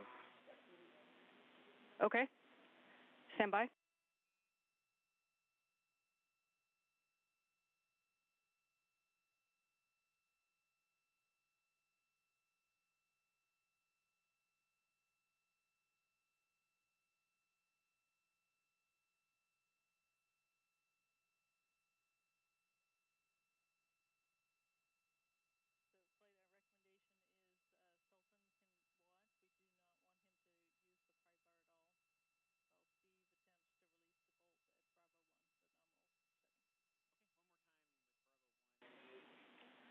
Okay, Steve, we are going to have you try one more time, Bravo 1, counter 2 on the jacking bolt. Sultan, we want you to stay clear of the aft side and just observe. We don't want the pry bar in there at all. Okay. Bravo 1, counterclockwise 2, bolt E.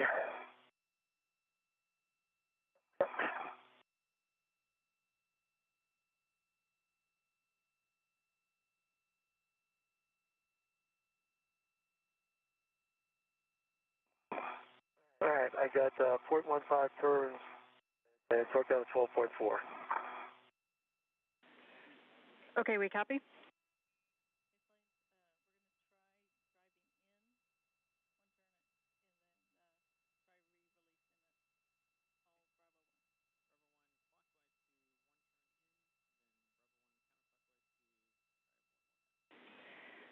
Okay, Steve, we're going to try one more time driving in the bolt, one turn. So it's going to be Bravo 1, clockwise 2, one turn only.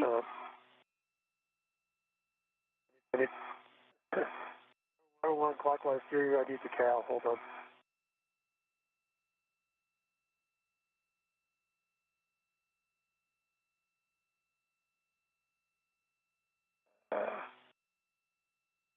Test 3.1 volts.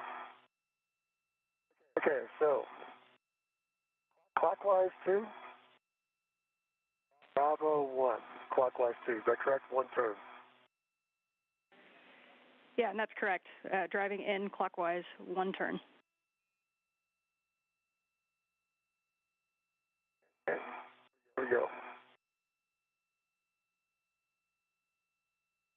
Worked out at 0.11 turns, 0.0 about. Okay, Steve, and we're going to go Bravo 1, counter 2 again to reattempt.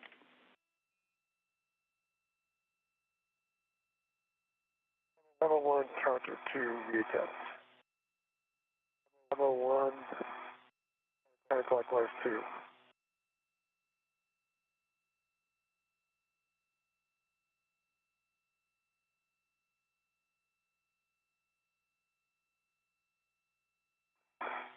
All right. 0.11 turns, 12.3 foot-pounds. Yeah, we copy that, Steve, and we're going to talk about it for another minute.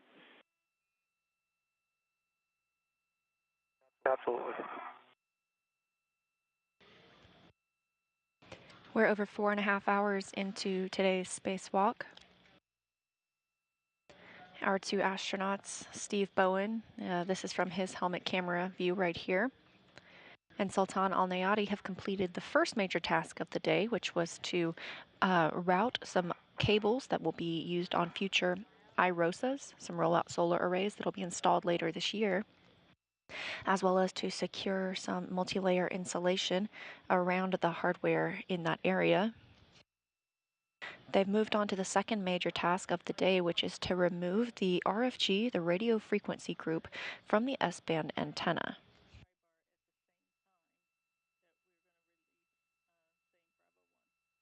Bowen has removed.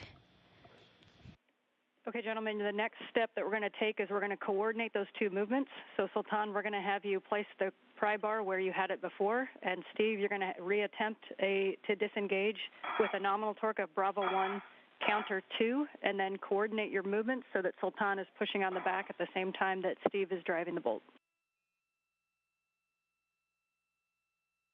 All right, Bravo 1, counterclockwise 2. And, John, if you're ready. Okay, hold on. Let me get clear.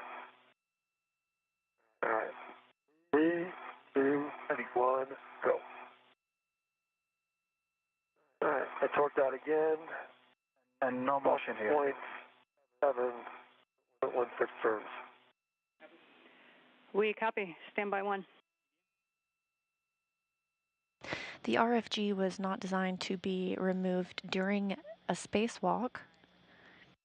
And there's one bolt that's giving the astronauts trouble right now, so teams on the ground are helping them step through some additional procedures that may help them remove this piece of hardware.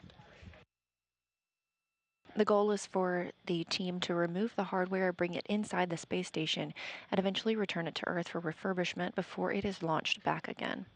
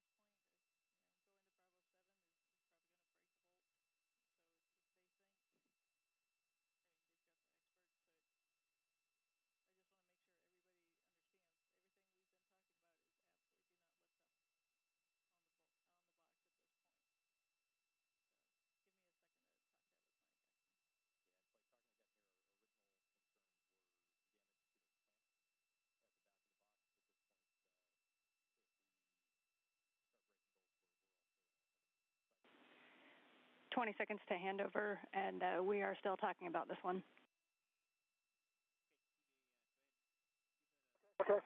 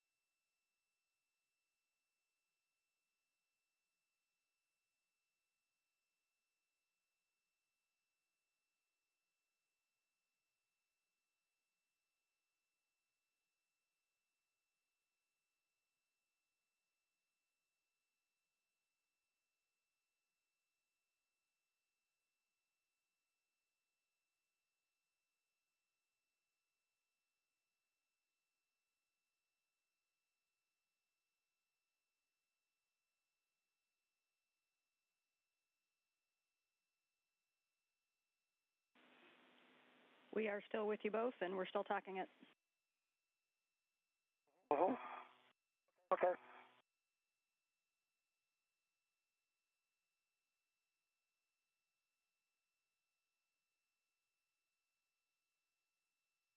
Again, this view live inside Mission Control Houston as NASA astronaut Steve Bowen and UAE astronaut Sultan Alneyadi are on a spacewalk today outside the International Space Station. Right now they're troubleshooting the removal of the RFG, the radio frequency group.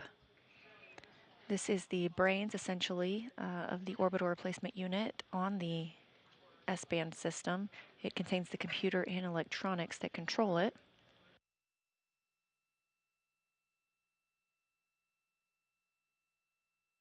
We're looking to remove this piece of hardware that you can see from NASA astronaut Steve Bowen's helmet camera, bring it inside the space station for eventual refurbishment.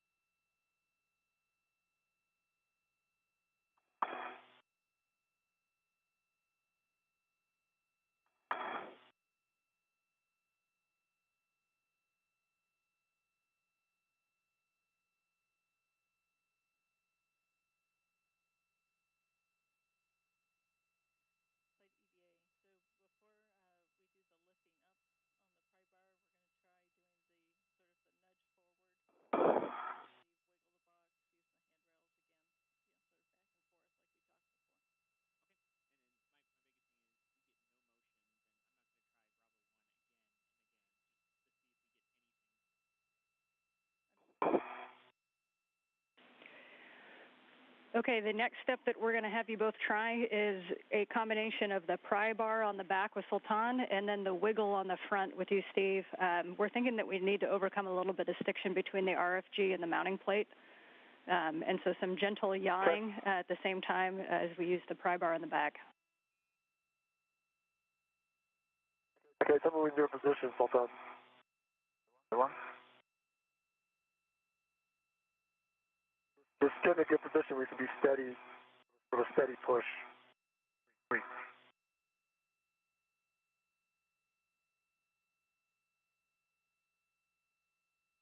Okay, I'm in position. Okay, I'm going to start yawing.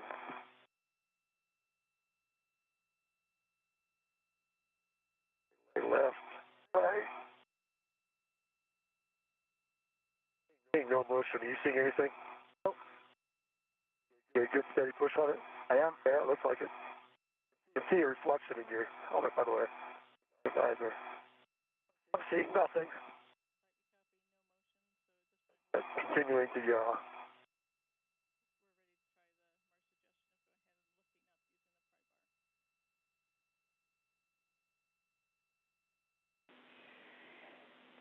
Okay, we copied no motion. So the next step, Sultan, I know we have talked about not lifting up the RFG, but it's stuck in the position that we're at. That's kind of our next best option. So Sultan, we're going to have you flip the pry bar around and put the long edge just under the RFG and gently try to lift slightly up on the RFG. And what we're trying to do is exercise some of that stiction between the RFG and the stanchion plate. Right, copy you, put that in work. Wrong side.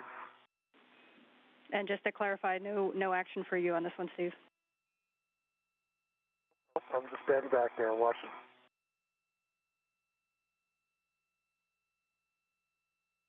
On both sides.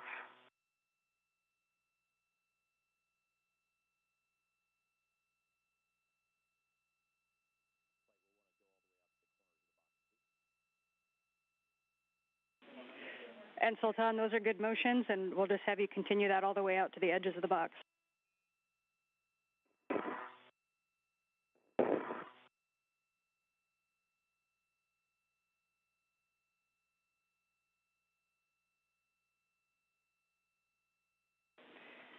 And Steve, just so you can be ready, after he's exercised the full length of the RFG, we'll have you attempt re-release on Bravo 1, counter 2, one more time.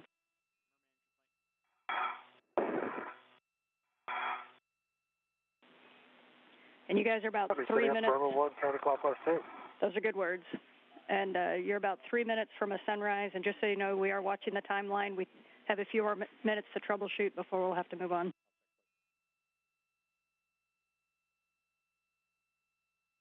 Copy.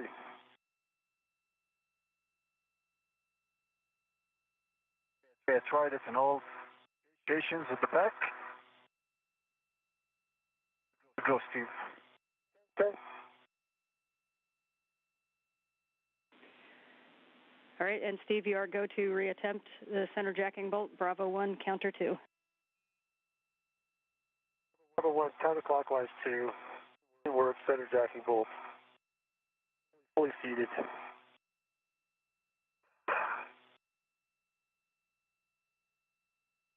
That torque.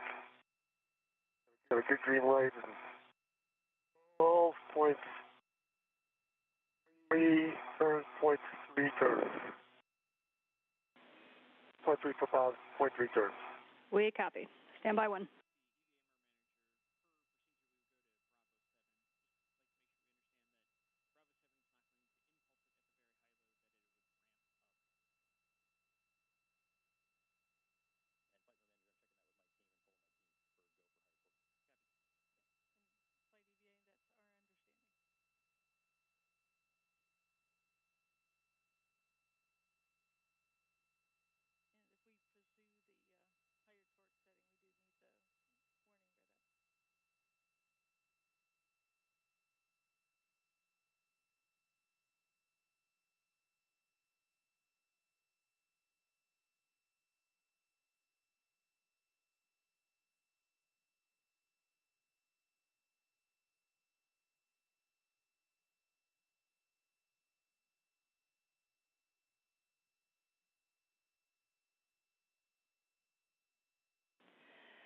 Okay, big picture on the potential next steps. We're not taking the action yet, but there's a couple of associated words here. So the next step is going to be to increase the PGT to Bravo 7. And note that the PGT will only, it'll ramp up the torque that it puts into the bolt until it starts moving. There is a warning associated that this is going to be above the failure torque of the bolt. Increasing in the torque may break the bolt, presenting loose hardware and potential sharp edges at the bolt interface on both the RFG and the stanchion.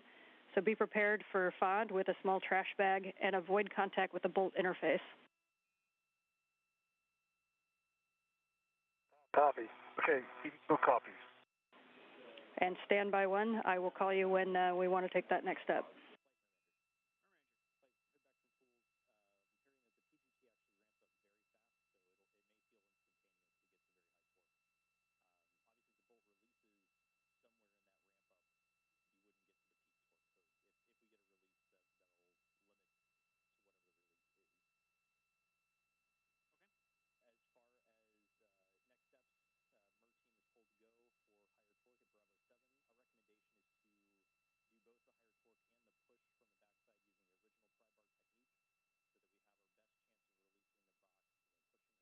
Coming up on 4 hours and 50 minutes into the spacewalk, we have an orbital sunrise on the International Space Station.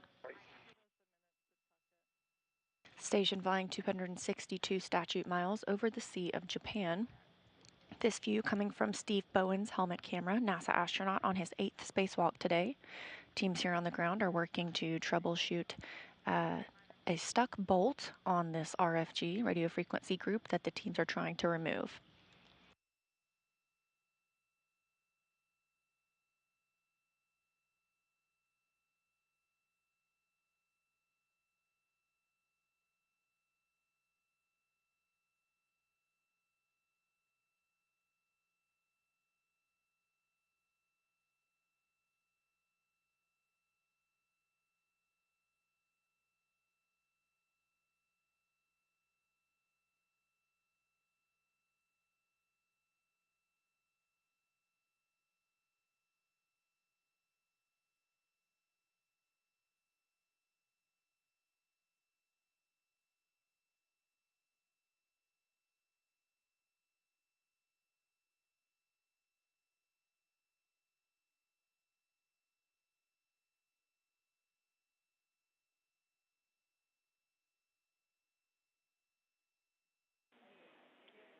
And we are still talking about it before we take this next step. Absolutely.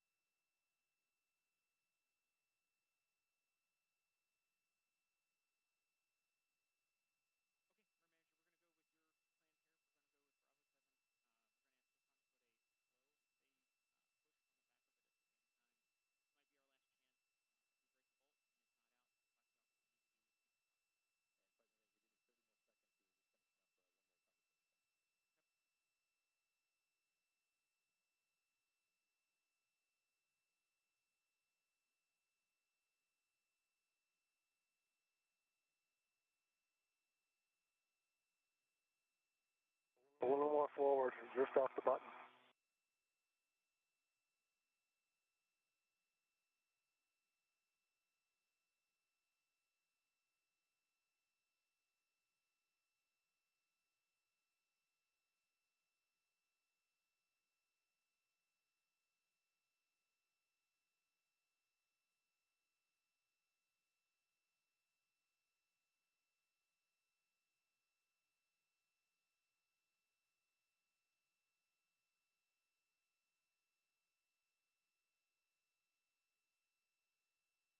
A good one. Good, thank you.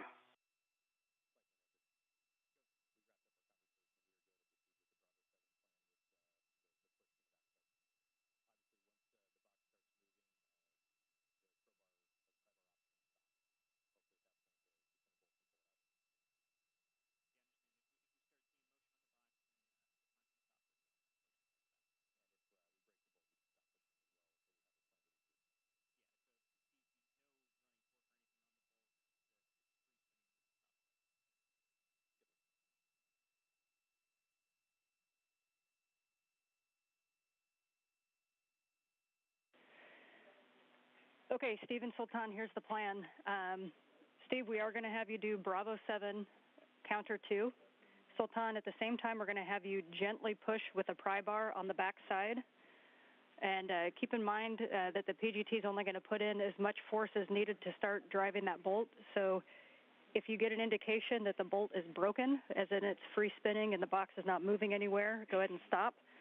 Sultan, as soon as you see motion on the box, stop pushing with a pry bar. I copy all. I copy all as well.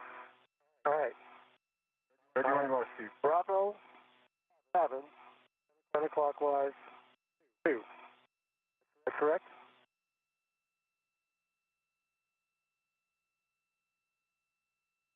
Hey, get good position on this. I'm getting motion. Oh, it broke.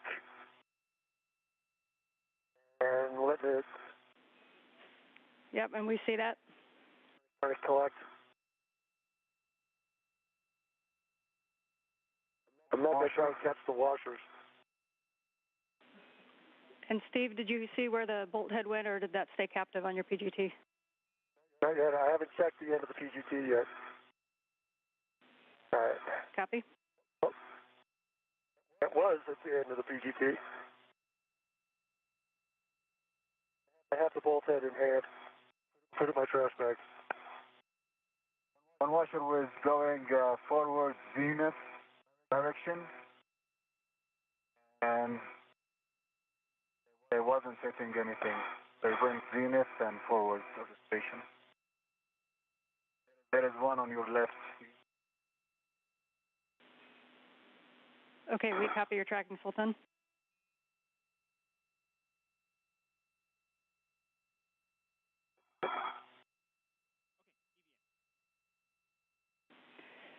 Okay, we're going to need a minute to talk about this one. If you see any loose items, please let us know where you see them going. If you don't catch them, we'll take those words, and we're going to talk about this one for a minute. I've got the bolt head in the trash bag. Nope, I had it.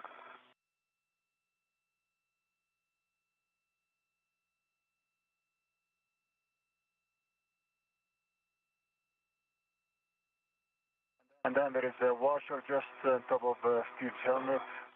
Slowly, I don't know if you can see it from my camera. Okay, I'm trying to get, I can't even get this thing through the bristles on the trash bag. Hold on. All right, it's in the trash bag. So where's another one? It's right on top of your helmet. You can't reach it.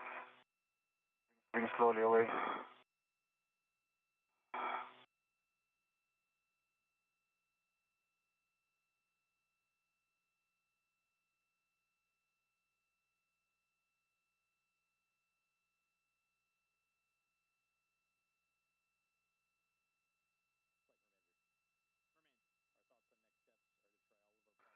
Do a torque and broke at.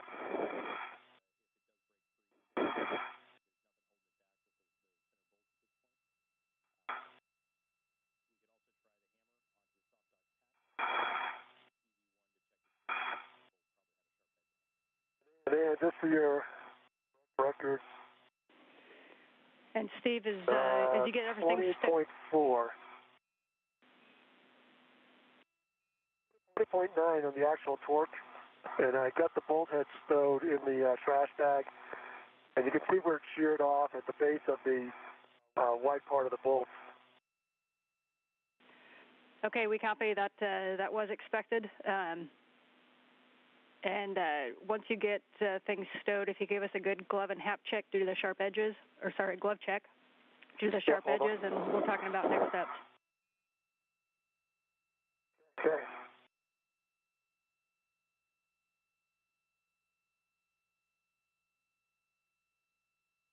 Well, good.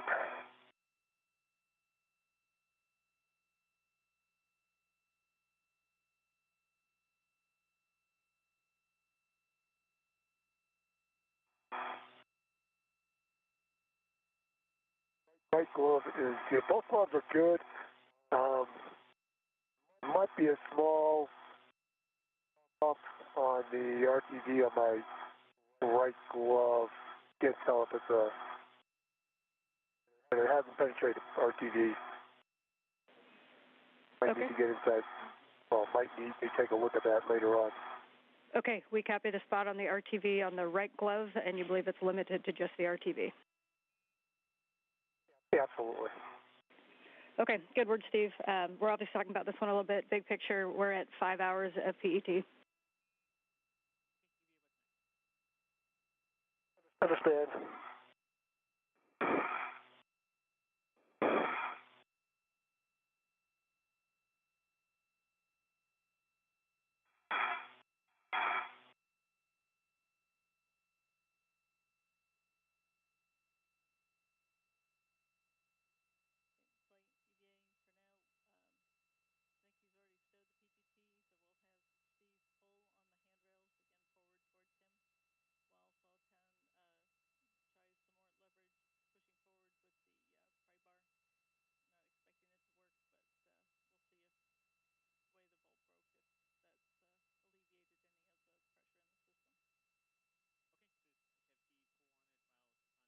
And we are 5 hours into today's spacewalk. This view from helmet camera of NASA astronaut Steve Bowen.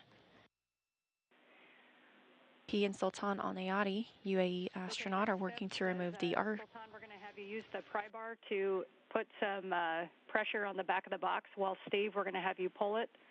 You could do the gentle left-right wiggle, but we're going to see if by chance this might have been released. All right, we'll give it a shot. Hey, we're doing well, Steve. All right, 3, 2, 1, easy steady. I'm going left, right, still no motion. Still push, left, right, left. And we're getting nothing there. We copy.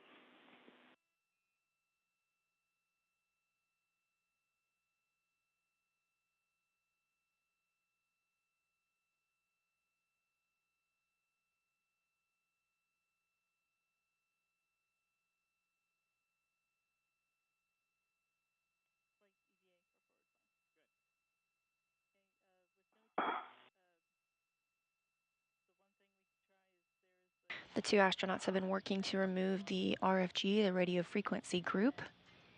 However, there was one bolt that was through future steps for the rest of the spacewalk.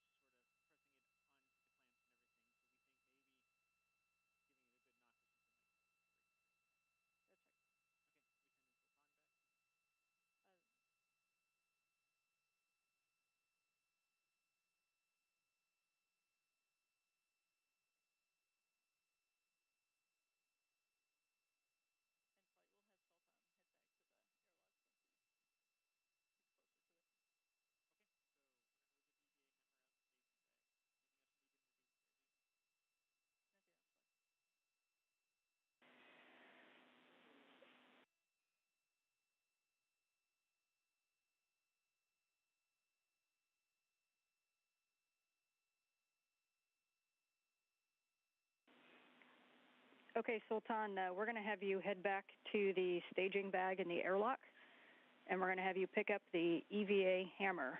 We think that we might be able to loosen up the cling of the jacking bolt with the use of the EVA hammer. Again, that's in the staging bag in the airlock. Right, copy.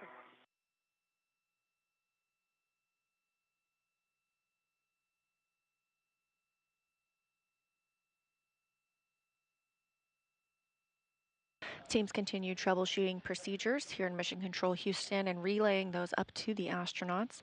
Sultan Alneyadi is going to retrieve another tool to attempt in helping remove the RFG from its stanchion. The 8 structural bolts released by Bowen all moved as planned. However, the one center jacking bolt would not remove and eventually sheared off. And a reminder, this hardware was not planned to be modified or serviced during a spacewalk, so the goal overall, though, is to have it removed, brought inside the space station, and returned to Earth for refurbishment ahead of another launch to the station. This hardware is part of the S-band system, which is our critical command and data link to and from the station.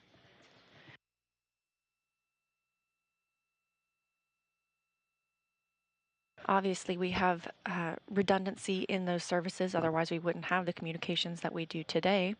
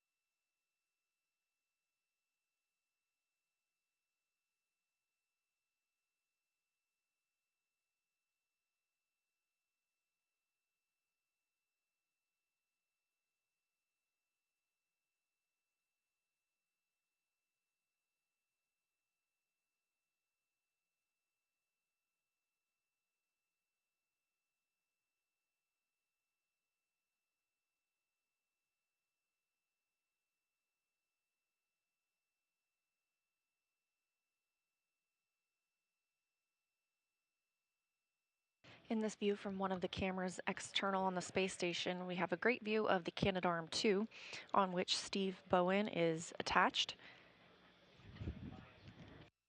At the top of your screen, that beautiful blue below is the North Pacific Ocean, the space station traveling 261 statute miles above and approximately 17,500 miles per hour, or 5 miles per second.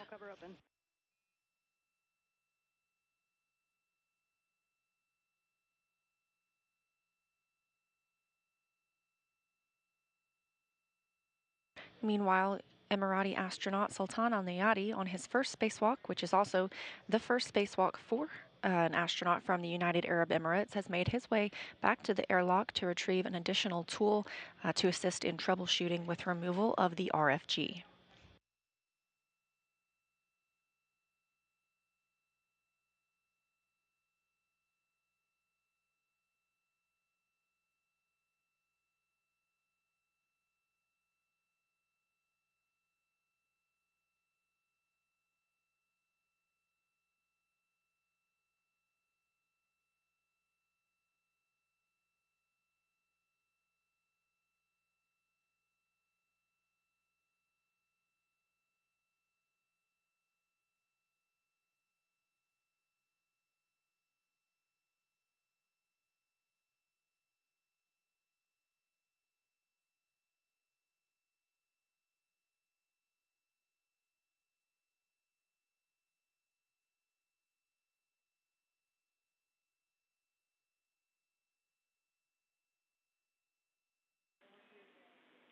And just status for you, Steve, as you hang out there, it does look like Sultan's in the staging bag in the airlock.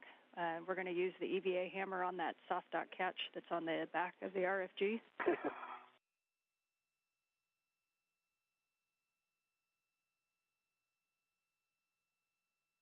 A rare day when you get to use the EVA hammer.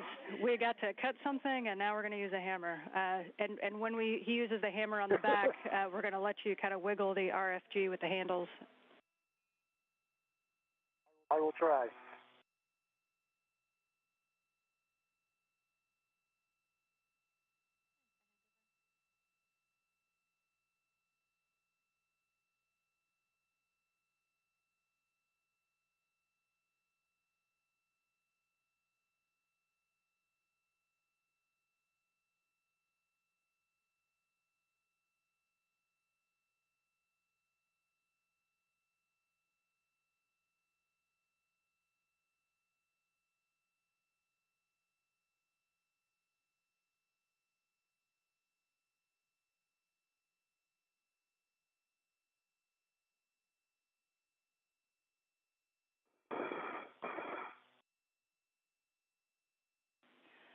Hey, Steve, as you're sitting there, we're talking about some of the FOD that was generated. Can you give us an idea of how many pieces of FOD you think? We're tracking a bolt and a washer. Did you see anything else?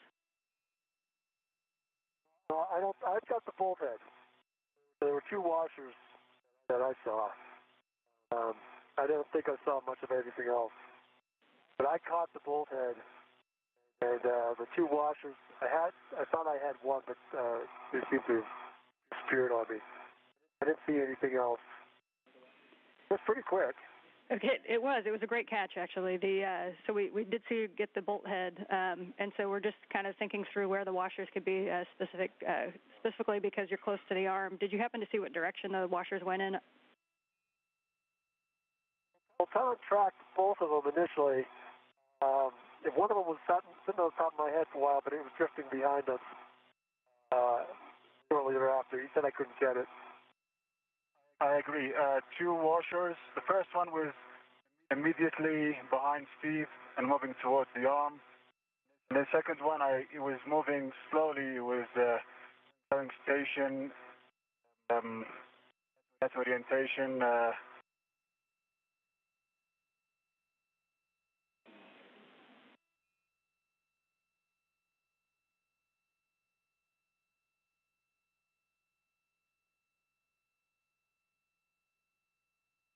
And a brief loss of signal with the International Space Station as teams were discussing with the astronauts some of the pieces from the radio frequency group that came apart whenever trying to remove it from its stanchion. We will regain communication shortly once satellites have handed over.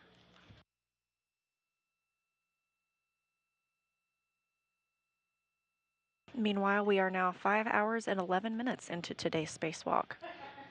A recap so far, the first main task has been completed. That was to route some cables and secure some... Head toward you, Steve. Okay, we copy that the thermal cover is closed, and if you get a safer handle check. Negative, not yet. Thermal cover is to be closed now. Sorry, yes, we're with you on voice, and we don't quite have your video yet.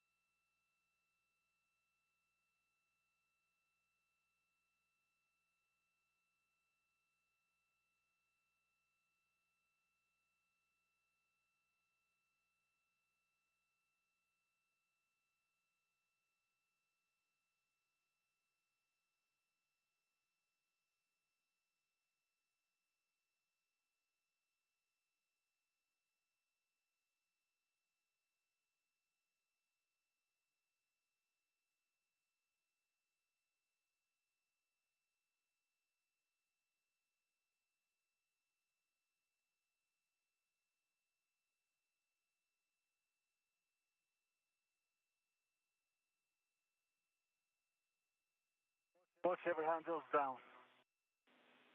Copy, both safer handles down. Thanks.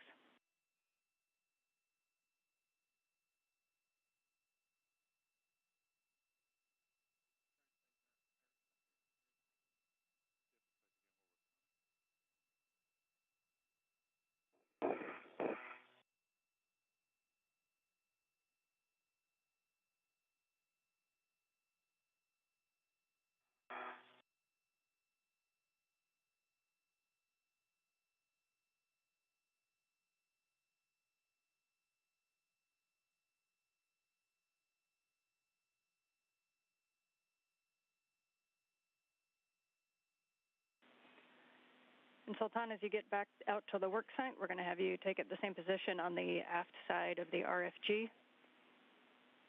When we use the hammer, we're going to be specifically using it on the soft dock catch.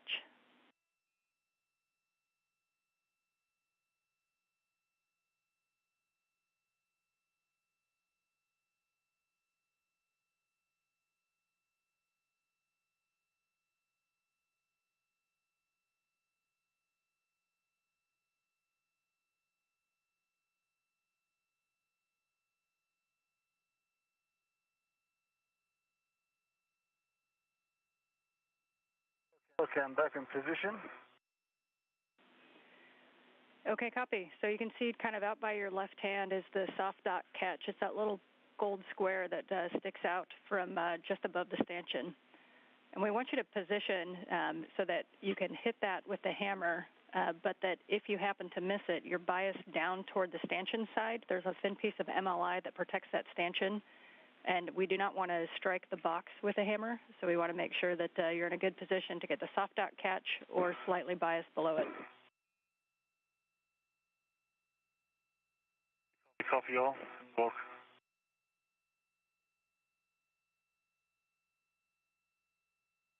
Do you have a specific side of the hammer?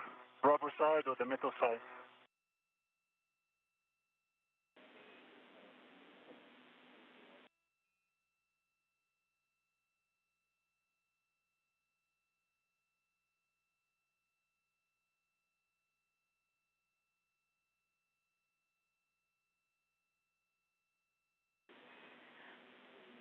And Sultan, yeah, the black side on there, the rubber edge,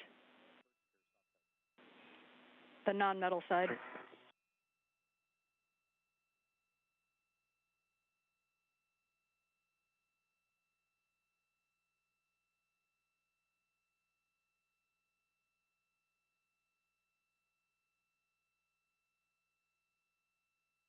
Moving. I don't see any motion. Okay, we copy.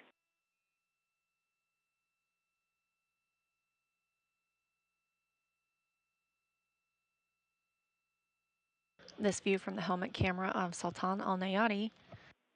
And Sultan, can you verify that neither the soft catch nor the box are moving? Get it. Well, soft dock is wiggling up and down, but not forward and aft.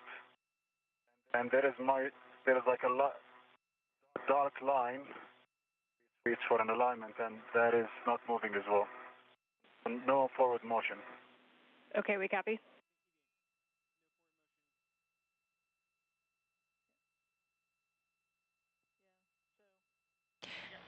This view, a rare use of the EVA hammer,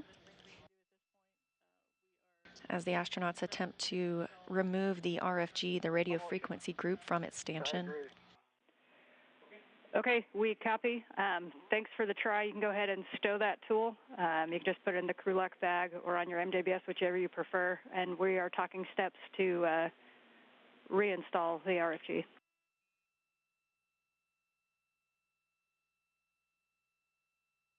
Right, copy. Copy.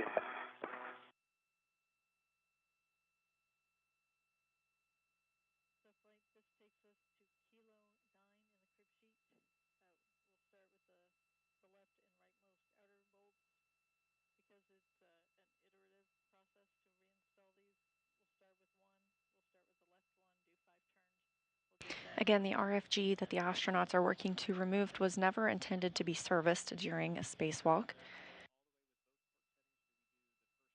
Steve Bowen was able to remove the 8 structural bolts, but had issues with the 1 jacking bolt still keeping the hardware attached to its stanchion.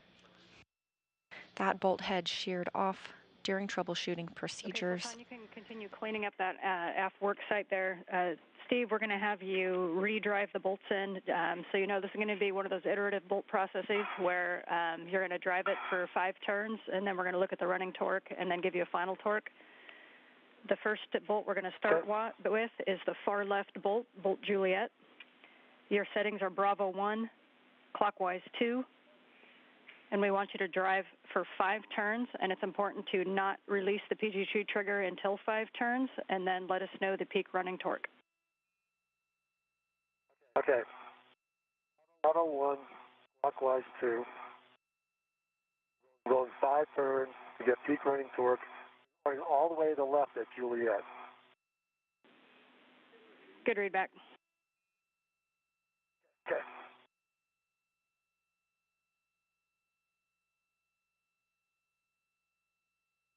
All right, starting turns. Going clockwise.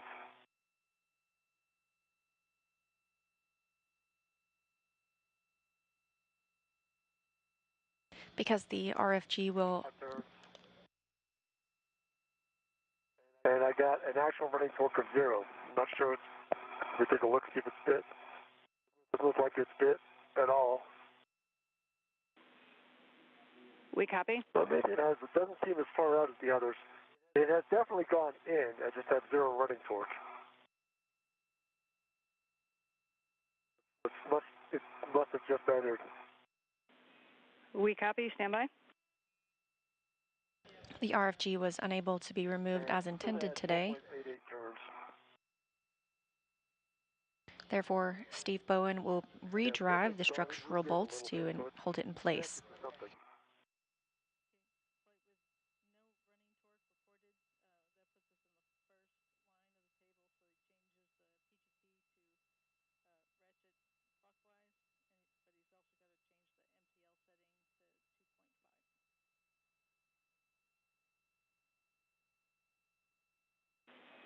Okay, Steve, with 0 running torque, we're going to have you put the PGT in ratchet clockwise and the MTL at 2.5 foot-pounds.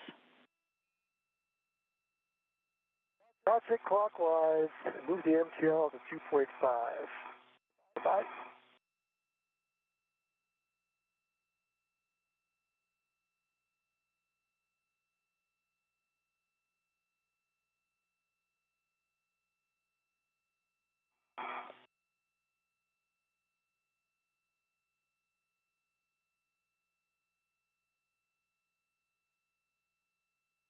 All right, MTL's at 2.5.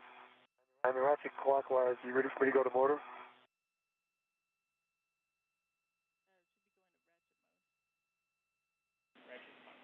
Yeah, so you should just, at this point, just ratchet clockwise.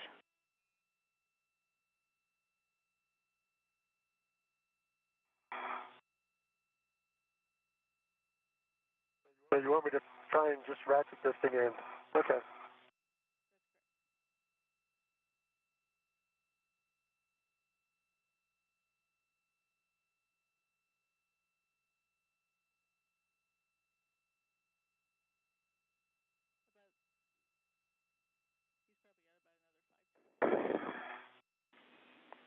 And it will probably be an additional 5 turns, Steve.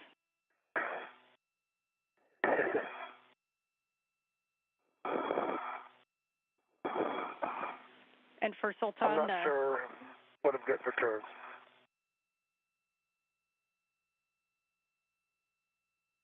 Go ahead, Dan.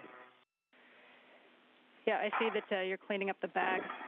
For your steps, we're talking about the cables. And I think that you had the wire tie around the cables, but you had not tacked them down to a handrail. Is that correct? That's affirmative, yes.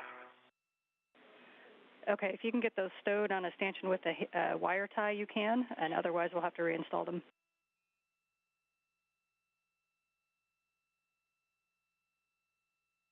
Right, the handrail outside of tent. Are we closing the tent anyway? Checking.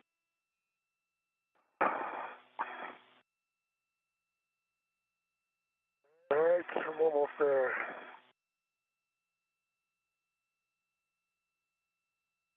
All right, I think I'm breaking torque.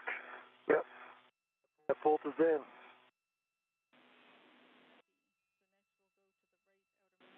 I don't know how many extra turns it was. Probably the 5. Okay, Steve, we're going to do the same thing on Bolt Alpha. So we're going to start in Bravo 1. You have to reset the MTL to 12 foot-pounds. We'll go clockwise too. Correction, 30.5. Okay, MTL. Back to 30.5 on the MTL? That's affirmative. And for Sultan, we'll end up kind of cleaning up everything back there. So your call on the cables, if you can tack them down out of the way, we will end up reinstalling that MLI. I think if I just tuck them under the RFG, they'll be secured. Plus, they're capped, and we can cover with the tent. They'll be secured. They'll be in the tent. Again. We are good with that plan, Sultan.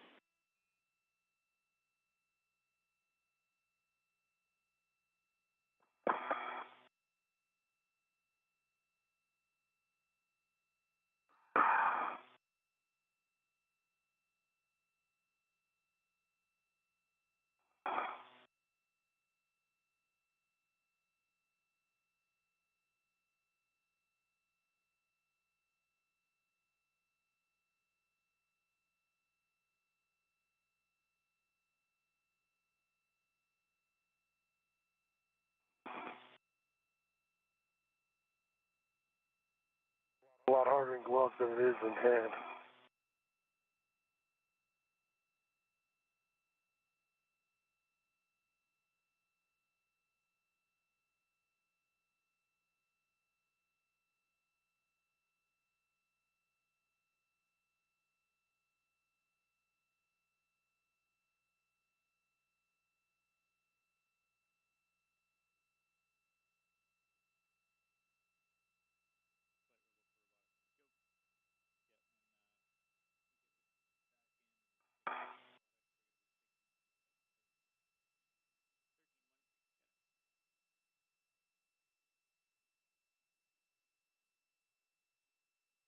All right, 30.5.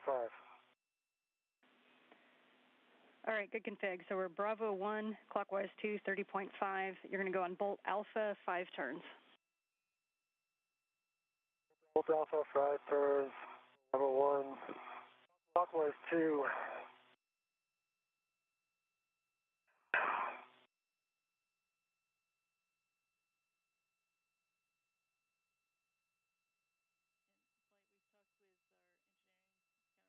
All right. All right, manual ratchet. And we go to motor.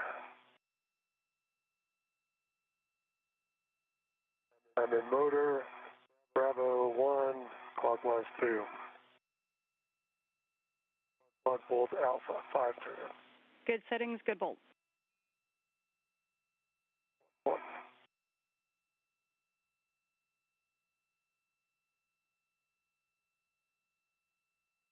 5 turns. 5.06 turns. 0.0. Okay, we copy. And the good news is you can now just go to Alpha 1 and drive it in to torque. That is much better news than going back to MTL. Bravo Alpha 1. Switching to Alpha. Verifying I'm in Alpha 1. And clockwise 2 still.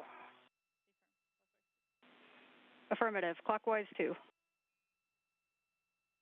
And I'm going to go till torque on Bolt Alpha. Good words. Here it comes. Bowen is now driving the 8 structural bolts he was able to release earlier. In removing the RFG, we got stuck on the... All right. About at 2.3 pounds at 4.90 turns.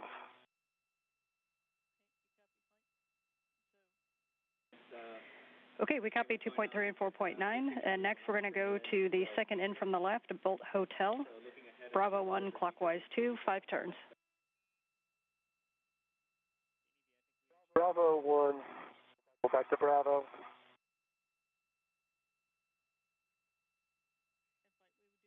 Clockwise 2, go 5 turns.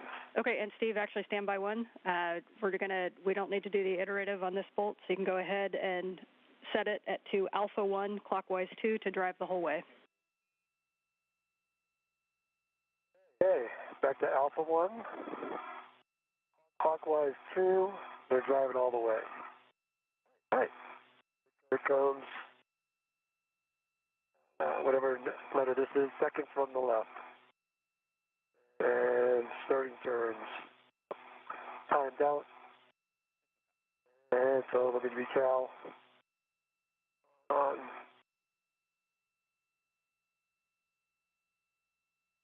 Cal. Take the Cal pass. Third LED test. 3.1 volts. Okay, so Alpha 1, clockwise 2. Good settings. And for torque, correct? All right.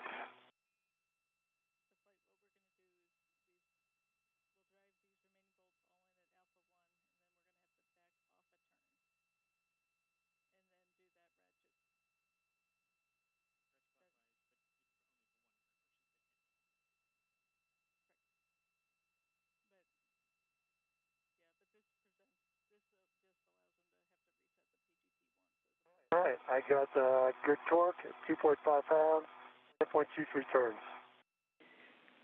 Okay, copy. We would like the same thing on Bolt Bravo, second one from the right. Bolt Bravo. Alpha 1, clockwise 2. Alpha 1, clockwise 2, Bolt Bravo. Bowen continues to drive the structural bolts he was able to release earlier today. However, that center jacking bolt, which is now missing, was sheared off, and the RFG was still attached to its stanchion. Therefore, it will not be brought inside today. Redriving these bolts allows the RFG to remain secure outside the station. 3 leg, 2.4 foot-pounds, 10.77 turns. Okay, we copy 10.77. Stand by 1.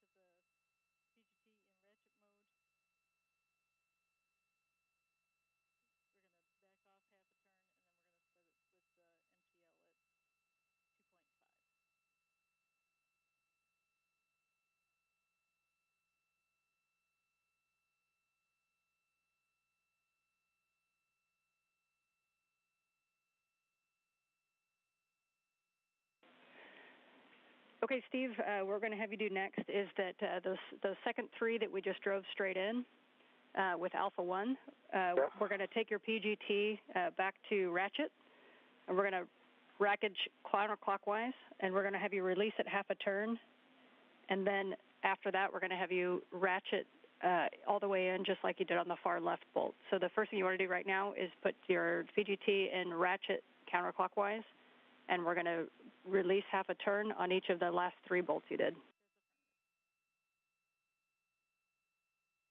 Okay, I'm going to go ratchet counterclockwise, and I will release those 3 bolts I just drove, 1/2 of the turn. That's good words. This is just to save you from having to go back and forth between regular and ratchet. I appreciate it. All right. Turn. Great turns, and you can do that on the other 2 as well.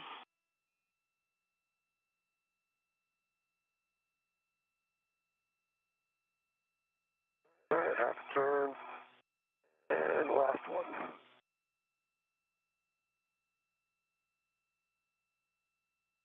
All right. And you want me to change the MTL now?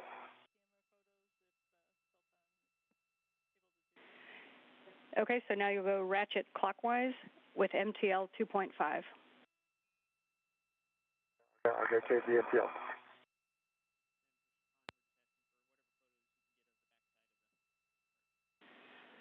And Sultan, while you're waiting there, we'd like you to take your camera and get as many pictures of the backside of that RFG at different angles that you can.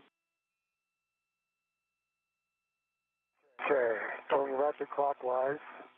MTL is at 2.5, and I'm going to probably give another half turn or so. Okay? We concur. Work. Yep, that was about half a turn, maybe a little bit more. And then coming back over here, the second to last bolt.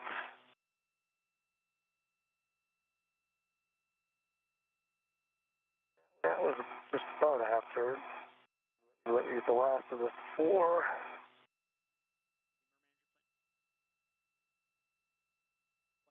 That was about half a turn as well. Okay, those 4 bolts are manually set. The torque at 2.5 pounds. All right, good work. Thanks for that, Steve. You can stow your PGT. Okay.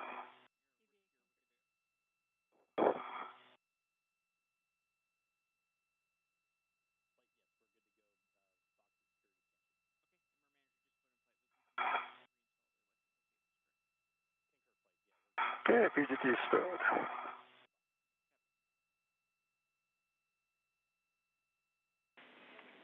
And Steve, you can release that large small ret.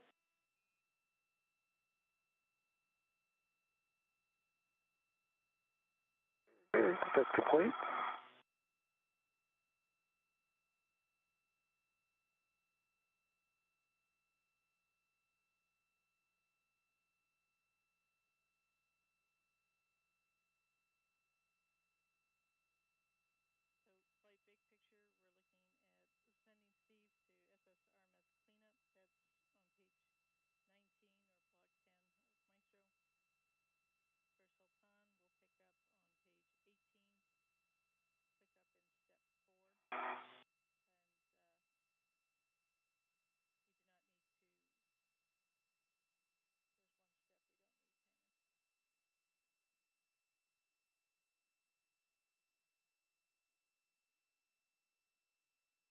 We are 5 hours and 36 minutes into today's spacewalk. This view from the helmet camera of NASA astronaut Steve Bowen.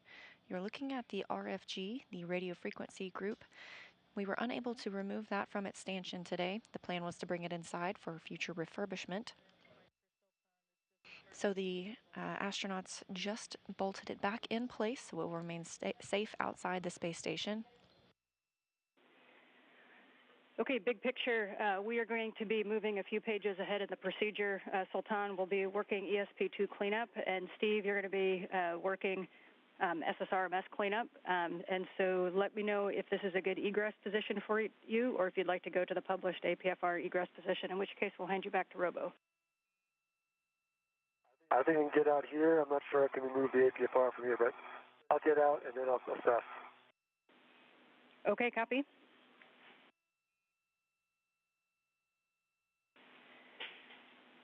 And for Sultan, we are going to be reinstalling that MLI, so you can retrieve the pre-staged large small ret that you used to tie that back. Looks like you're already in work. And we'll be putting that back over the RFG with the 10-quarter turn fasteners. Okay, copy. Work. The astronauts are stepping into their cleanup procedures. Yeah, look at the... I'm definitely going to need to get a different position to remove the APFR. I can get my waist tether off of it. I'm still sticky tethered to it.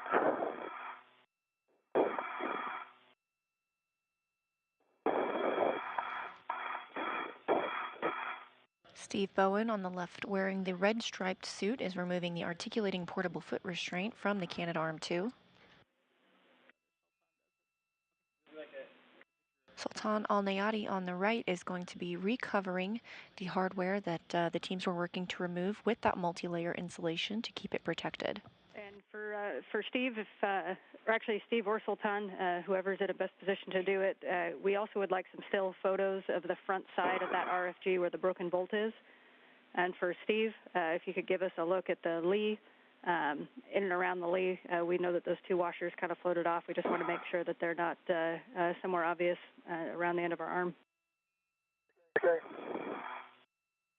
Can you see the lee now?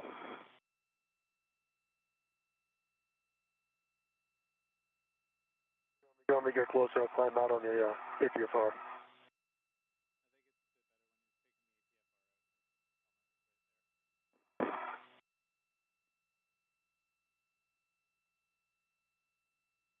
Okay. And Steve, it's your choice if you want to climb out there or wait till you take the APFR off. All right, well, there I am. I'm out on it. I don't know if that helps that much.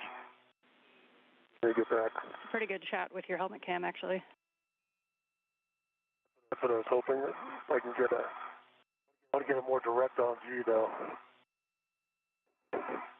Not sure if that's a little bit better.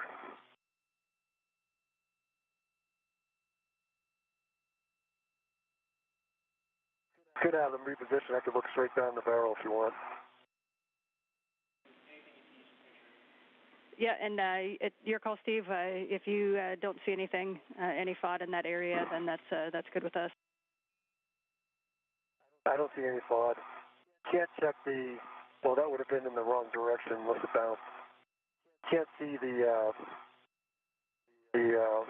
wires that are immediately next to me, whatever face that is at this point. If that's aft. Yeah, I can't see the aft wire. Everything else is clear. Okay, that's Steve, we're ready to support GCA if you need it. All right, actually, let me see if I can reach my safety. Let's see. Yeah, I definitely need to reposition to get this thing out. Woody, I don't know if you guys can pitch just the end effector aft. Not sure what direction that is and current coordinates, and then I can look straight down the barrel and we can see if there's anything on the stairs in the other mechanisms. okay. That's a good report, Steve. We're going to get you moving off the arm, and if you want the Frank to move the arm to the published APFR egress and removal position, we just want you to be aware that your safety tether base is still there. Yep. I agree. So, Woody, I'm ready for you to move the arm to the published VA egress position. Okay, Steve, we copy. We're setting up for that now. For awareness, that's just about 22 centimeters station nadir. Okay, I'm going to need to come. Go ahead. Brakes are off. Okay, I need about, I guess it was 20 centimeters aft, and then 20 centimeters, 40 centimeters starboard. Steve, we copy. 20 aft and 40 starboard. Stand by. Is that correct? I'll make that port. I need it toward me. I'm sorry.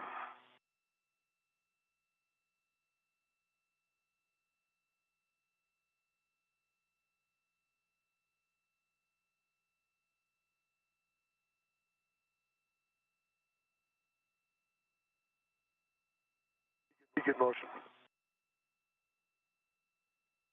Maybe I don't. I don't see motion. That was me.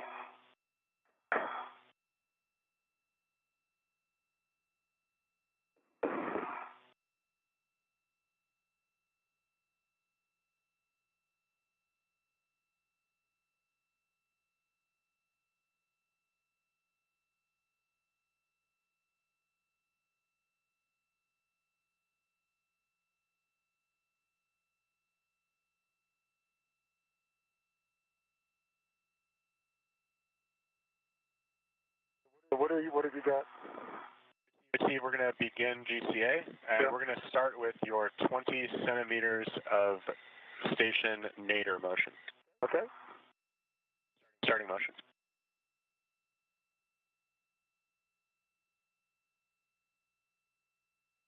Take good motion nadir. Copy, good motion.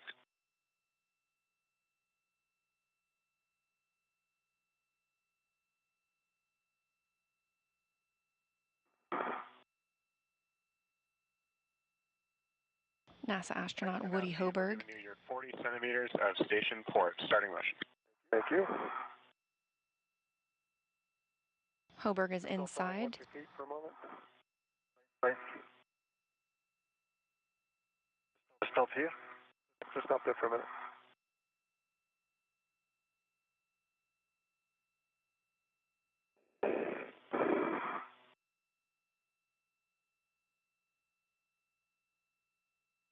Left. Can you continue another 20, Woody? Firm, continue 20. Thank Station you. port. Station port. 10 to your 20. All right, that's a good position. Stop there. Hold position. All right, and if I can get 20 centimeters aft. Firm, 20 centimeters station aft. I've got the clearance.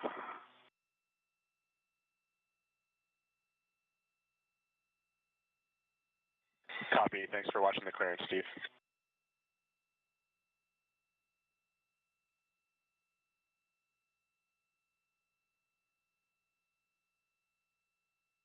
All right, you can stop motion there. That should do it, I hope.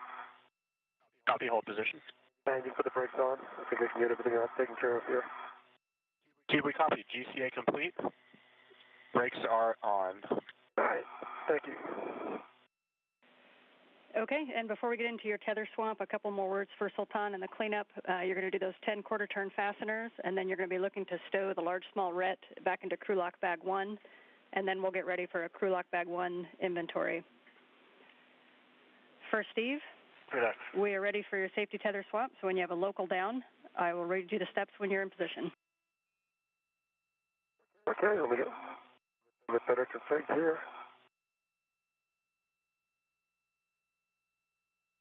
All right, I have my right tether down, get close by the lock, and this is going to my left E-ring extender. Oh, yes. I will just do that directly.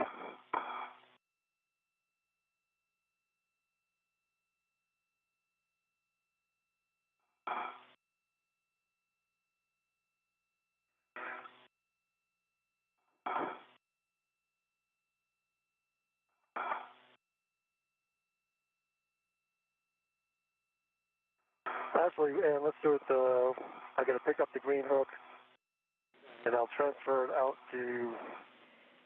Yep, I can read you the... right behind me, that's the problem. Yeah. Hold on a second. I got to get my... So it is behind me.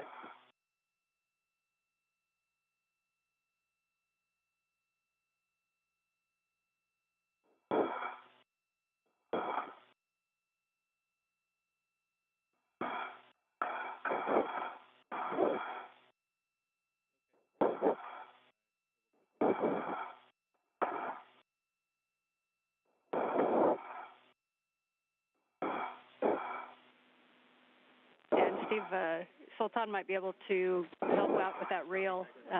Sultan, if you look to your left, you might be able to help Steve out with his reel. See the red wheel? Right, copy. Done by Steve. Okay. 8, 6. Move body up now. Body up.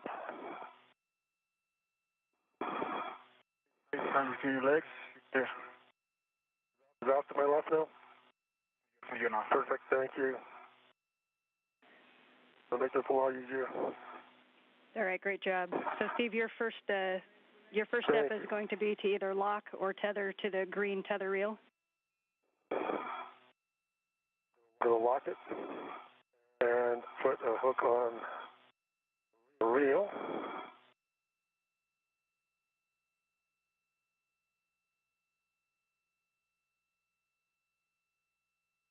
Okay, got a large thread on it.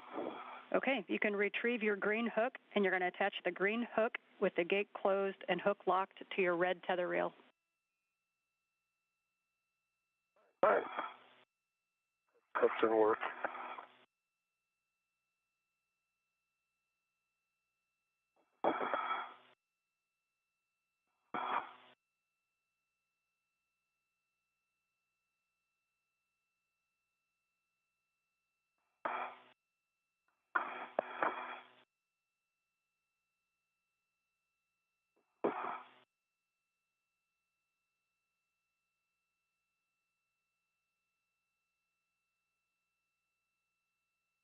The green hook to the red tether reel. That's complete. Copy, and we want to lock that one. It's locked. Copy, the green hook is locked. You now go to release your yellow hook from the SSRMS handrail tether point. All right, I can release the yellow hook. Get this off the green reel.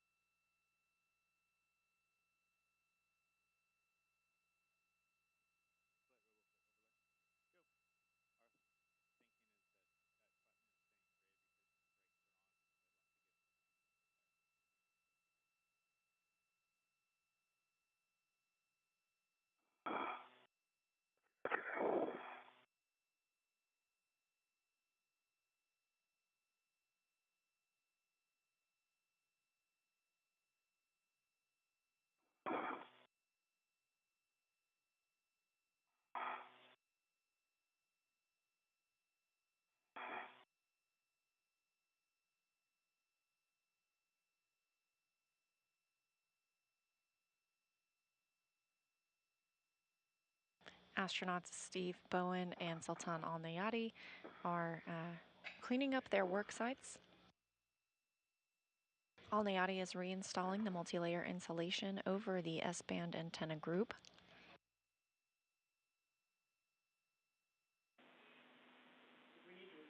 We're about 45 seconds to a handover, and Steve, once you get your yellow hook from the SSRMS handrail tether point, you're going to be attaching it to the green reel and ensuring that it's locked.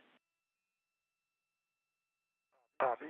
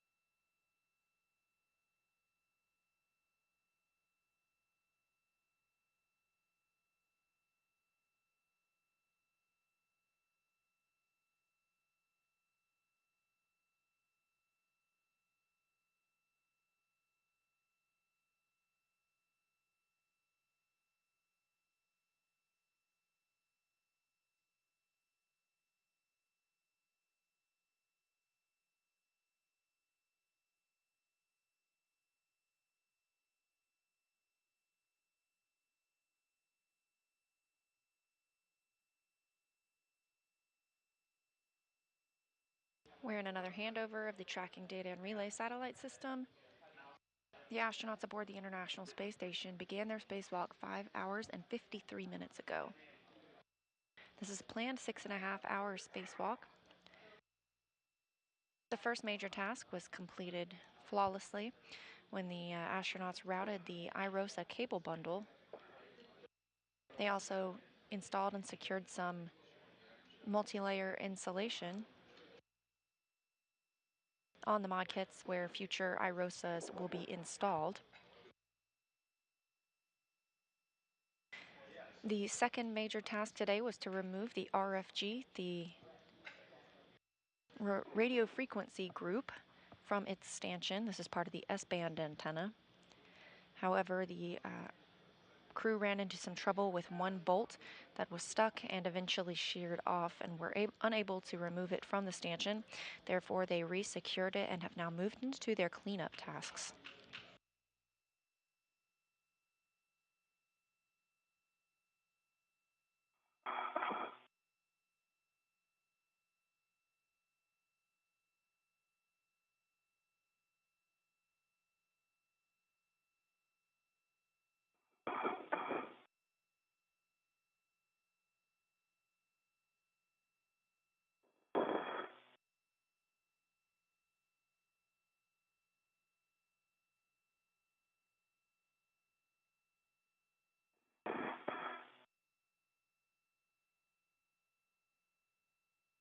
All right, yellow hook and green, gate closed, slider locked. And I'm going to unlock my reels. Okay, good word, Steve. We understand yellow hook is locked and on your green rail, and you unlocked it, so you do have good safety tether pack. All right, I understand I have a good safety tether pack.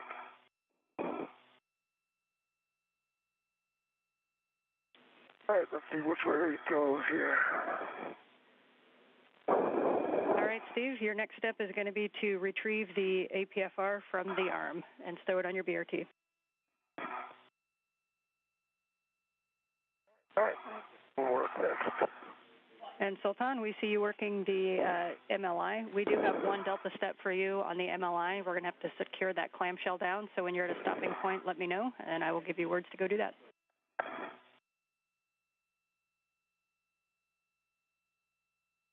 All right, in work.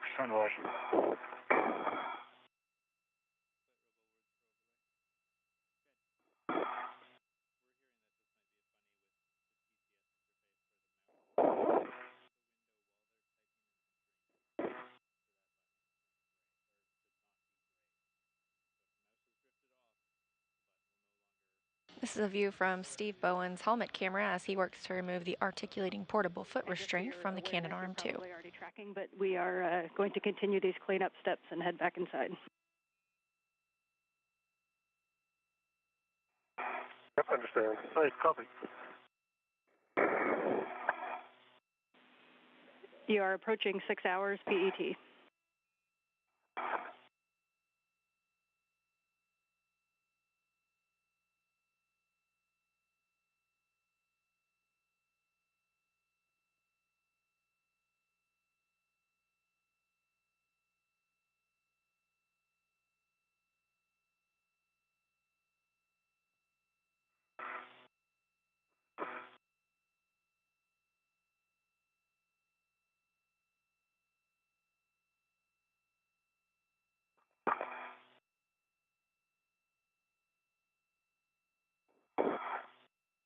Okay, Woody, I might need you to do something here and take the APFR, well, take the arm, station port, I'll take it station forward,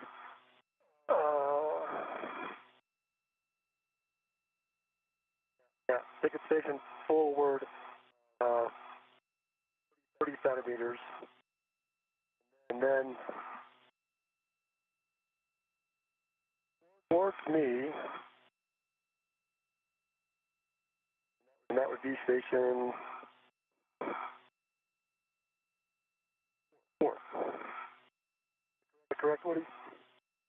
Steve, we copy. The brakes are off. Begin GCA. We're going to start with a motion station forward 30 centimeters, and then we'll come station port. Thank you.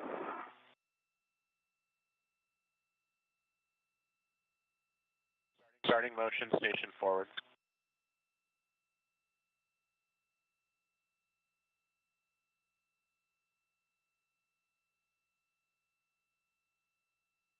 Good motion. Continue motion. Continue. 15 to go. Continue to another 20. Copy, continue another 20.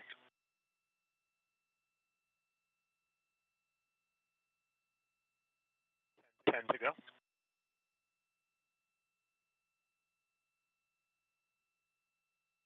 You can stop at that 10. Okay, copy, Steve. That's your 20. Now, 30 centimeter station port. Yep, get 30 centimeter station port, and then we'll start from there. Okay, Steve, starting motion, 30 centimeter station port. All right, I'm watching.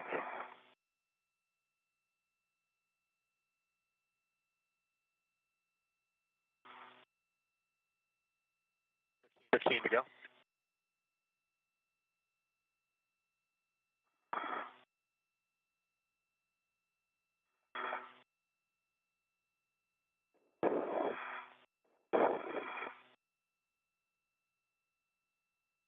Steve, that's your 30. All right, let me look. And we're going to need you to continue another 40 centimeters. Steve, we copy additional 40 centimeters station port, starting motion.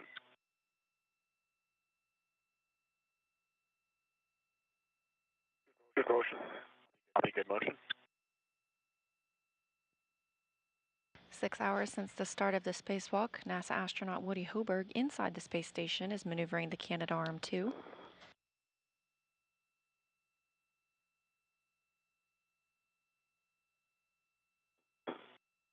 The astronauts outside are working through their cleanup tasks and preparing to ingress after those are complete. Steve, that's your 40. Okay. Stop there and then bring me station aft, 30 centimeters. We copy station aft, 30 centimeters.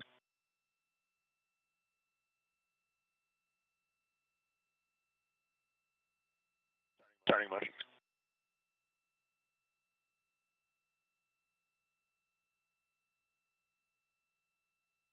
Seen to go.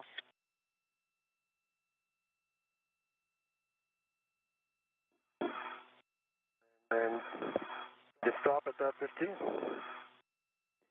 And Steve, that's your 30 centimeters complete. Thank you, perfect. Put brakes on, I'll take the APFR out from here. Steve, we copy GCA complete. All right, and we copy? Steve, brakes are on, your go for APFR removal. All right, Steve, you can get the APFR. Sultan? And I'm ready for... Perfect. I have words for you. So we're going to have you take an AET from your MWS, and we're going to go over to the clamshell MLI. So we basically need to recreate the strap that we cut earlier. And the way that we're going to do that is we're going to have you loop the AET through the clamshell handrail. So it can't be a hook to the handrail. It's got to be looped through and then hooked to itself. And then you're going to take the hook end of the AET, and on the other side of the RFG from where you're at, there's some black seams along that Velcro seam, and you can hook the AET to that.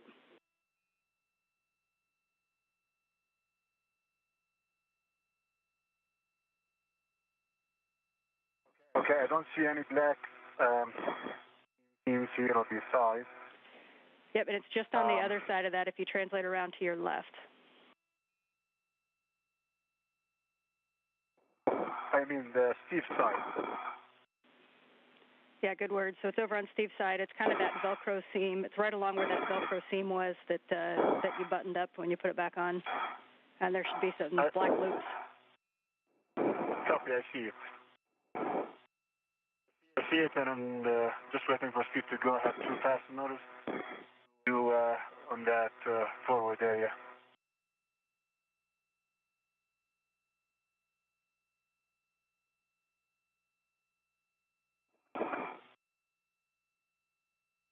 Okay, the APFR is removed. Okay, Steve, that's going to go on your BRT, and you're going to be heading out to the port Cedar-Cart via the same path that you took this way, so over the lab to the gap spanner and up the struts. And you'll be picking up that fair lead that you left with the AET earlier on the lab struts. All right, I'm putting that in work. Clear my tether for once.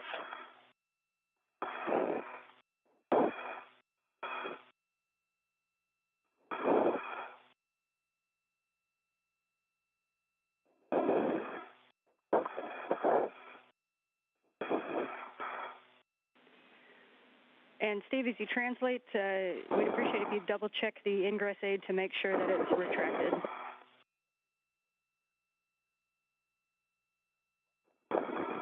All right.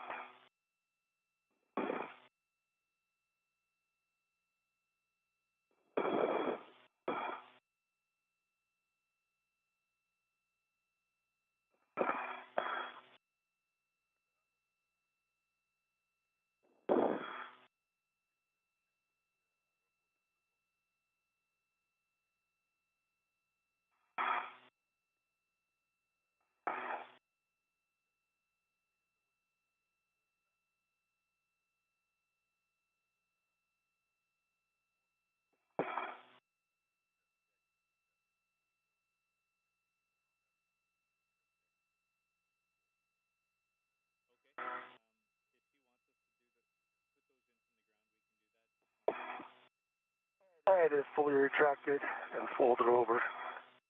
Thank you for asking, and thank you for checking. Copy, Steve. Thank you for that. And you can head out to your fair lead on the lab strut. And that's the lab strut fair lead.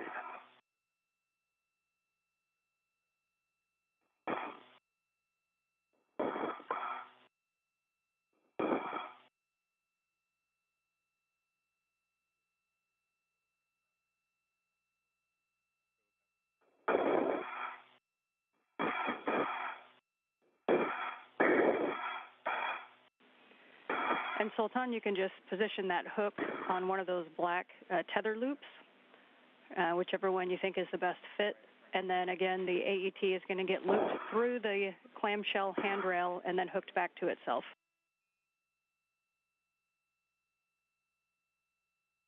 All right, copy that and in work.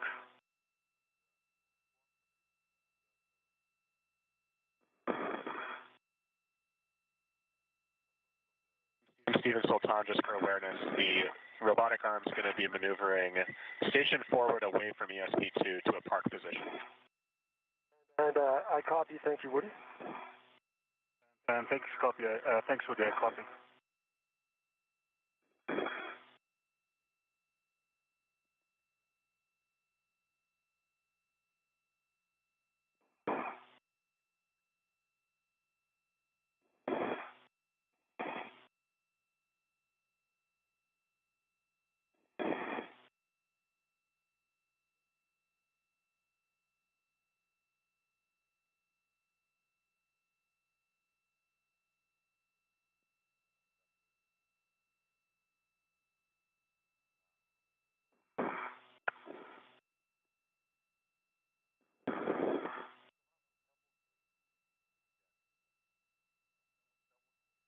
All right, stopping to pick up my fair lead. We copy your picking up your fair lead.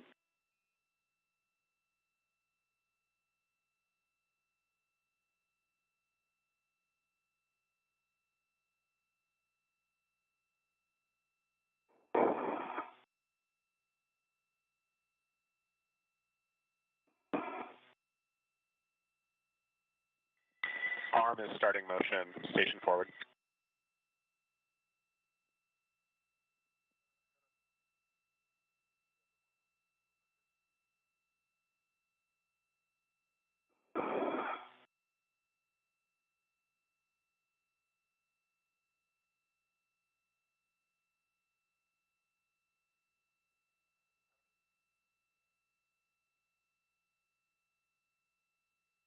Okay, adjustable equipment tether is installed in the clamshell on one side and to the back group on the tent, the other view side. All right, good work, Sultan. We saw the same thing. We like that config. So we're going to have you head back over to crew lock bag 1.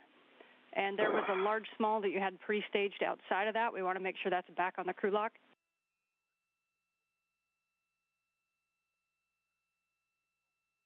But I didn't work on, but I need to do 2 more fasteners that I haven't done. Get in the port side.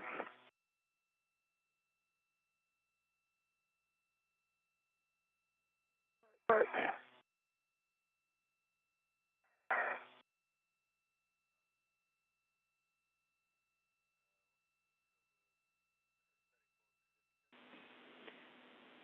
And for big picture, Sultan, when and you... just go back in 3? And yes, for Steve, you're going back into width 3, which is the top left.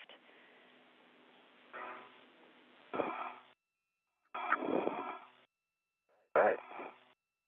Thank you. And your settings are 6, Papa, Papa, Fox 6.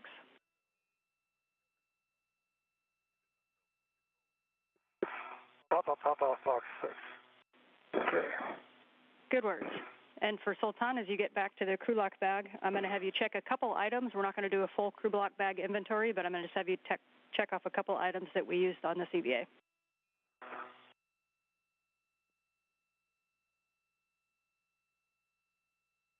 Yeah, and there a minute, your full view.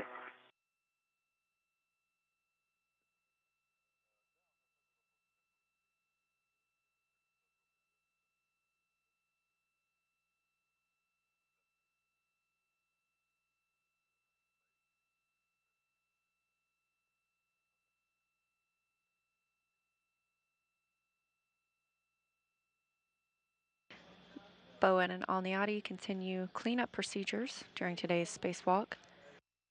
As you can see, the articulating portable foot restraint has been removed from the Canadarm2. Meanwhile, Alneyadi has been covering the S-band antenna with the MLI that was removed prior to attempts to remove the RFG from its stanchion.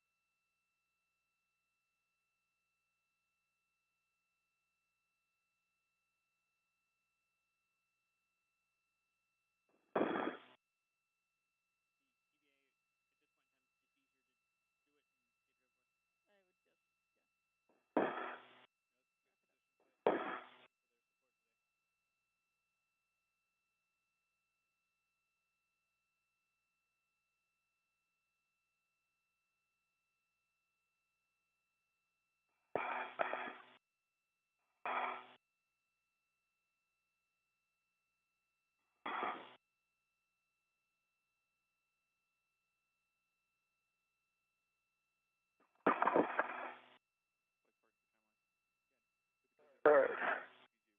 I've got black on back, the good wiggle pull test. And 6, Papa, Papa, Fox 6. I think it's still in place. Okay, copy, Steve, and can you just double check the pitch knob is locked and it can be depressed? The pitch knob is locked, and it can be depressed. The problem with this one is the collar or the lift actuation mechanism. It again gave me the indications that it was locked, black on black, but it was not locked, and it wouldn't stay in place. And it was. I actually tried to take it back out, pushed it back in to get it to go black on black. So it's in now, but I don't have high confidence in the collar on this one. It was difficult to move the collar. Okay, yeah, we copy. Thanks for those words, Steve, and we've got those notes down. So at this point, you are actually go to give me a glove and hap inspection, please. Okay, let me get this rat off the APFR. For Sultan, we want you to double check on that crew lock bag that you picked up the large small that we had pre-staged on that handrail.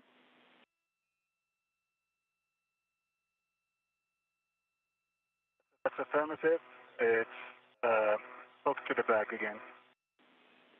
Copy, and then we want you to verify that the hammer and the pry bar are in the crew lock bag.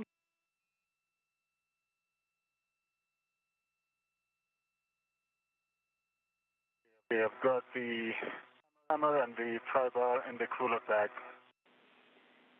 And you can confirm from my view as well. Okay, copy. And then the other last two things we want to check is the wire tie caddy and then the two wire ties in series that you had put together to use that we didn't use. Okay, the wire tie caddy is inside. Just checking for the wire and you do not need to open the bag. Last time I checked, they're in. They're in. I haven't used them under the wire caddy. Okay, good word, Sultan. You're going to put that on your BRT, and then we're going to have you translate back over to where you installed the AET, and I'm going to have you do one quick adjustment on it on your way back to the airlock.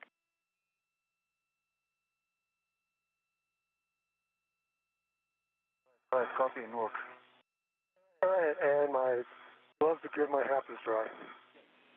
Copy, Steve. So you can translate off of the SETA cart, and as you do so, please depress the port SETA brake pedals twice as you go by, and then you can translate to the anchor hooks. The port SETA brake, I go by. I will put that in work.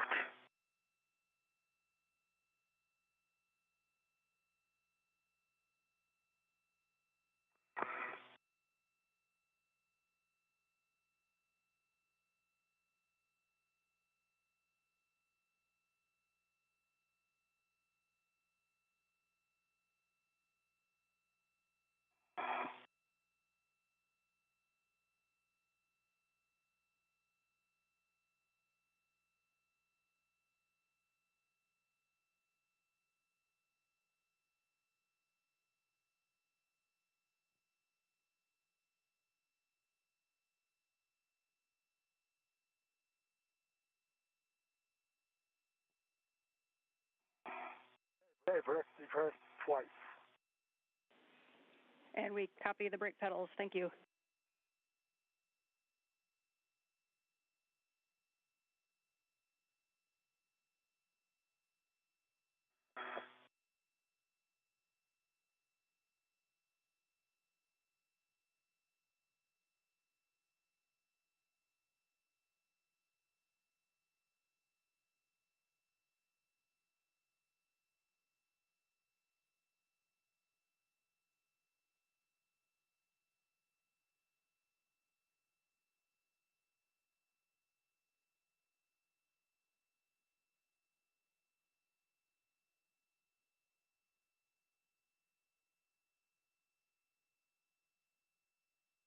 Want to get started as well? And Steve, sure, we'll take it as you go by. Okay, they're started. And we are about 5 minutes from sunrise.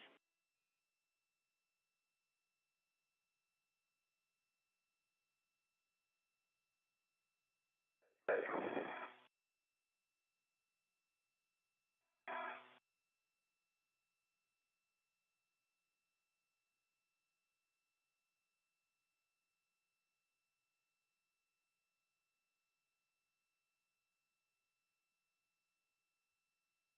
Okay, and we'll look back to our BRT, ready for clamshell extra work. Yeah, so the AET, we had you loop one side on the clamshell, and then the other side we said to hook it. What we'd like you to do is just take that side that you hooked and unhook it and loop it through just like you did the other side. So therefore, both sides are looped through and hooked back to the AET itself. Okay, I see. Thanks. I'll do that now.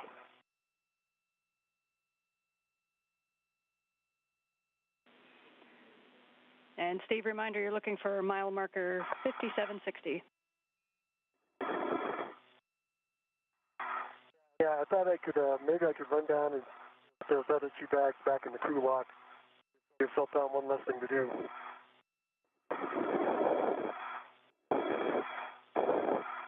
How does that sound for a plan? With that? Yeah, copy. We're good with that plan. Okay, yeah, head down there right now.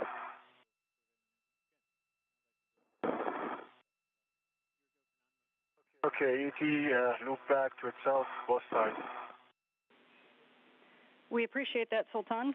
And so now you can translate over to the airlock. Copy.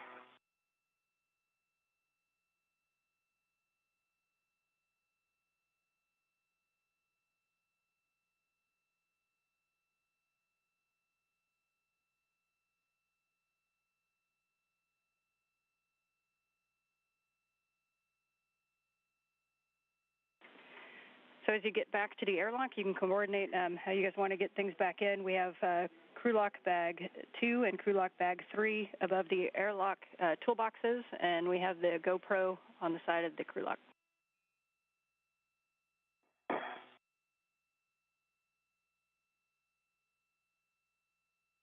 Copy that.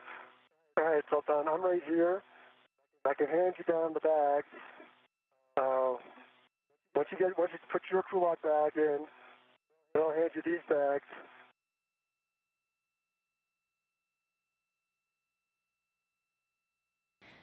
This is Mission Control Houston. We have a handover of our satellites that allow us to communicate with the International Space Station. Both astronauts Steve Bowen and Sultan Alneyadi have completed the cleanup portion of today's spacewalk. They are now moving back toward the Quest airlock. That's worth both of you. Oh, I see it. They have a couple bags to retrieve that will be stowed in the airlock.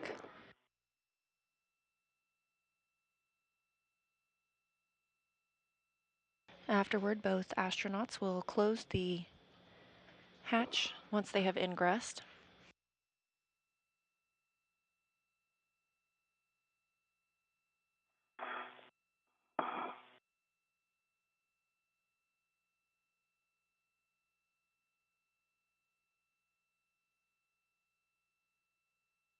It'll open the thermal cover.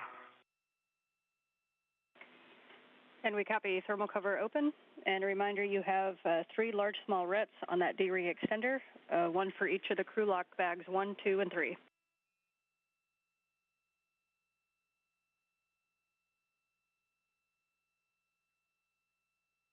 Copy, Ann, thanks.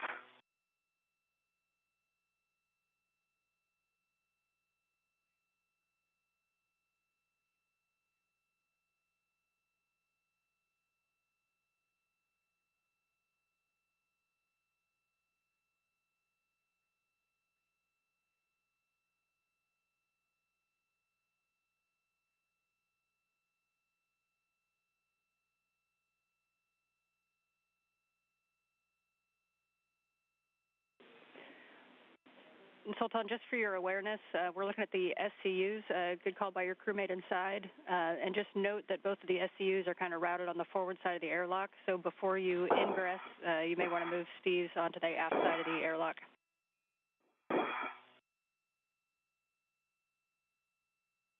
Right.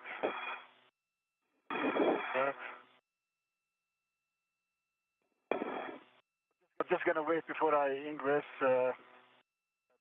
Steve, you good with that GoPro to bring back? I was going to bring down, if you can come out and just... all right, I'll just stow crew lock bag number 1 and then... Yeah, and then come back out. I'll give you crew lock bag number 2 and number 3. All right, thanks. And then we'll be... you can get the GoPro while I run out to the... All right. Let me get the...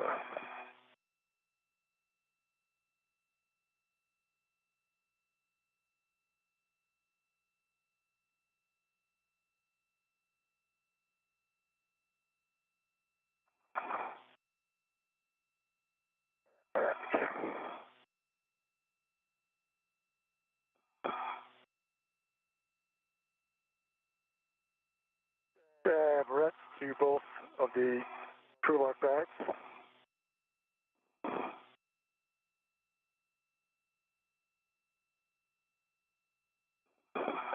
And then bring them down. And we copy?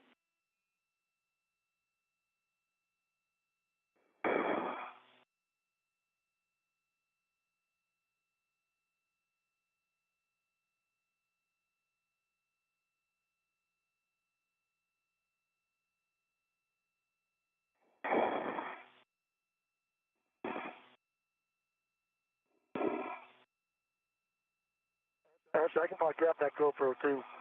Take these right now. You're ready. Here's crew lock bag number 2. You want to English all the way? What's that? You want it English? I want you to put this inside. Okay, I'll do that. Let me route your SCU first. Okay.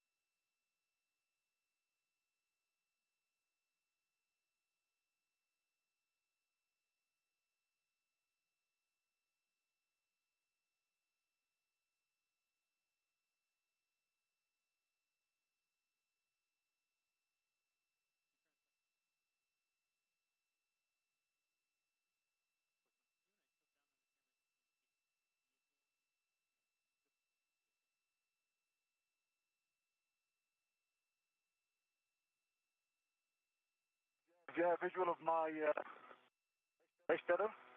I do. Okay, so I'm going to hook to the alternative extender Okay.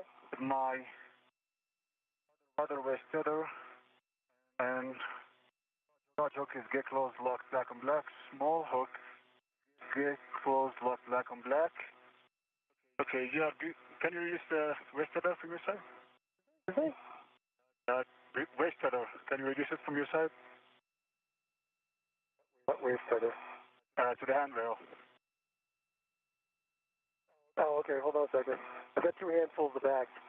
If you already bought the SCUs, I can hand these bags to you. All right. Hold on.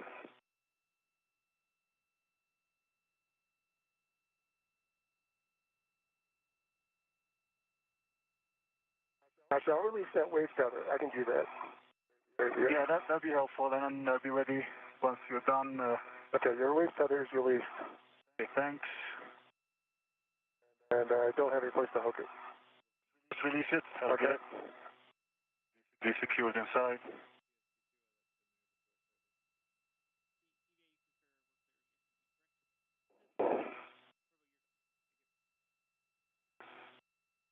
This view from Sultan Alneyadi's helmet camera as he is inside the crew lock portion of the Quest airlock. And Steve, can you confirm that's both 2 and 3 crew lock bags? I have 2 and 3 right next to me. Okay, copy. Both Thanks. redded and bring them head in. Okay, Steve, ready. All right, here's 2.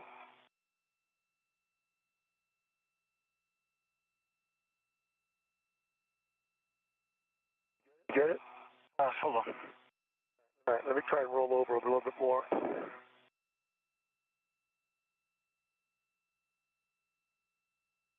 Okay, here's 2. This view outside the airlock as NASA astronaut Steve Bowen prepares to ingress. I'm going to release yours. Okay. Good. Bye.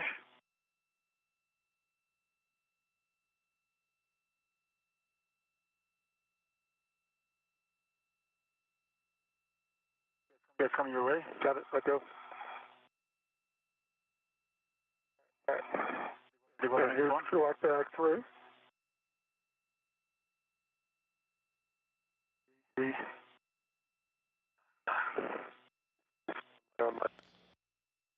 The International Space Station recently crossed into an orbital daytime, but in the distance you can see Earth's moon, the destination of NASA's Artemis program. They have a red to it. Let me release my red tube back to you. We've got too many reds out here. Okay, you can do that. Okay, here comes that red coming up to you. All right. All right, give me 1 second. I'll go get the GoPro, and then I'll head out, and we'll... And we can Yep, so crew locks bags 1, 2, and 3 are in the airlock. So once we have the GoPro in, then Steve, you can also you can go out to the anchor hooks. All right.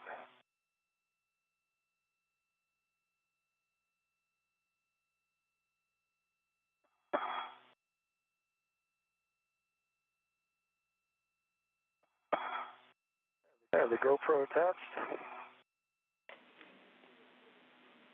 Copy. And we see you translating out. Oh, I'm going to translate top hand up to Sultan, then I'll head out. I've got too many hooks on me right now. Copy.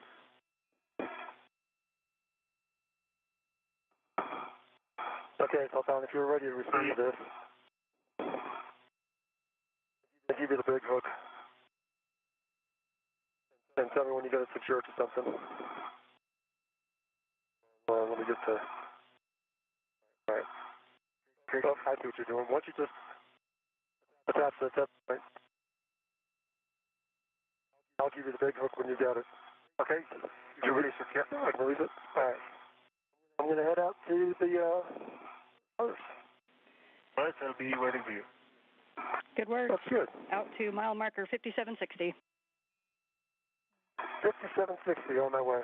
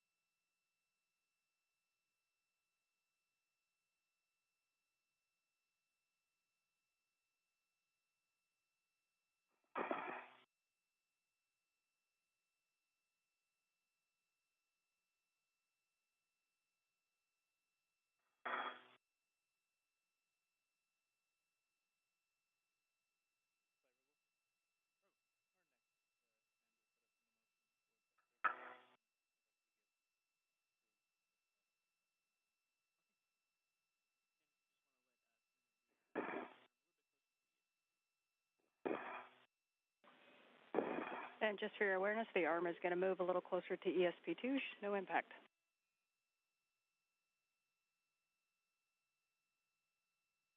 You're doing copies. Thanks.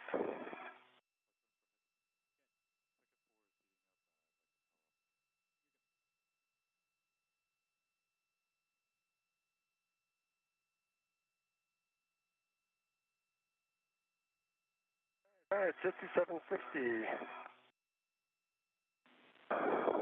Okay, copy, Steve. Configured here.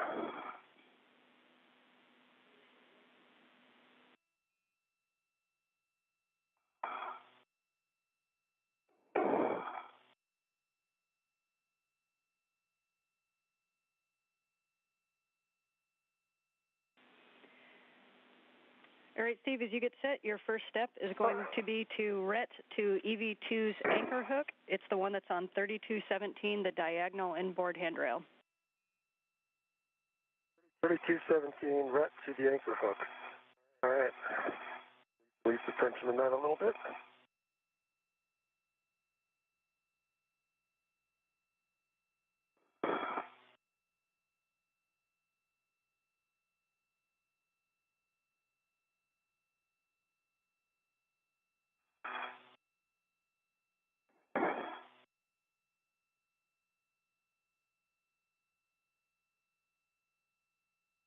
This view from the helmet camera of NASA astronaut Steve Bowen as he continues cleanup procedures.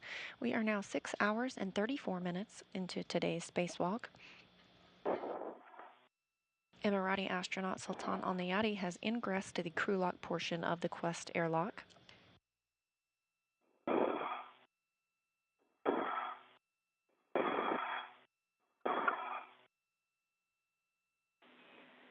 So see if you're going to ret to that one as you are. Then you're going to release it and hook it to your anchor hook, that anchor hook to your waist tether with gate closed, sliders locked. All right.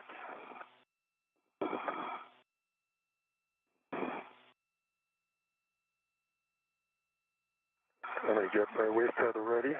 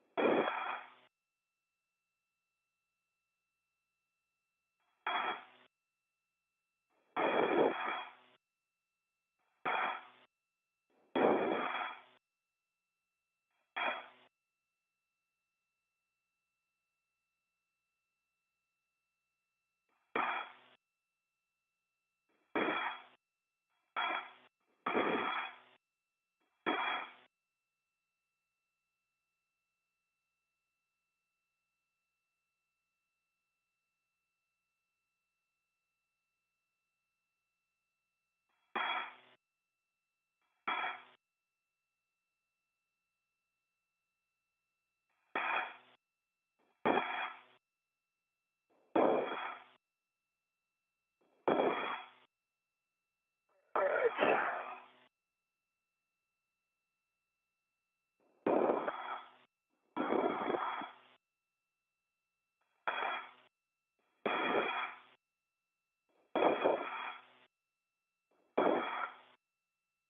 On my right waist tether.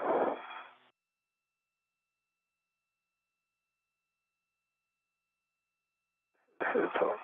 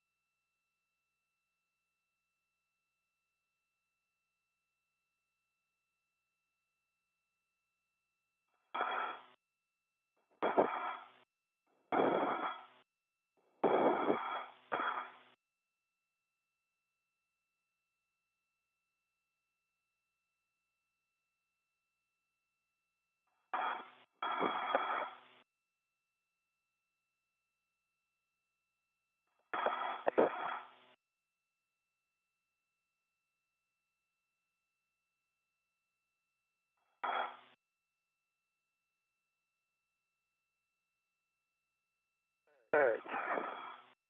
Got his tether, his green, his hook, blank hook, gate closed, slider lock. My right waist tether, gate closed, slider locked. Copy, Steve. That is a good safety tether config. That's now your primary safety tether path. You are now go to release your anchor hook from 3011 just to your left, and you can stow it on your workstation. All right, 3011.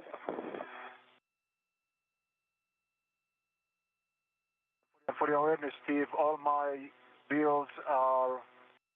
hooks are closed, locked black on black, attached to the airlock through my waist tether. Both hooks are closed, locked black on black. You're good to go. All right, then head back. And we copy, Steve. And good word, Sultan.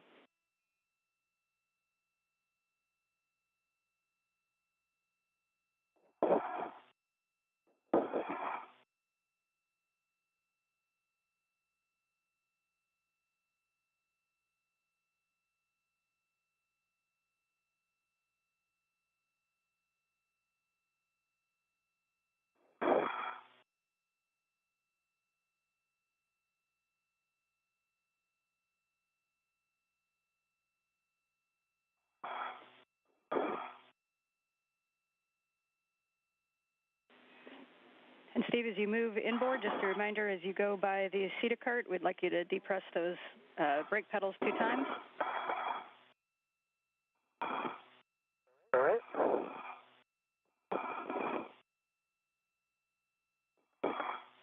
Get caught on handrails that didn't know existed.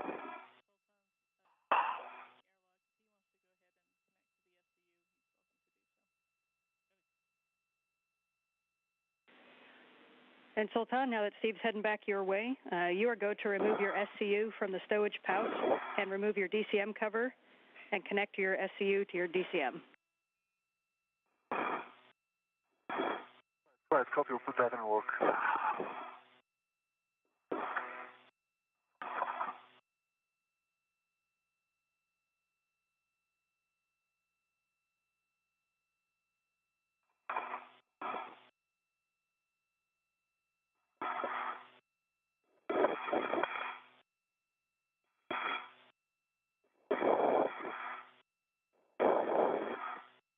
Having released the necessary anchor hook as well as Sultan Alneyadi's anchor hook, Steve Bowen is headed back to the airlock following his safety tether. And Sultan, you can also turn your HECA off. All right.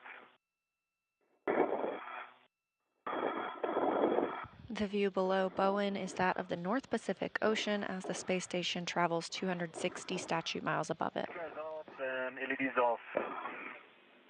Copy, LED off. All right. Go to CETA cart. Remember, CETA cart, brakes depressed.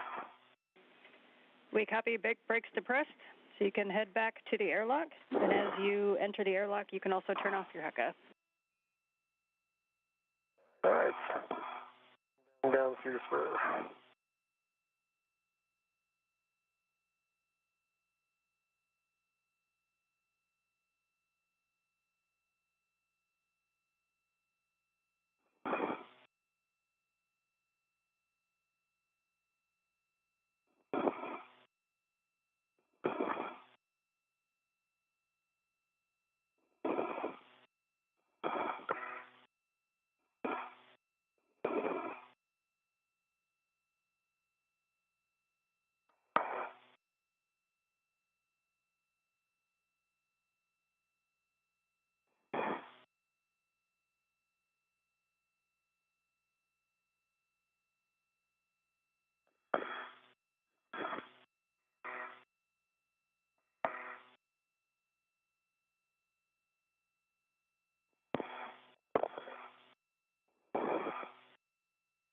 And if you could relay something to the SMMTT, we'd like to take our queen to take on Foxtrot 6.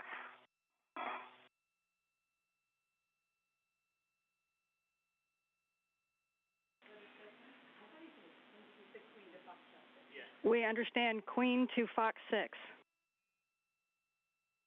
And we'd like Costa to make that move if he can before he gets really busy. He's on it. This wire tie on 554, what's that supposed to do? Long wire tie?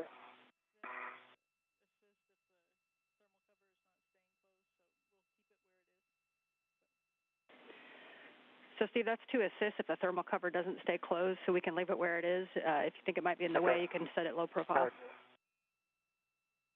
That's what I just did. Thank you. I didn't know if there was some additional Good check. We appreciate it. I'm going to take taking my legs in, and I'm going to see if I can reach the... Okay, Steve, you're good to go. I have all the bags. Bend them forward and made up for you.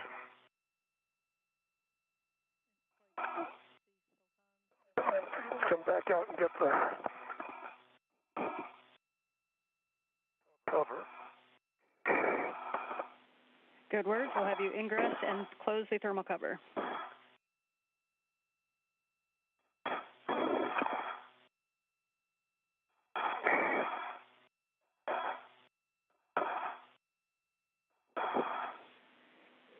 And if you both want to, this is where you can reduce your TCV setting. As you get on the SCU, it has warmer water. So to minimize risk of fogging, you can reduce your cooling just a little bit. Okay. Yeah. Prepare that. Get the cover in place. Okay. See where you are. Okay. Clear, Steve. Okay, my legs are coming back then. All right, try and get this on the magnetic. So, Steve, you're going to release the hook from the stowage tether point and attach the hook to the magnetic plate D-ring, and then cinch the strap until snug, 6 lines visible, and you're going to verify the magnet is engaged. All right, I'm working on the hook.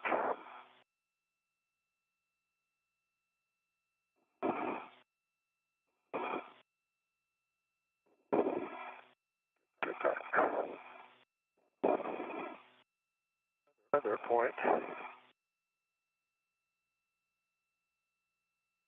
Bowen and Alneyadi both back inside the crew lock portion of the Quest's airlock, now closing the thermal cover ahead of closing the airlock hatch. Okay. Let me get that cinched down.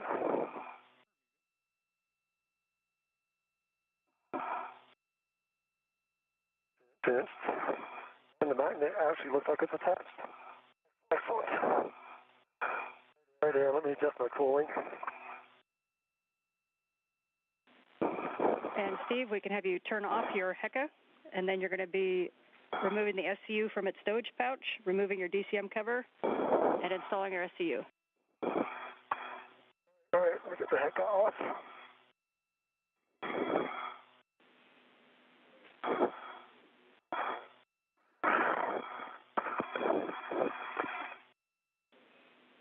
And a reminder now that you're in, if you wanted to reduce your TCV setting to a lower number to minimize the risk of fogging prior to putting on your SCU. All right, let me fix that. And for EV2, I've got my SCU connected to my DCM, and my current TCV settings is 3. Copy. TCV settings for Sultan is 3, and copy your SCU is connected.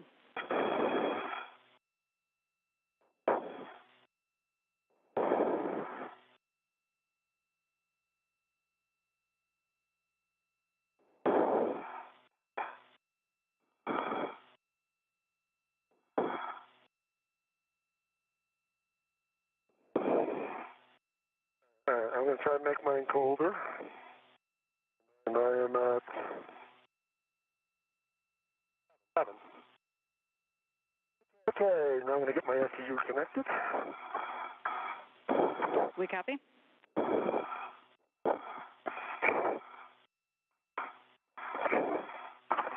on, I'm going to need you to find my SCU first of all. Okay, And I'm not sure what I'm bumping up against. All right, stand by. It's me, so I'll move forward. Thank you. And I'm trying to find the SCU pouch. Okay, let me find. I don't know where it went. Okay, your SCU is here. What does that mean?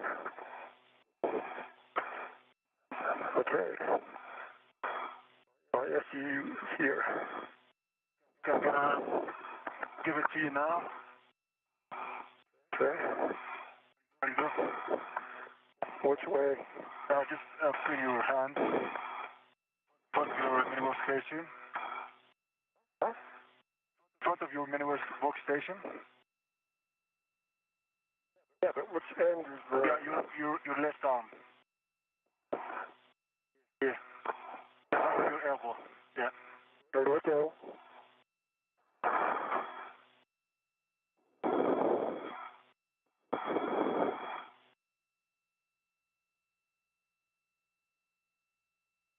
Yeah, let me get all this stuff back clear again.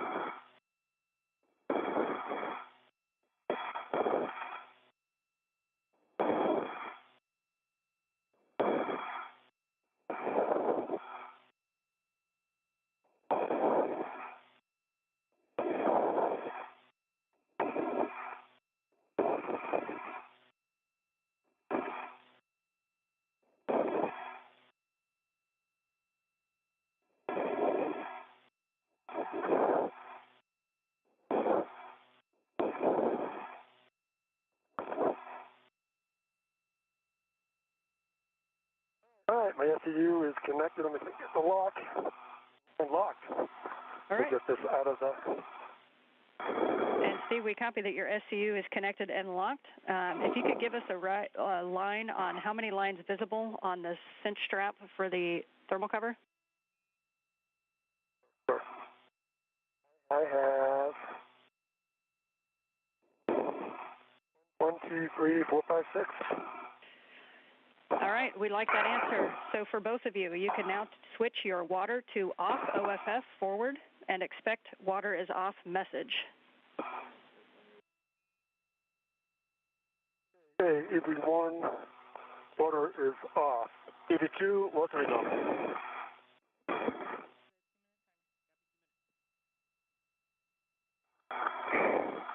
Okay, we copy Steve and Sultan. You both have your water OFF, and we'll hold here for 2 minutes. I want to take a moment to congratulate you on the successful spacewalk. We're nearing 25 years of spacewalks on the ISS in support of assembly, maintenance, and upgrades. Steve, congratulations on your 8th EVA in your first in 12 years. Sultan, you've now entered an exclusive club of humans who have stepped out into the void of space, and in doing so, you've marked a milestone for the United Arab Emirates. This is a historic moment for the expanding face of global cooperation. Congratulations to you both. Thank you, Ann, and I know things didn't go exactly as we had hoped, but we were trying something that we had never really intended to do, and sometimes that doesn't work, but it was a tremendous opportunity, and I really want to thank the Rojo community for getting that SAS located where it was. I would have intended to try and carry that with us, but everybody, the whole team did a fantastic job. I really appreciate all the work that went into it, and it's been a great honor to be a participant in Sultan's very first spacewalk, and I'm sure he has a few words to say as well. Thank you, Steve, and thank you. It's a great moment for the UAE. I would like to thank my leadership, the leadership of the UAE, and the USA, specifically MBRC and NASA, for believing in us and for giving us this opportunity. This might be the first in the Arab world, but definitely won't be the last. We have astronauts under training now to undergo future missions to the ISS, to the lunar service, and to Mars. So I would like to thank everybody who helped preparing us for this moment. First of all, allow me to say a few words in Arabic. أحب أشكر والدتي ووالدي على هذه الثقة الغالية اللي أعطوني إياها. دعواتي الصادقة أريد أشكر عائلتي، شكرا القيادة الرشيدة، الإمارات والولايات المتحدة الأمريكية بالتحديد، مركز محمد بن راشد للفضاء وناسا على ثقتهم، توصيلنا لهذا المكان، والحمد لله هذه مجرد بداية في مهمات فضائية إلى المحطة وإلى القمر وإلى المريخ بإذن الله. وشكرا جميعا. Thank you so much, Anne. Thank you, Steve and Sultan, for those words. And that takes our 2 minutes. So at this time, Steve, you can verify the outer hatch is clear of hardware and verify the handle position per the hatch decal, and then close and lock the hatch. All right. Outer hatch is clear. And the handle's where it's supposed to be per the decal.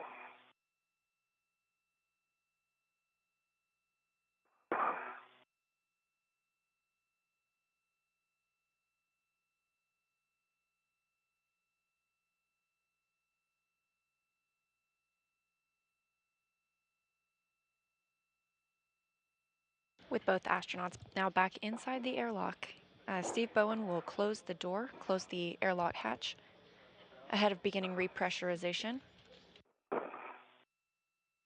We're now at 6 hours and 54 minutes into the spacewalk. Again, that spacewalk started when the spacesuits were set to battery power.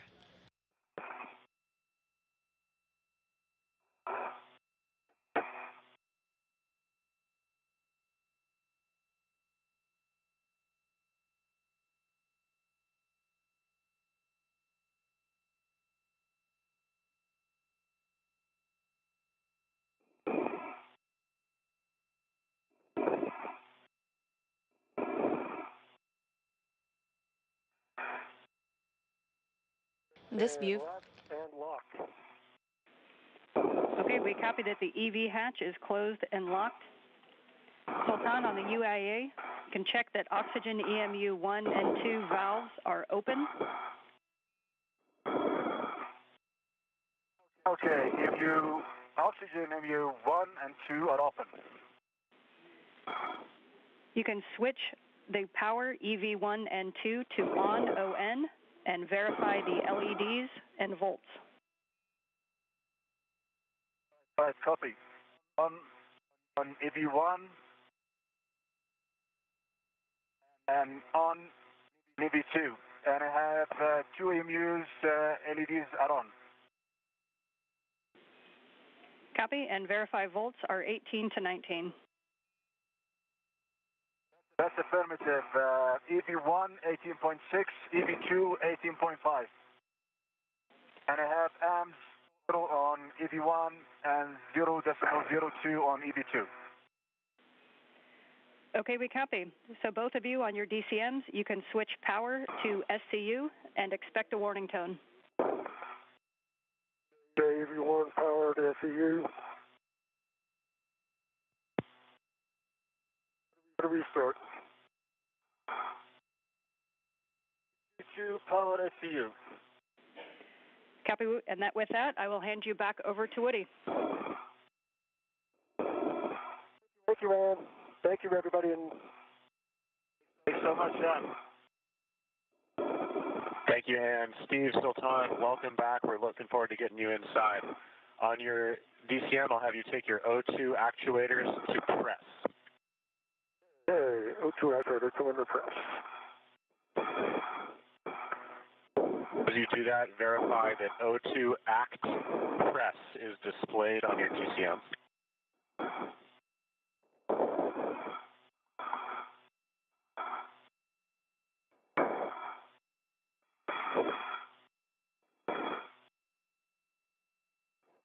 Ground IV Ann McLean has handed duties back over to Suit IV Woody Hoberg. This view of the equipment lock portion. Okay, O2 actuator press on EV2.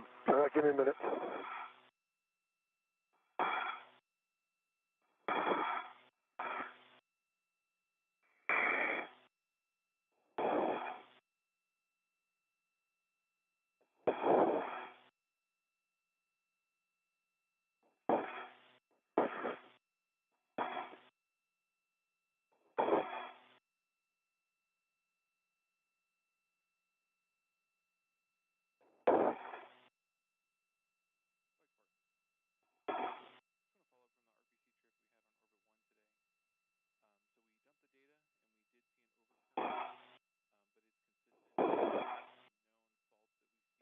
Hold on.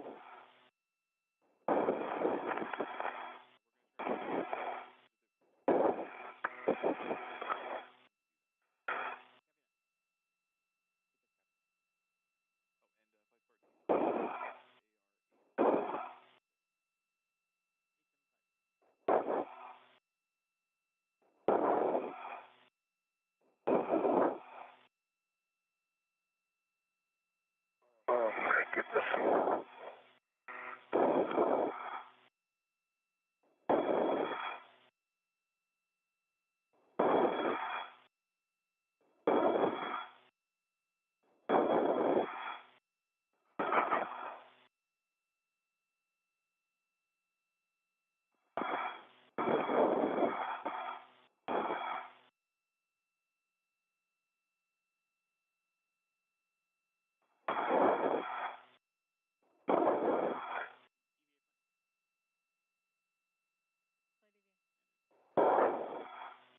Okay, O2 actuator depressed.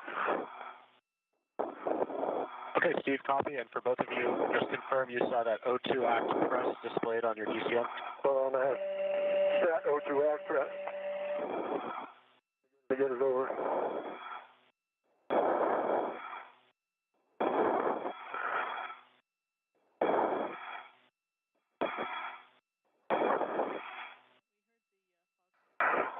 And we've now crossed into the 7-hour mark of today's spacewalk, that beginning at 11 a.m. Central Time, 8:11 a.m. Central Time this morning. Is press. Finally. Copy that, nice one, Steve. Steve, on the EV hatch, check that the MPEV is closed. MPEV is closed. Copy, closed. All right, we're going to start the crew lock repress now at 2012. Let me know if you'd like me to increase or decrease the rate. We'll start slow. All right, thank you.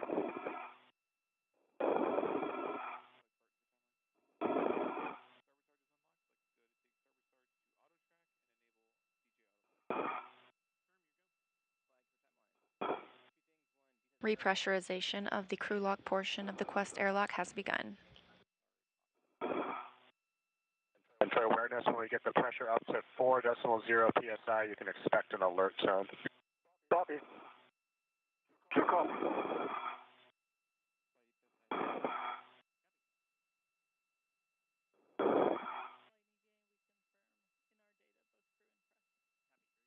Pressure increasing. Say again? Pressure is increasing. Copy.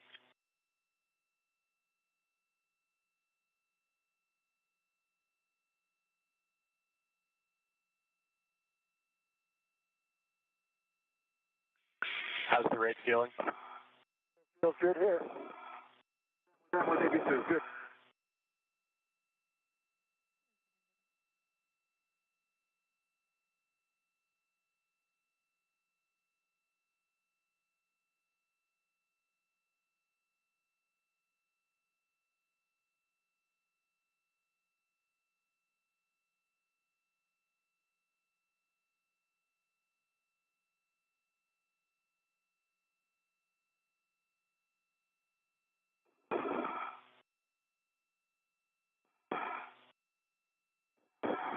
And with repressurization of the crew lock beginning, that rounds out today's spacewalk time at 7 hours and 1 minute, beginning at 8:11 a.m. Central Time and ending at 3:12 p.m. Central Time. Pressure in the crew lock is now 1.27 psi and climbing.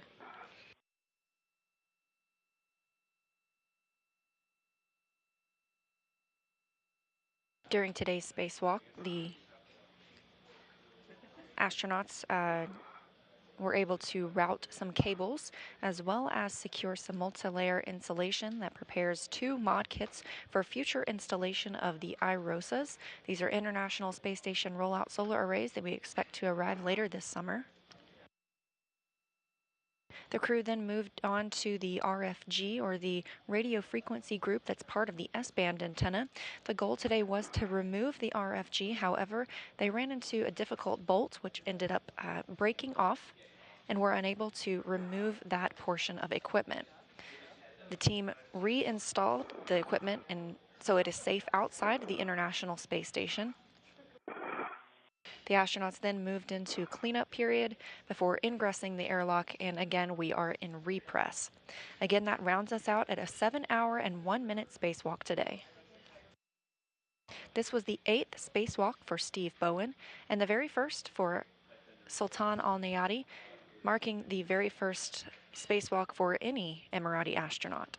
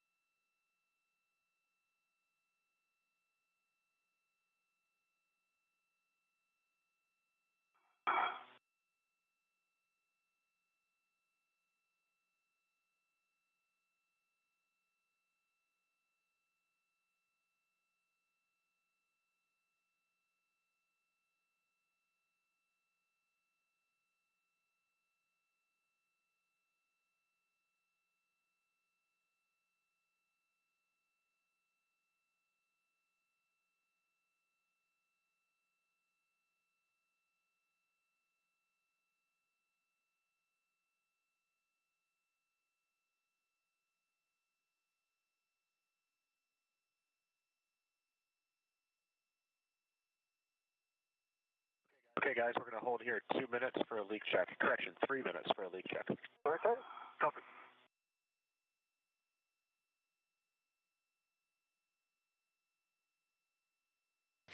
With the completion of today's spacewalk at 7 hours and 1 minute, we have a readout of our spacewalk stats so far.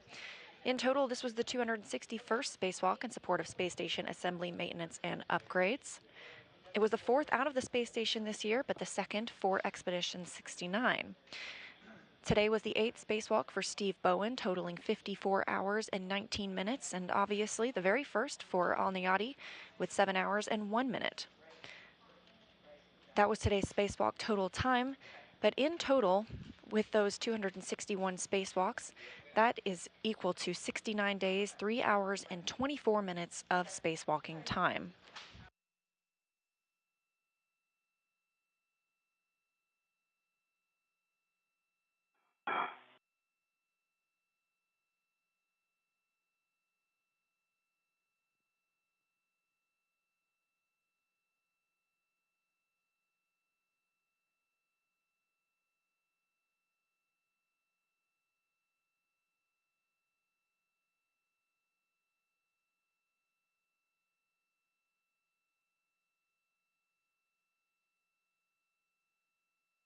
Guys, while we're waiting here, you can check that your glove heaters are off, OFF.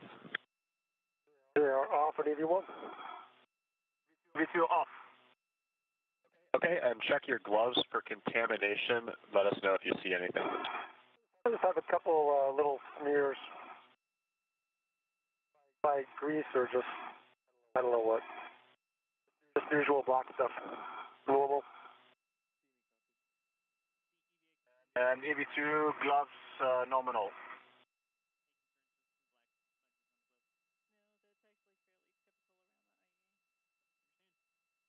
Okay, we copy a couple black smudges on Steve's gloves and nominal gloves on EV2.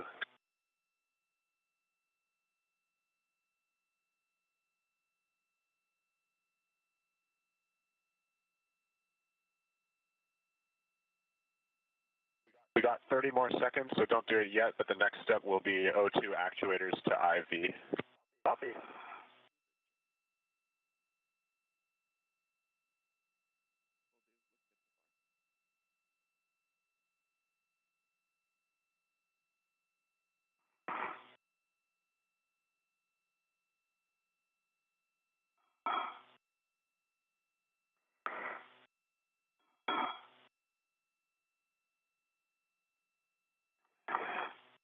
All right, Stephen Sultan, that leak check passed with flying colors. You can take your O2 actuator to IV. All right, copy. All right, EV1. Almost IV currently.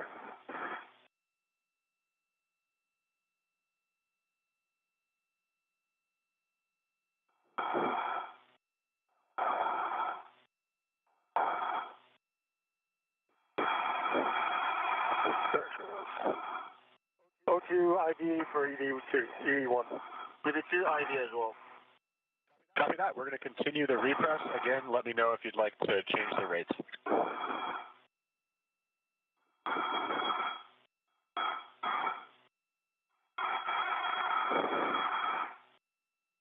Repressurization of the crew lock continues.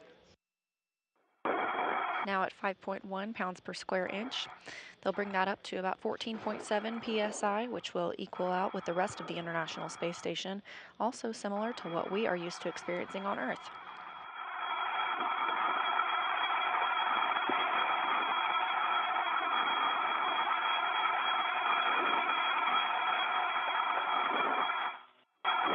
And just another heads up, near the end of this repress, you should expect one more alert tone.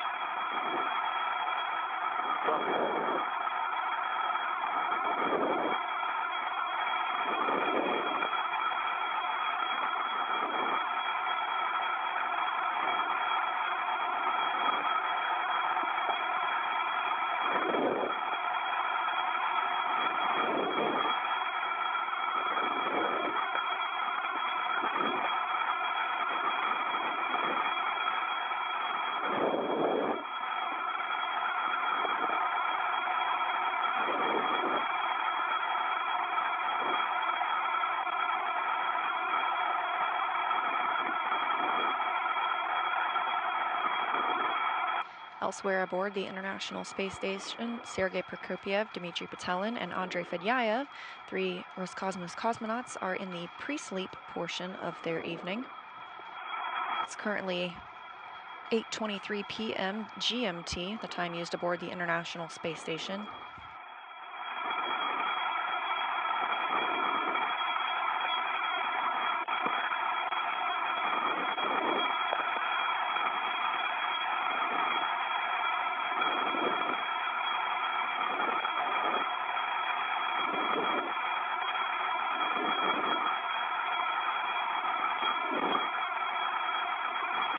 And the pressure in the crew lock is now 8 psi.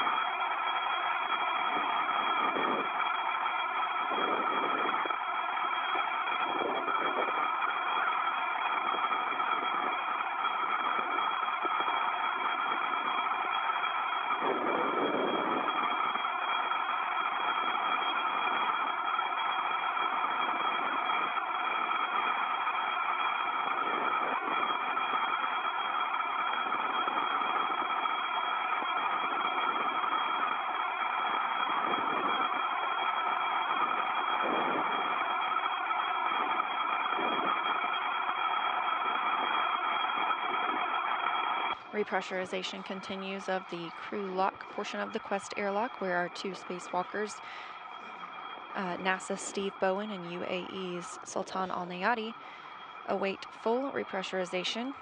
We are now at 11 psi. We'll bring that all the way up to 14.7 to match the rest of the International Space Station before opening the hatches between the crew lock and the equipment lock.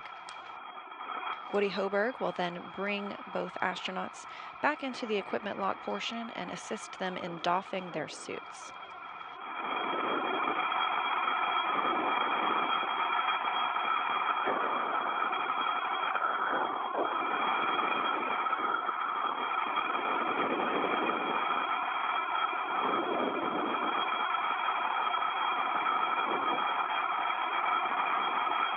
Aside from some debriefs, later this weekend, the crew will enjoy some time of rest and relaxation, Saturday and Sunday, ahead of getting back into their scheduled work week on Monday.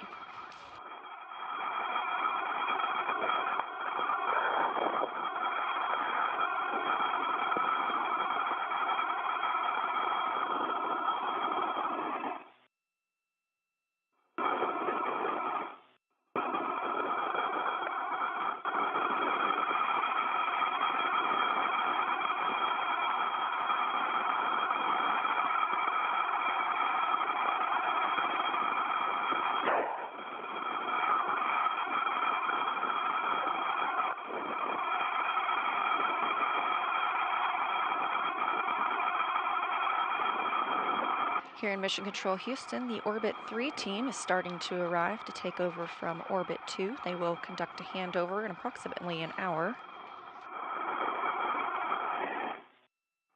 The Orbit 3 team will remain on console for the rest of the day.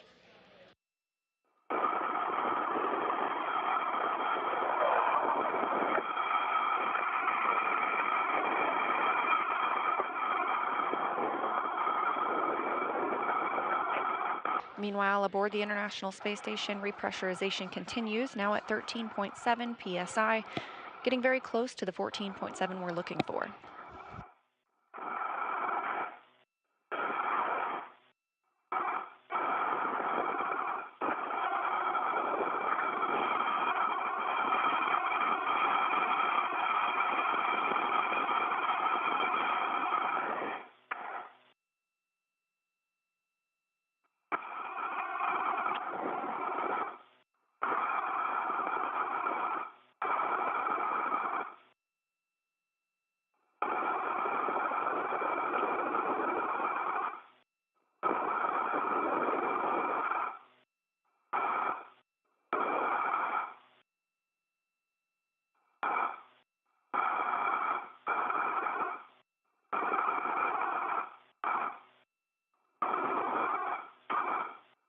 All right, guys, we're going to open up the hatch now. Thank you. Right.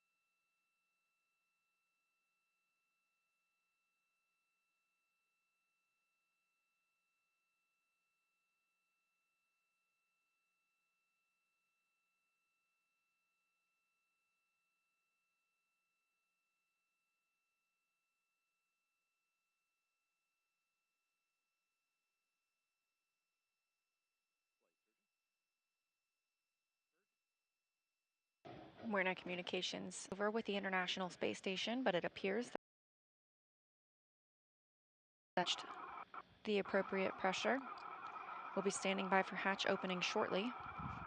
Again, today's spacewalk started at 8:11 a.m. Central Time and ended at 3:12 p.m. Central, 7 hours and 1 minute.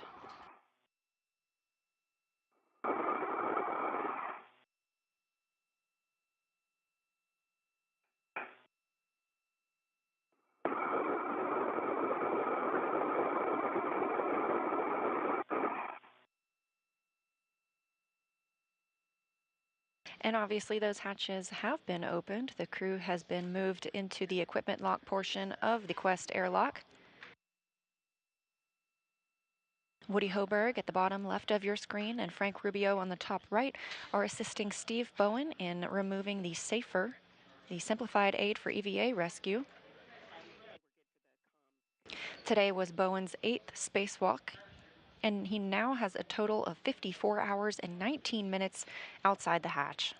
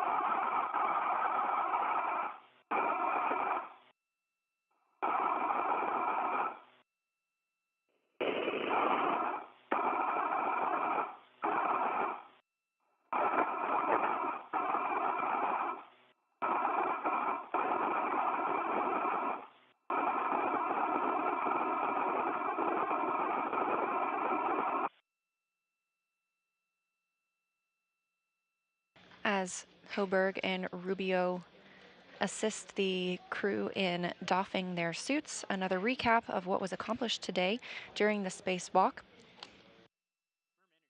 The crew started out by relocating 2 articulating portable foot restraints for future use. They then moved out to the S6 truss, where they worked on the 1B mod kit.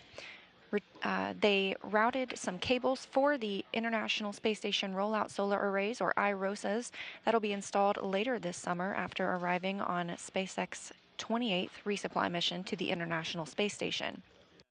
They also secured some multi-layer insulation around that mod kit. They then moved over to the 1A mod kit and secured multi-layer insulation there as well.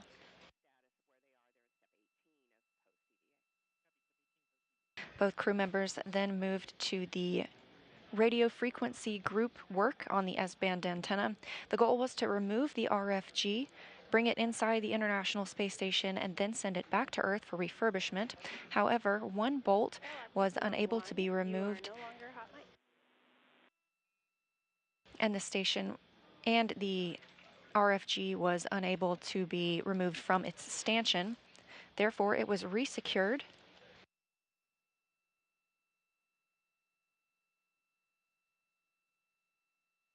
The crew members then cleaned up their work sites before ingressing again, a 7-hour and 1 minute spacewalk.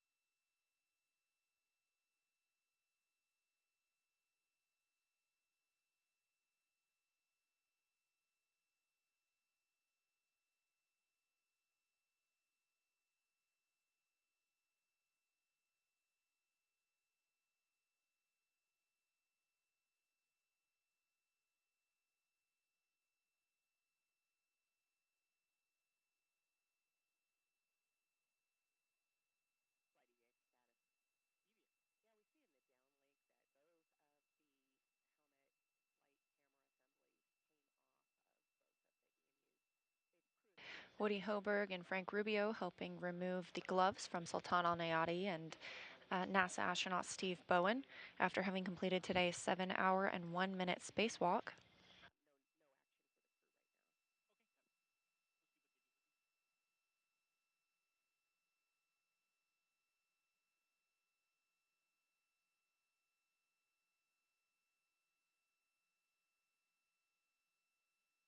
Again, the 8th spacewalk for Bowen and a new history-making day for Sultan Alneyadi. He's the first astronaut from the United Arab Emirates to conduct a spacewalk.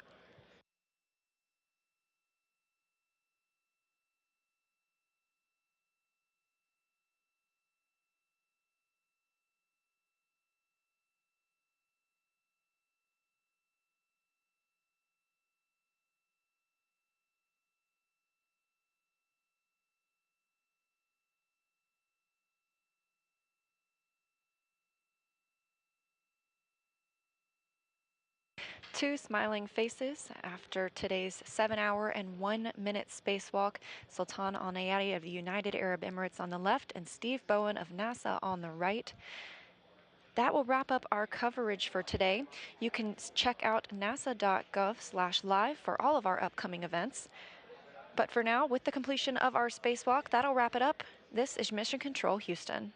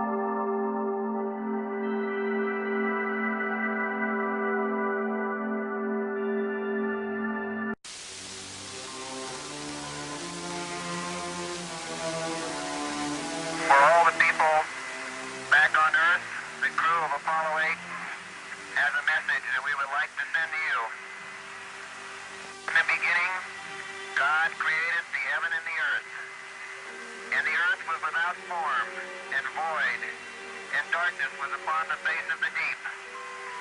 And the Spirit of God moved upon the face of the waters. And God said, let there be light. And there was light. And God saw the light, that it was good. And God divided the light from the darkness.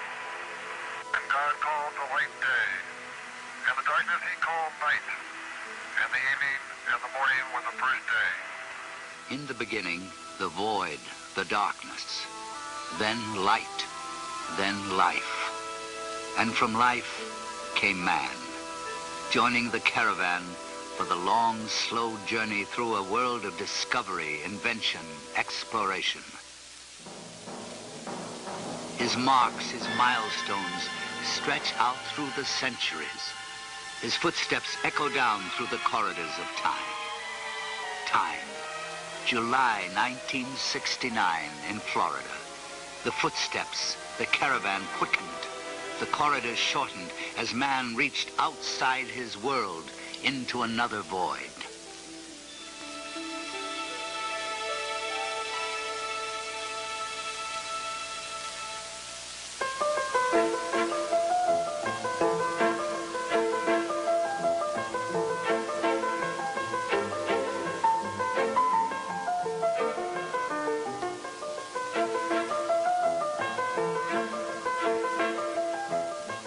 Today in Florida, they go about their lives, taking only a sideways glance at the reminders of that milestone.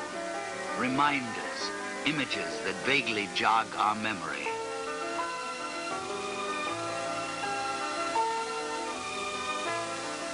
This is Apollo Saturn Launch Control, aiming toward a planned liftoff time of 32 minutes past the hour. The start of our launch window on this mission to land men on the moon. The countdown still proceeding very satisfactorily at this time. Time, it plays tricks on us. It smudges and blurs the sharp edges of reality. But we turn the trick and summon up our own reality, images, sounds, to help us remember. During the powered flight. The batteries all look good. The next time we go internal will be at the 50-second mark with those batteries, and they will remain, of course, on internal power during the flight. The lunar module, which has been rather inactive during these latter phases of the count, also is going on internal power at this time on the 2 batteries in the ascent stage and the 4 batteries at the descent stage. They came 1 million of them to this place, drawn by the magnet of history in the making. The astronauts, the prime crew, were awakened at 4:15 a.m. Eastern Daylight and proceeded to have a physical examination in which they were declared flight ready. They sat down for the normal astronaut fare on launch day. As far as breakfast is concerned, orange juice, steak, scrambled eggs, toast, and coffee. The target for the Apollo 11 astronauts, the moon at liftoff, will be at a distance of 218,096 miles away. The astronauts departed from their crew quarters after checking out their suits. They departed from the crew quarters at 6:27 a.m. and some 27 minutes later, 8 miles away from the crew quarters at the Kennedy Space Center, atop the launch pad at Complex 39, 6:54 a.m., the commander, astronaut Neil Armstrong, was the first to board the spacecraft. He was followed about 5 minutes later by Mike Collins, and finally Buzz Aldrin, the man who's sitting in the middle seat during liftoff, was the 3rd astronaut to come aboard. The weather is certainly go. It's a beautiful morning for a launch to the moon. We expect a temperature of about 85 degrees in the Kennedy Space Center area. We're still go on Apollo 11 at this time. T-minus 25 seconds. 20 seconds and counting. T-minus 15 seconds. Guidance is internal. 12, 11, 10, 9. Ignition sequence starts. 6, 5, 4, 3, 2, 1, 0. All engine running. Liftoff. We have a liftoff. 32 minutes past the hour. Liftoff on Apollo 11. Tower cleared.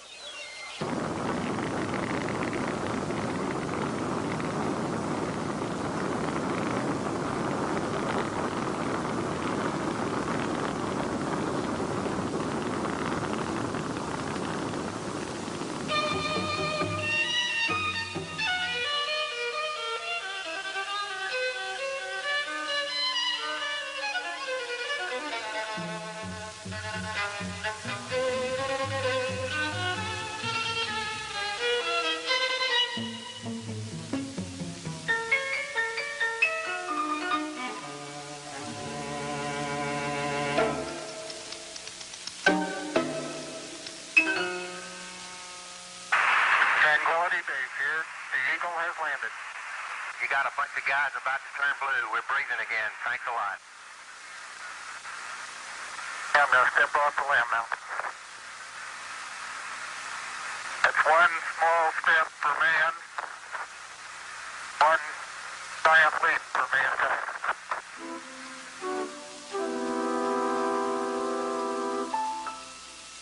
Apollo 11, Armstrong, Aldrin, and Collins. They and millions of others reached out and, in their own way, touched another planet.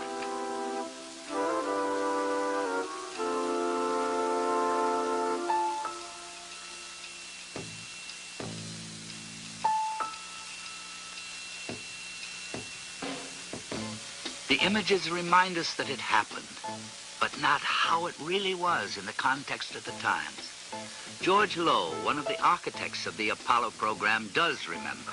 If you think back at the period of the 60s, they weren't very happy years in general. We had, the ever-deepening involvement in Vietnam. We had riots on the campuses, riots in Watts and elsewhere, 3 terrible assassinations. A great deal of strife and turmoil in the country. And yet all of this was overcome by one single event, and that was Apollo 11. The decade ended with it. It was a fantastic adventure that I believe helped overcome all of the bad things of the decade. It represented Americans to ourselves, and particularly to the rest of the world, as we like to see ourselves and as we hope the rest of the world likes to see us.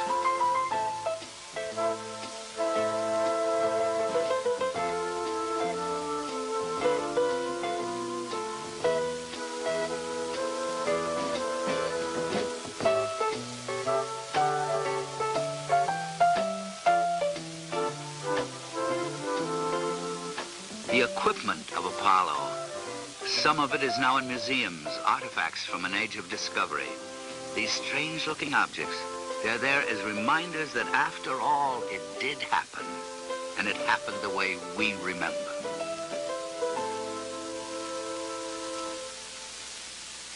The facilities of Apollo, now silent and still.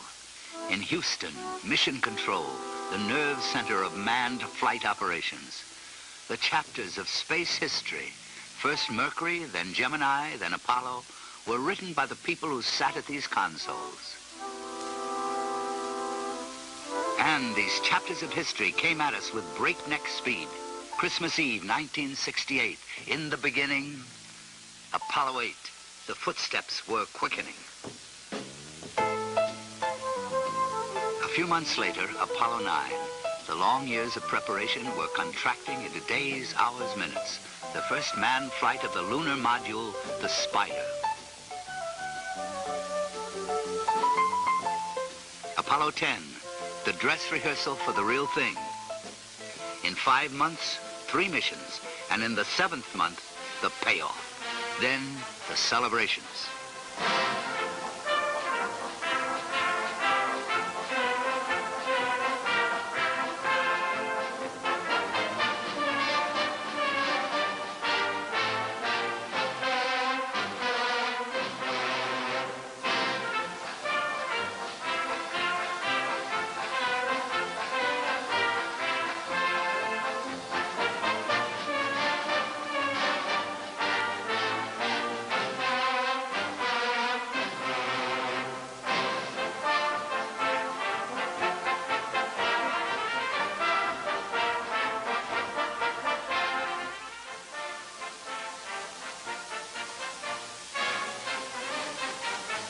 The images and the sounds fade in our memories, but some things we can't forget. Names: Apollo 11, Armstrong, Aldrin, and Collins.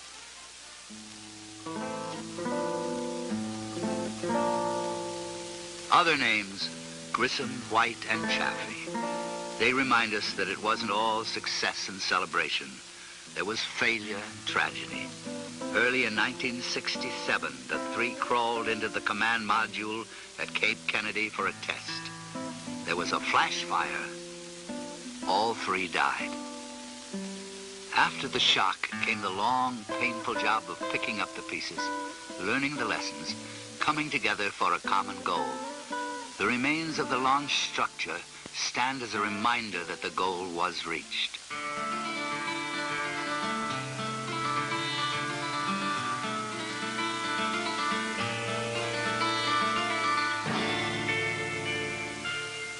These strange shapes, what do they mean? These towers of steel, what are they? Monuments or leftovers from some earlier age of discovery?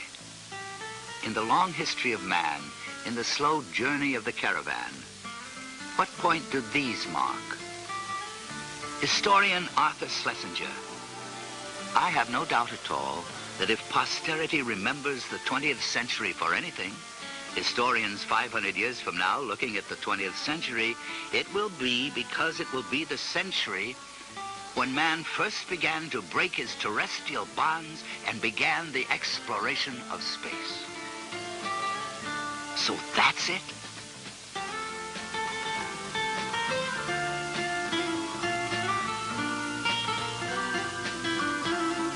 As man learned, moved on, and discarded the earlier structures, he came to these. They are marked for further milestones, reserved for future missions, other reaches to other different voids.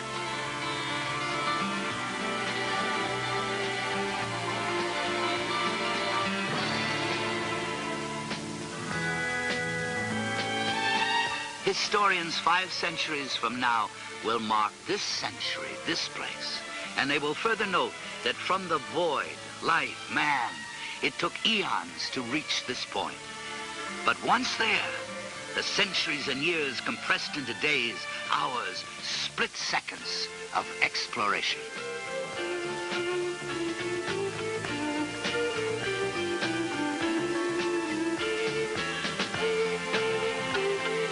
The wheel, the engine, the airplane, they came slowly at first, then with increasing velocity.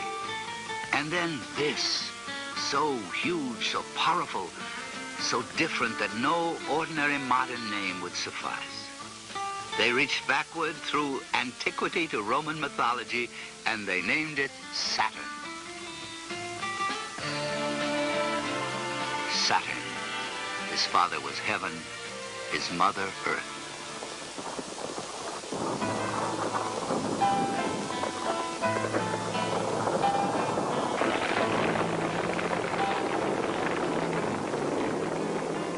Complex organization, the mammoth machines, the incredibly detailed technical knowledge, the dedication, it was all harnessed, sharpened to a fine edge, and focused.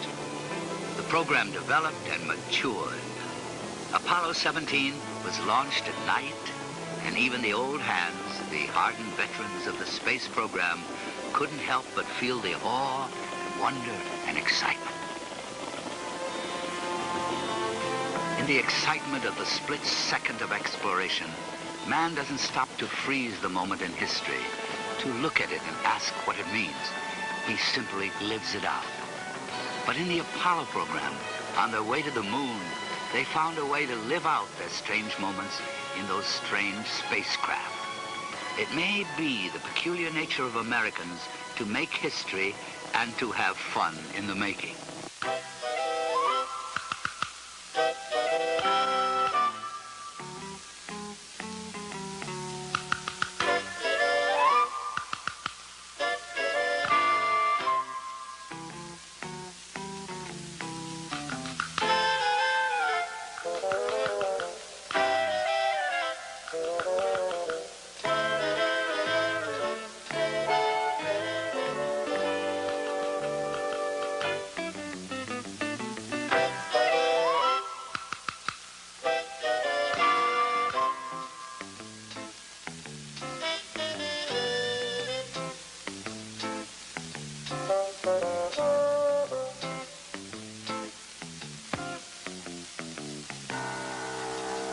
They relaxed and had fun because we, were confident of success. But the program teaches lessons. Confidence is a transitory thing. Apollo 13. Hey, Houston, we've had a problem here. Can say again, please. Houston, we've had a problem. Stand by, 13. We're looking at it. 3 days out, barreling toward the moon, an explosion. No one would see the problem for some time, but they went to work on it. The people of Apollo coalesced into a single dedicated unit, linked themselves with their technology, and cheated tragedy. A new chapter in space history was written in Mission Control. Eugene Kranz was the flight director when the problem developed. Throughout this entire next several days, there was one dominant thought in the minds of all of the flight controllers. We teach them that between God, country, and your own capability, that you can solve any problem that may occur in flight. Throughout the entire course of Apollo 13, there was never any doubt that we'd get the crew back. So there was a very positive approach, and with this kind of approach, you can solve just about any problem that comes up. Solve any problem, country, capability, old-fashioned words during a time when some said the old-fashioned virtues were forgotten. Well, they weren't forgotten. They were translated into action, into programs which took man soaring above the surface of the moon, away from Earth, but always looking back on it.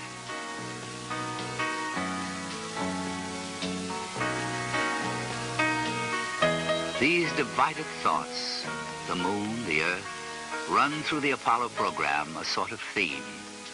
They went there flying in their graceful machines, but they always thought back to where they came from. Perhaps that's natural. The moon is a strange place for men to be flying to.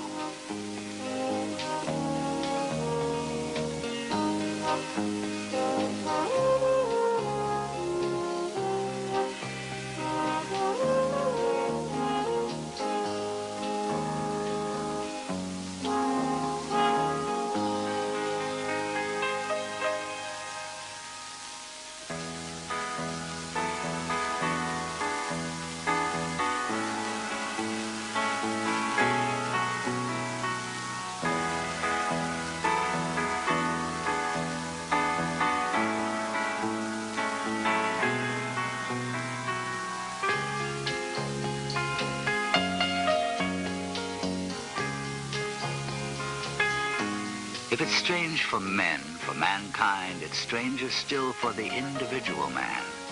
Harrison Schmitt, Dr. Harrison Schmitt, a geologist, he touched the moon and remembers how it was when Apollo 17 was making its descent, the last flight to the moon, the last time that man walked on its surface.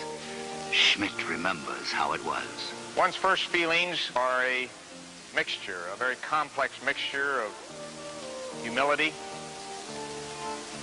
excitement because of something you had planned to do was being accomplished, but of a great attention to detail, to the detail that you had thought about and learned about for so many years prior to the actual event. That detail keeps you occupied with where your hands are and where your feet are, which rung they might be. You try to remember, well, am I at the bottom of the rung? And then as one moves away and tests his way on the surface of the moon and looks around, and in my case, looked around a very magnificent valley, you see a rolling, hilly country that is interspersed with some blocky fields of rocks that you know because you've studied the photographs, and you saw them as you descended surround large craters that have been formed in that rolling countryside. These rolling dark hills merge in the distance a few kilometers away with the very smooth but very bright colored slopes of the massifs. And they rise with a majesty to rocky tops that are almost beyond description because there's nothing like it that we have seen on Earth.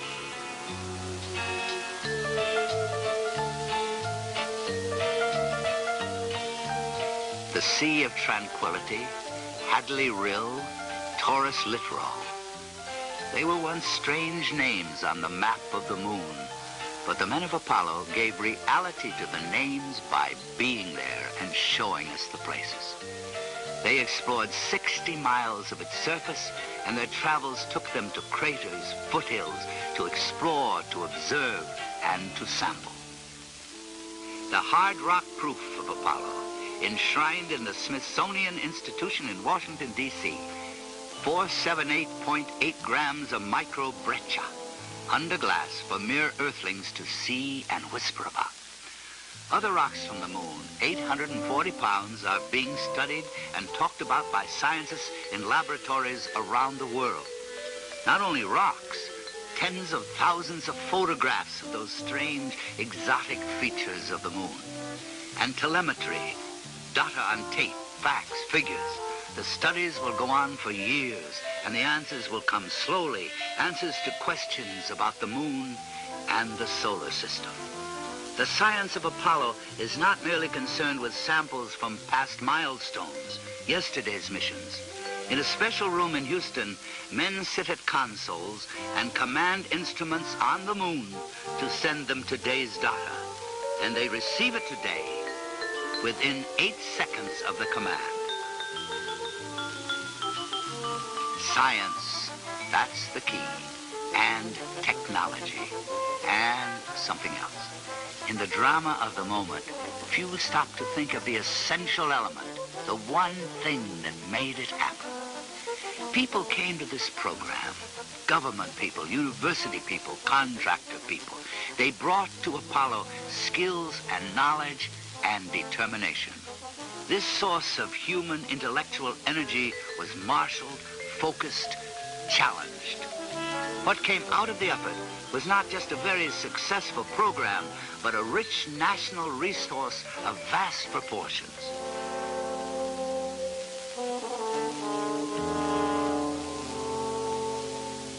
Crystals from the moon, the symbols of the science of Apollo. Behind it, causing it, was the spirit of Apollo. I was strolling on the moon one day in a merry, merry month of December.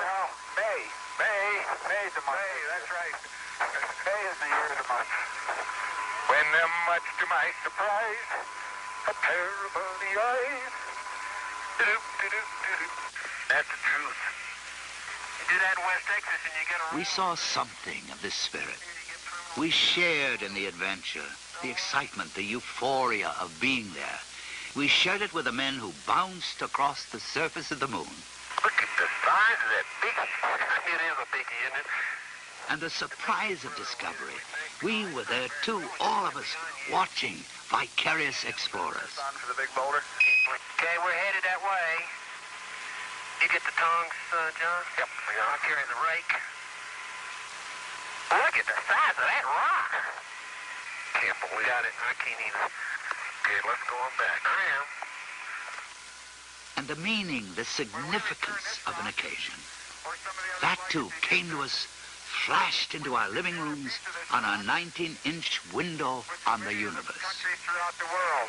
We hope that this will be a symbol of what our feelings are, what the feelings of the Apollo program are, and a symbol of mankind that we can live in peace and harmony in the future.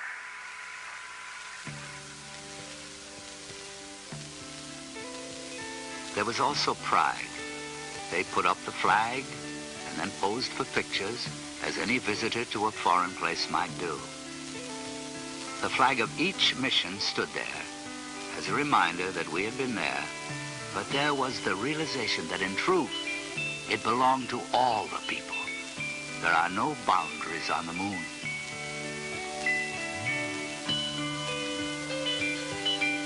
The focus was the moon. That's what it was all about. But by reaching up there, we, in a sense, came back here.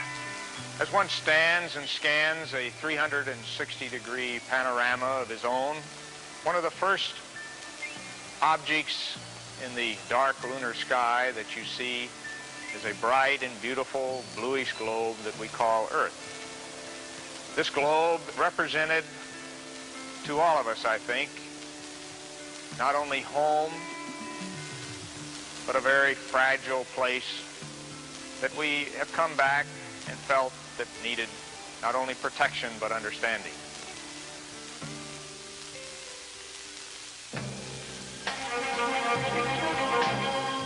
first went there in 1969. They last left there in late 1972. Between the beginning and the conclusion, they came to feel, to dimly perceive what it was all about, to come to a perspective on the meaning of it all. Poet Archibald MacLeish has said it better than most. To see the earth as it truly is, small and blue and beautiful, in that eternal silence where it floats, is to see ourselves as riders on the earth together, brothers who know now they are truly brothers.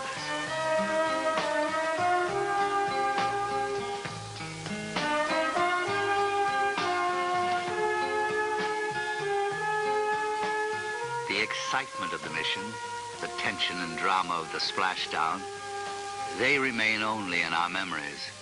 And in time, they'll be replaced in the future by other missions, other memories. The moments of Apollo may be over, but the understanding and the discovery, they go on. And the full meaning, the real meaning, may yet be in the future too. But for now, for the present, the images and the sounds provide meaning enough to each in his own way and to each in his own time.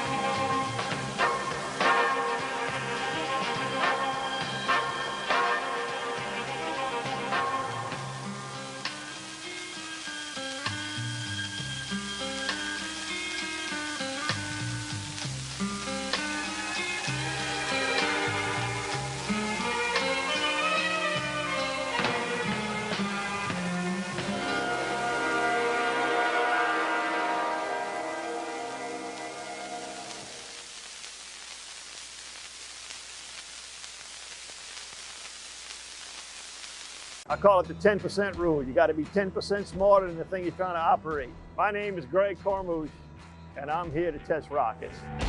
We supply helium, air, nitrogen, and hydrogen so that they can use them while they're testing the rocket engines on a big